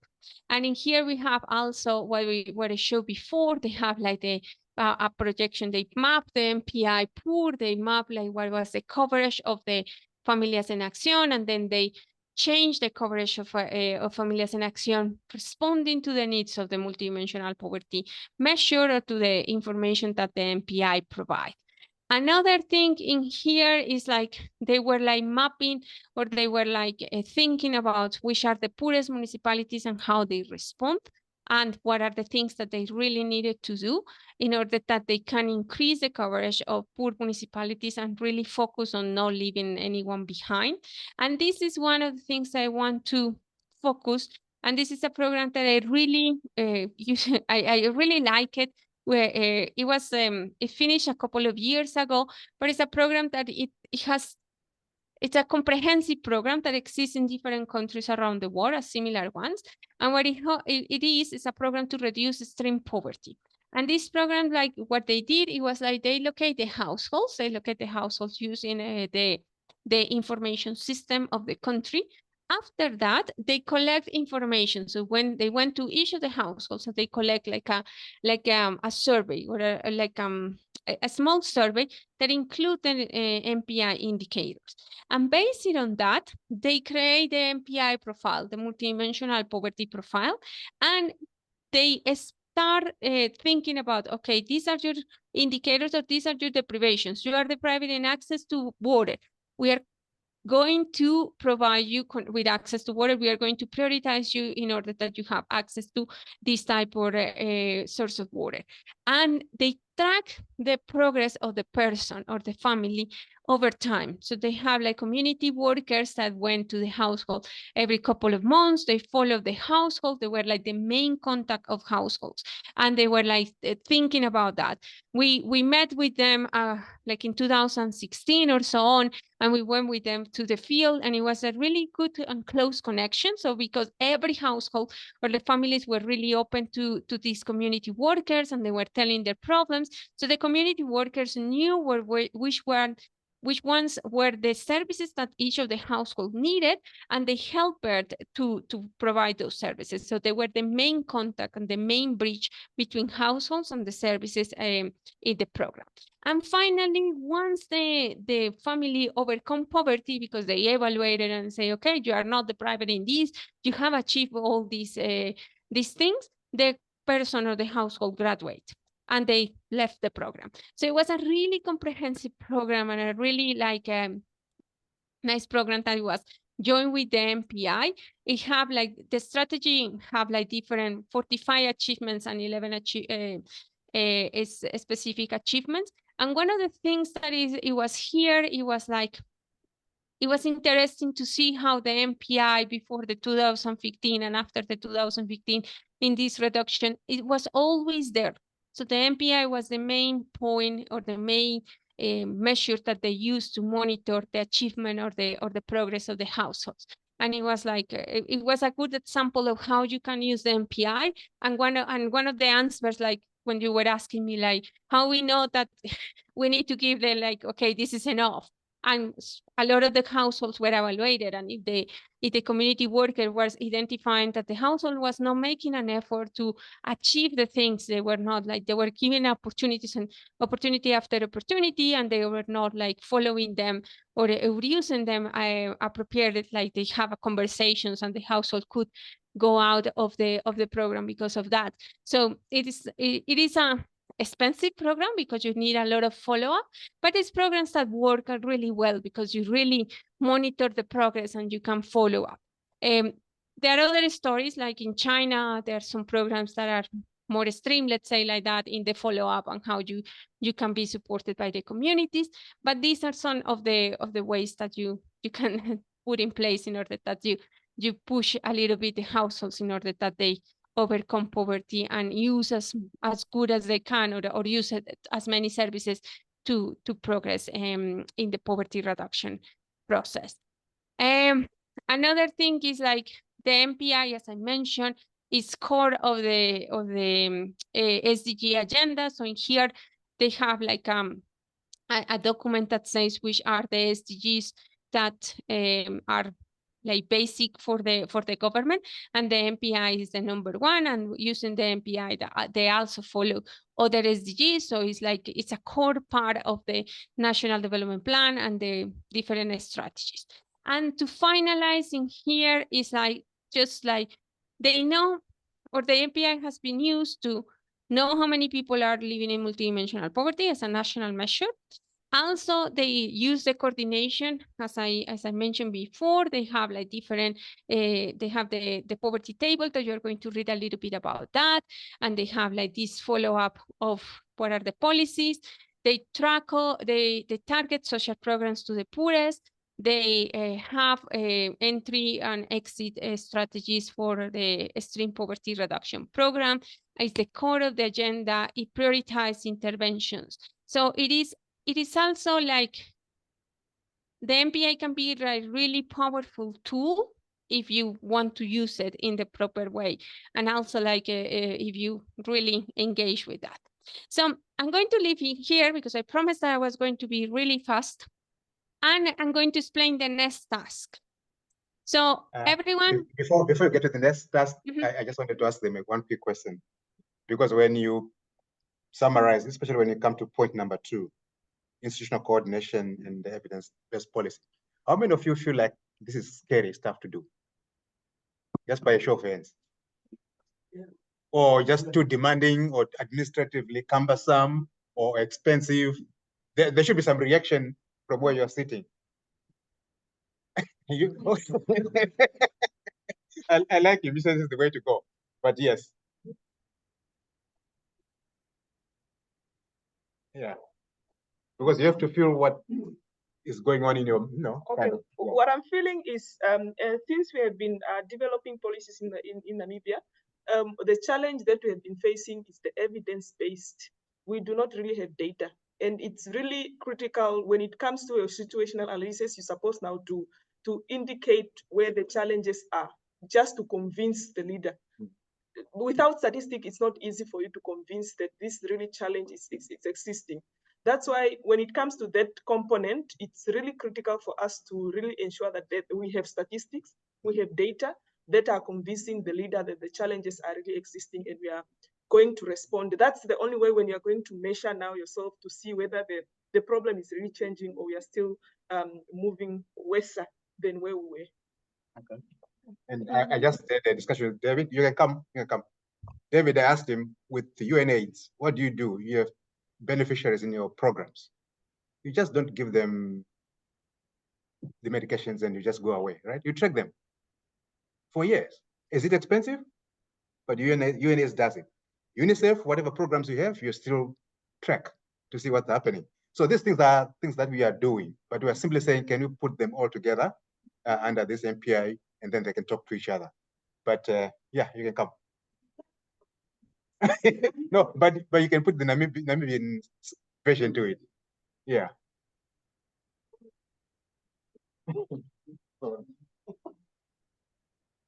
No, thank you. When you pose the question, it's like, how do we feel? It's scary. Yeah. For us, I think for me specific, I feel it's something that you would like to even start doing to pull all the social protection under one roof and coordinate better. Because I feel if we were better coordinated, we could lift many people out of poverty. Because I think there won't be duplication and also the waste of resources that many people maybe may get social protection and they can also upgrade themselves. But now it's like it's so scattered that I think we don't also monitor better and also like alleviate more people out of poverty. Any other reaction? You can come. Because she want to hear you. Huh?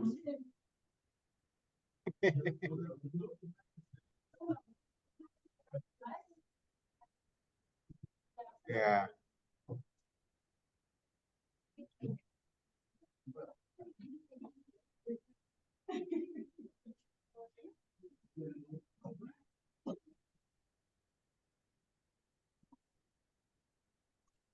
For me, I just wanted to ask or comment. Do we have a register for all the policies under one, for instance, for gender, for social security, for NSA, you name it?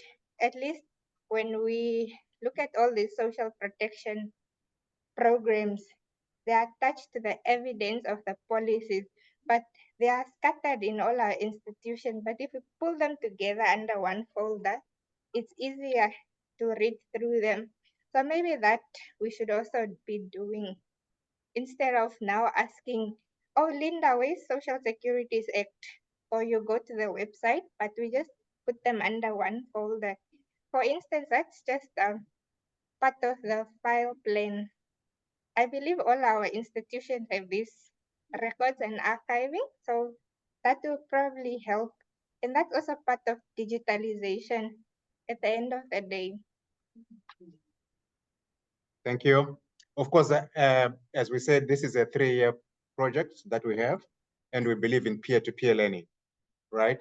And so, Monica, I think you can try to reassure Team Namibia, if you had to look at your home country, how long did they become comfortable to say we have an MPI that is working across all line ministries and everything is good out? Did it take them a year, 6 months? Give them an idea. But at least there's also this element of peer-to-peer learning where you can always do additional follow-up. We can set up, meetings where you guys can actually, talk to these guys more closely. Yes.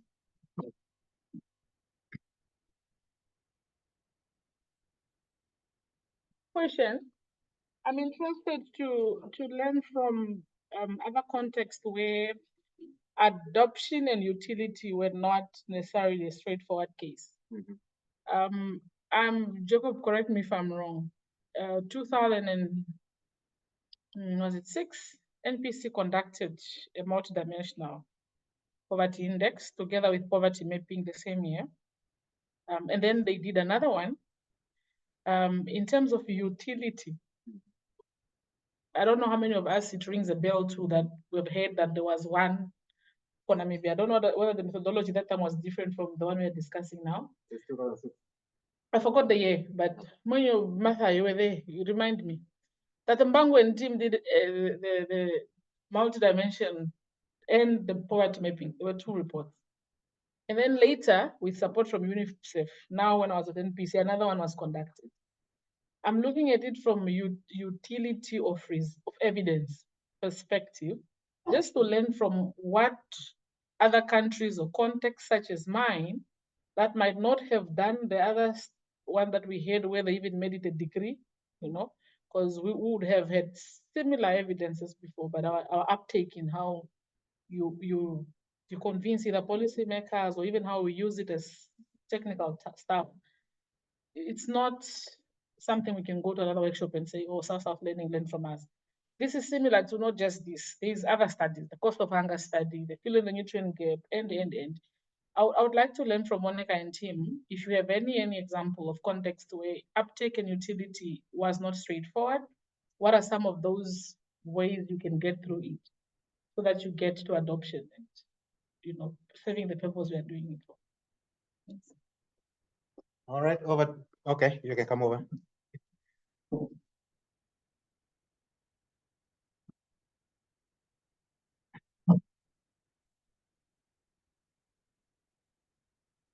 Yes, good afternoon. Talking about utility of the multidimensional results, I can testify that as government, we have been trying, or as a Ministry of Urban and Rural Development, we try to use the results or the data collected from the multidimensional poverty assessments that were taken, for example, in I think there was one in 2018. And before that, as a ministry, for example, the Department of Rural Development were distributing resources to regions based on the number of constituencies, the number of rural constituencies. And then the regions came to us and say, it's not fair, because if you take, for example, Comas region, it is only one rural constituency. But then poverty, especially in informal settlements, was, skyrocketing.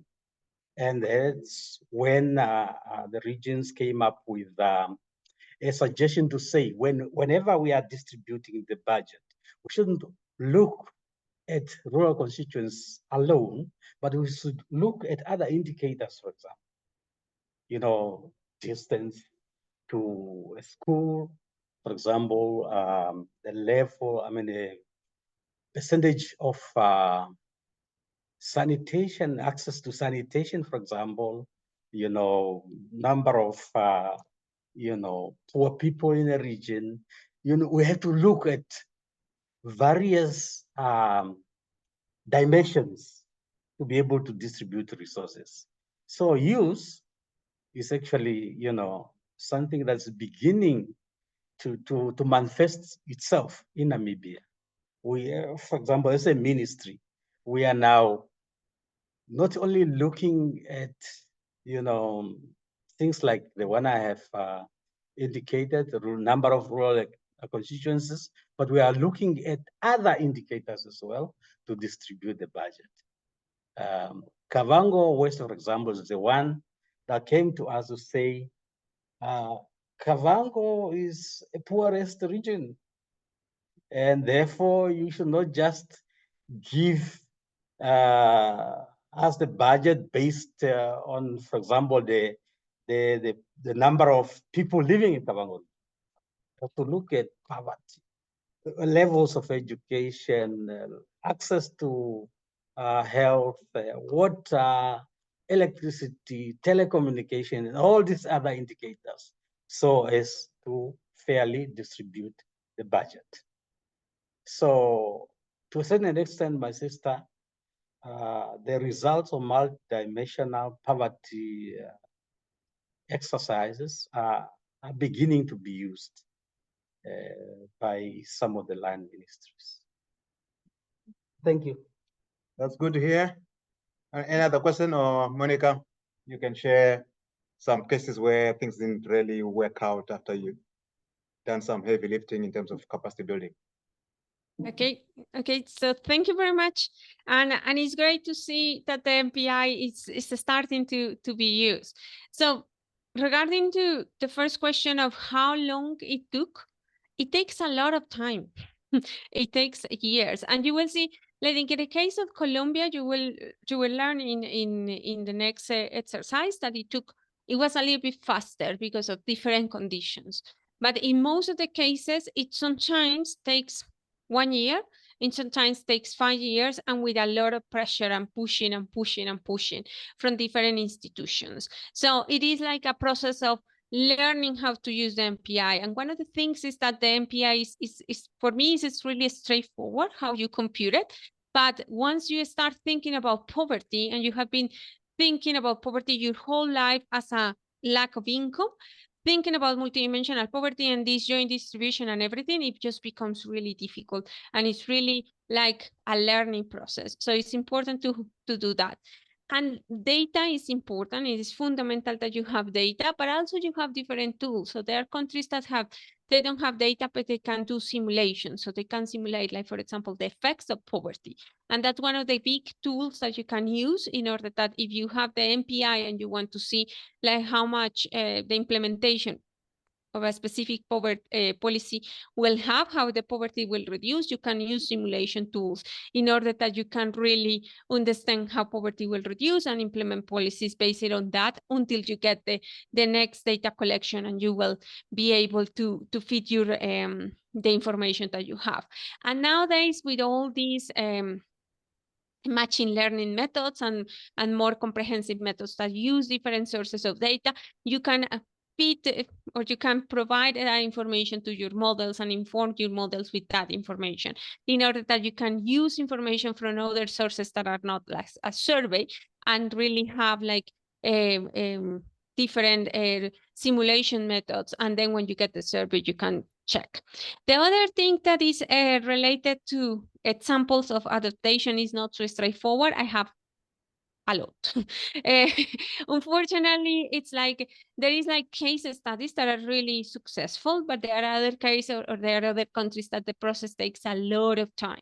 So I can tell you, like, there is countries where, let's say, the programs or the policies start working, but then there is a change of government, and then the government change. Or there is another cases that we have that are really successful in producing the measure. So they produce the measure every couple of years, they produce the numbers, but there is no policy engagement. And there is no policy engagement because the structure of the government is quite complicated, because the priorities of the government go in other direction, and it's really, really difficult to really engage with governments.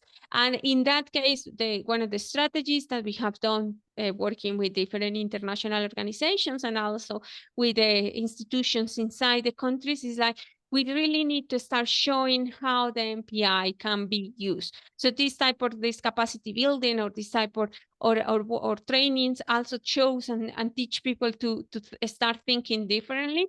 And it's always the case of a group of people. Like sometimes we imagine that this is like the government and the whole government needs to change, but in my experience is like 1 or 2 or 5 people who really engage with the process and they push inside the governments and inside the institutions. And that's the way that things become more successful. So part of the learning process is like we need to engage with technical people and with political persons.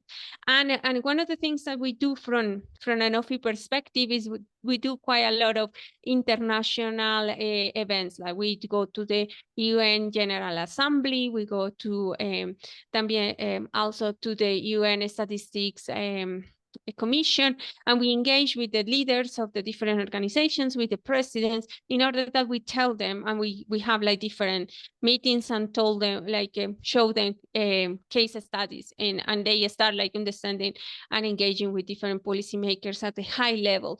And we have one thing that if in the case of Namibia you want, please let me know, that is like ambassadors, like we have ex-President Santos in there. So we have like different high-level people that have been working in countries that have success case studies. And when you feel that the policymaker really high doesn't respond to you, so we bring these people and talking president to president, they understand each other. So the President Santos tells the story, or the minister or the vice president of different countries, and they just tell the story and they start this engagement, and that has been something that also helps engage high-level individuals. So I don't know if we should move to the case. Yeah, I think so, unless if there's anything last minute betting. But in the case of Namibia, I can say you guys are in good hands already. You have your first MPI report which came out. It's a question of building on that. Jacob and this team are here. You also have the resident coordinator who came from ILO, who is passionate about social protection. You have the UNAIDS resident rep, who is a former social protection individual as well. So you have good players already on the ground, and I think you should be able to push this and take it forward.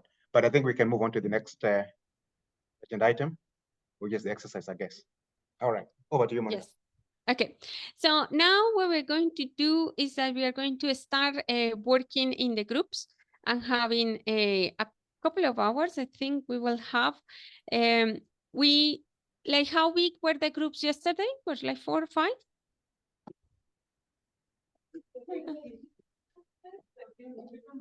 Yeah, we can use the same groups, Monica. Yes. Yeah. Okay. So the idea will be every group should have the case in their table. Is that correct? Yeah. We have it printed out. Yeah. Okay. Okay. So you will have this case that I'm showing in here. It is a case, it's a little bit long, but you will have time. So the first 20, 30 minutes, what I'm going to recommend you is to read the case. You can read it in the group, so you can, I don't know, like organize the service in order that you can read it in detail. The case will show you like the Colombia background. It will show you, it will give you a lot of information about the situation of the MPI and how it is happened. This case happened in 2012, so it's not 2024, it's 2012. So you will have a lot of information in here. And at the end, after in page 9, you will have like McMaster dilemma. So you will have the task. They will explain you. At the end, if you want me to summarize what is the question that I want you to answer, is like you are going to give advice or you will recommend what to do. So you will read all the case, and at the end, after the case, you will say, okay, what I'm going to do. If I was that person, McMaster, is Bruce McMaster, is a person, what you will do, what will be your recommendation to that person? So in the whole document, they will show you what is the situation and what is he facing. So at the end, what I want you is to read in detail, analyze all the information that is here. You will have information regarding the Colombian map. You have like the structure of the MPI. You have like the poverty and inequality roundtable. I have different dashboards, different information that will provide you evidence of, in order that you can tell this person what to do. So the task is like you're going to have around, we still have quite a lot of time. So you have like, let's say 20 minutes for you to read, organize, understand. We can open around 3 p.m. for questions. And then you will have like 1 hour, 1 hour and a half, or the 2 hours if you need it, in order to summarize. What I'm going to ask you is that you are going to act and think about it from your own positions, but I imagine you are consultants, or you like this McMaster is calling you to really provide information and really help him to understand the situation. So I want you to go in detail and not just say, do this or do that, but like analyze what is the situation. So this is what we're going to do. I'm going to give you enough time in order that you can digest all the information in there. We are going to answer questions, and at the end, you will need to prepare again a presentation of 5 slides. I will ask you, like, please prepare the presentation. I know some of you prefer like to present without the presentation. That's fine, but if you will ask me, I will push for the presentation in order that we can have like the collection of the presentations and see what are the different answers and suggestions that you are giving. Will that be okay? Is any question, or we just go to reading and then we answer questions? I am seeing most of the people in the room have laptops. Maybe we can email it to Marta so that she sends it to colleagues, because we only have 6 printed out copies, which might not be enough. Yeah, if they have laptops, then they can have like they can get it and read it in there.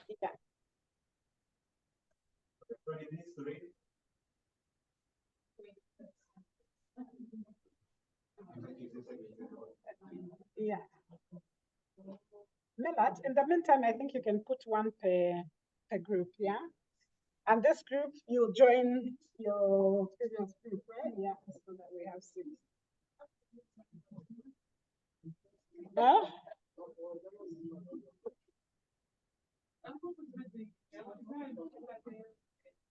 Is that okay? Yes, it's okay. Monica, can you put the questions in the chat as well? Or do you have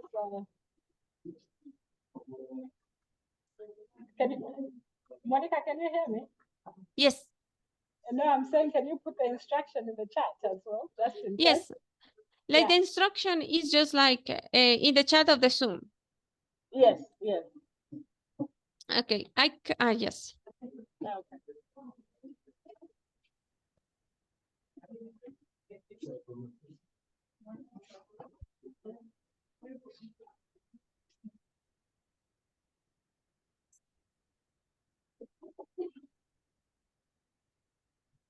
Please choose the rapporteur.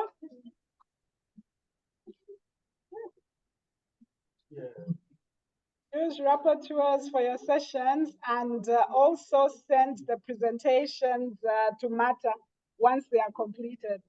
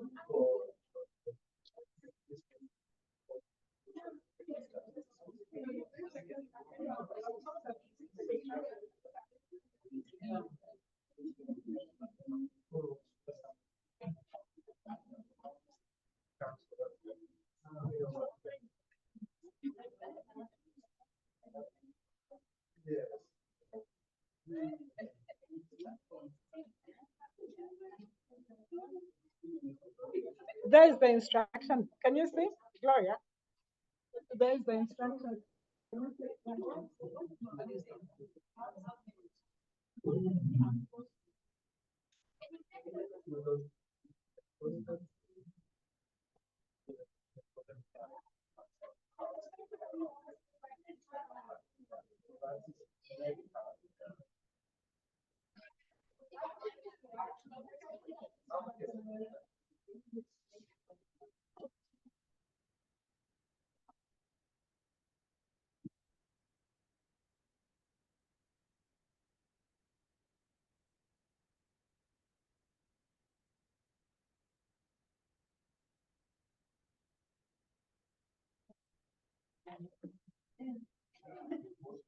You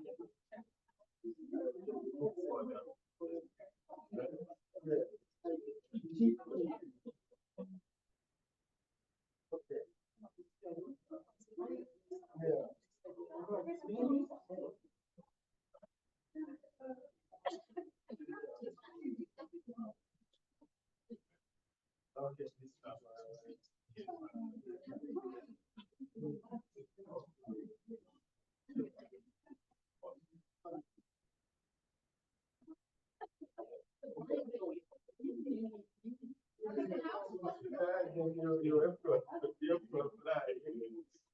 So that is the case. I don't get out no longer was there.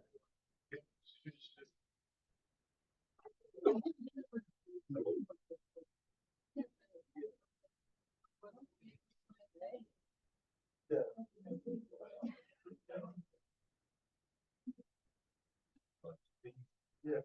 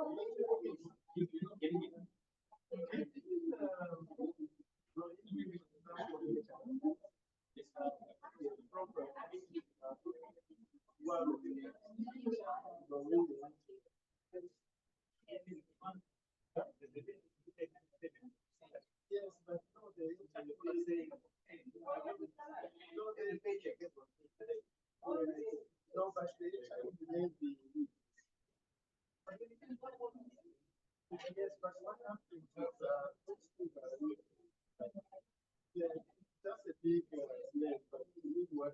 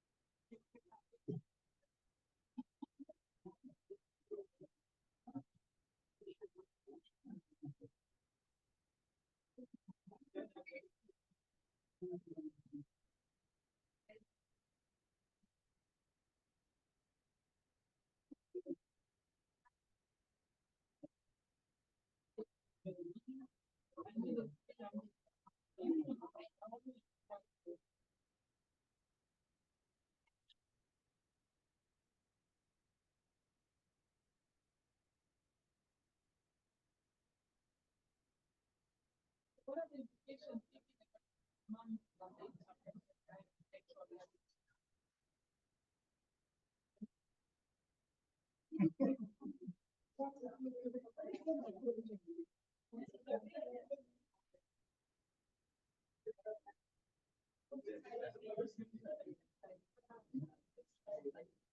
if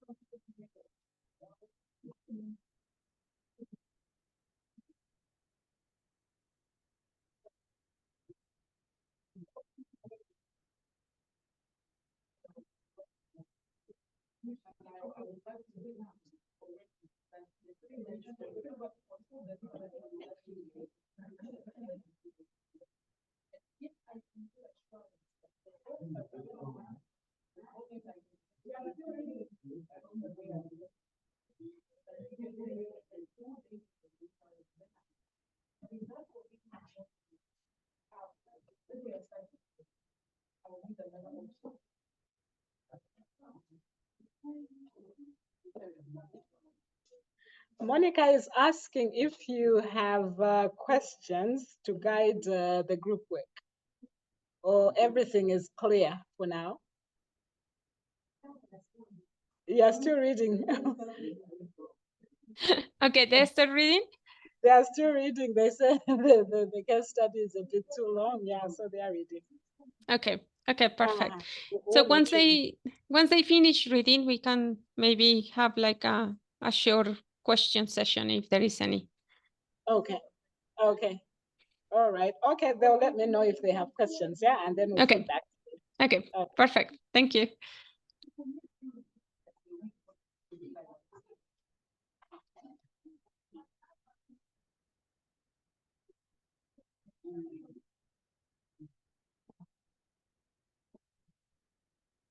I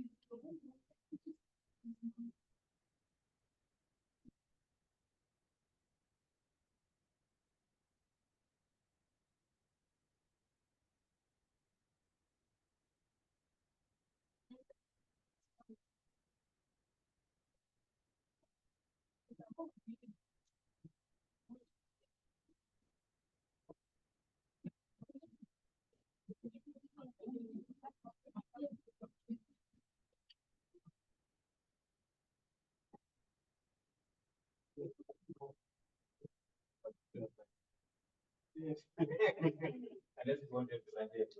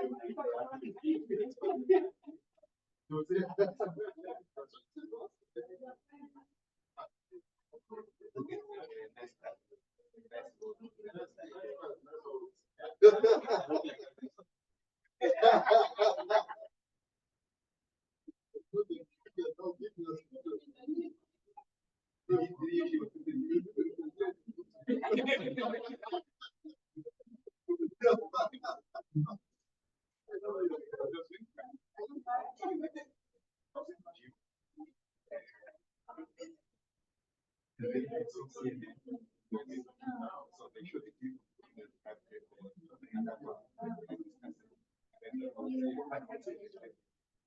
wish I could see what they were.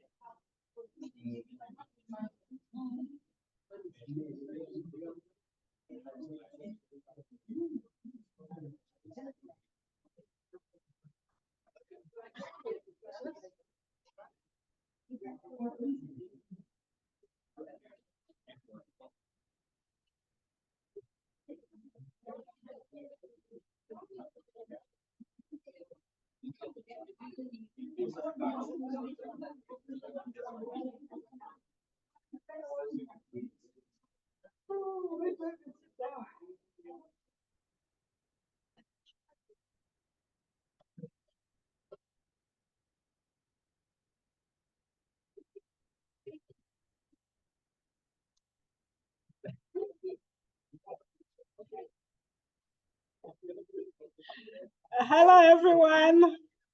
How is it going? You're struggling to understand. Okay. Questions for Monica? She's waiting online if you are still struggling to understand. No? What are you struggling to understand? Which part? Gloria, she says.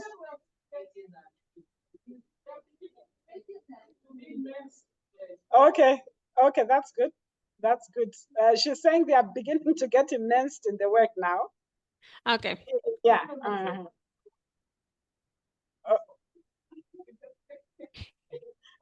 Okay, I think they are working, Monica. Okay, I will be online and catch up in a bit. Okay, thank you.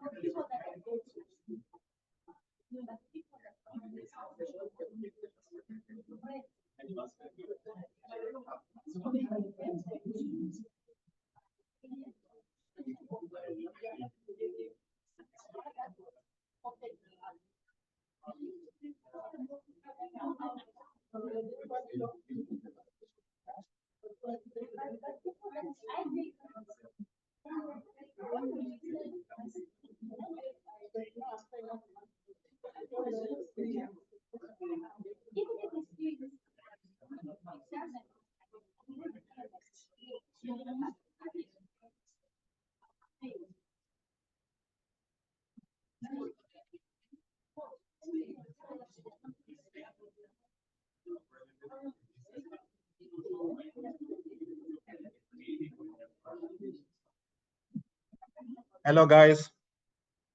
How far are we? By a show of hands, you need more time? Right? Monica, are you with us?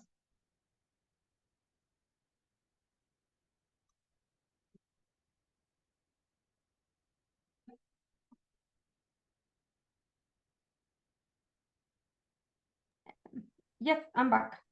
All right, good. So Monica, it looks like the Team Namibia is still very much engaged.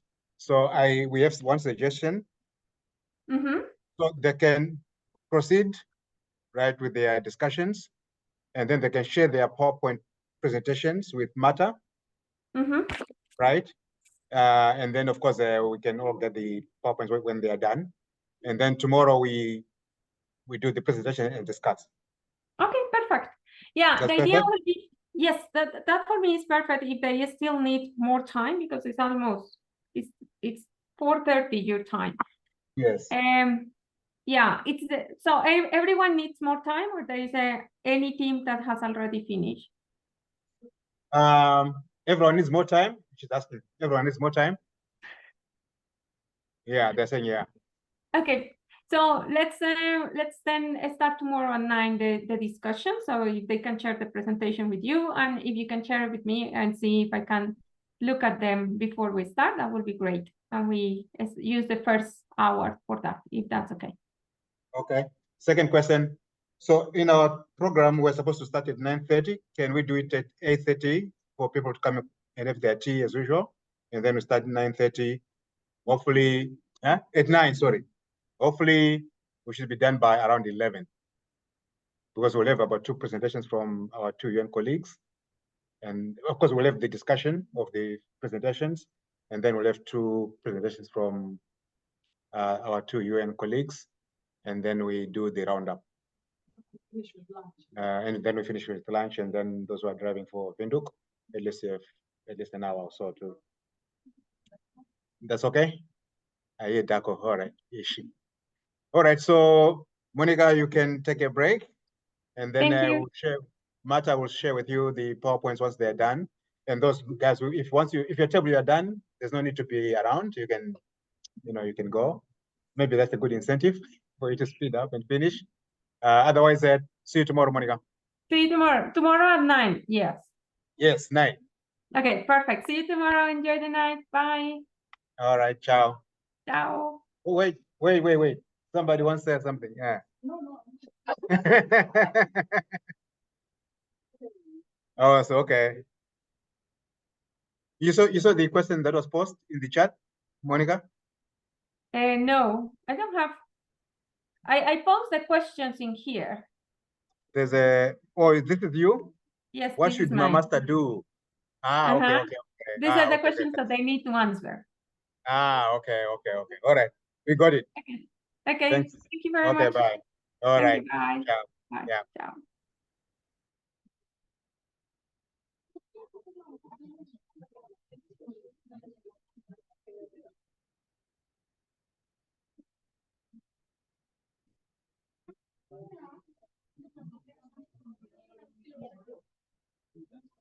All right. Let me just but otherwise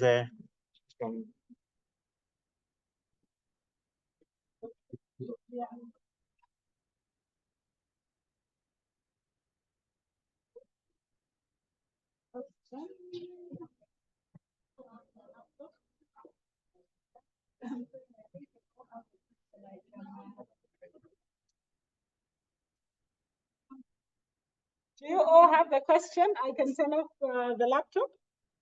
You do? Okay.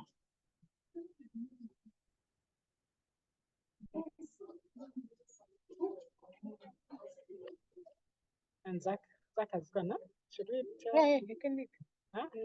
But we need to tell him. No, once we close it, he will also close it. Yes, sir. Zach, Zach, you can stop the recording. Zach. Hello. Okay, then we. Okay, you can WhatsApp him. Yeah.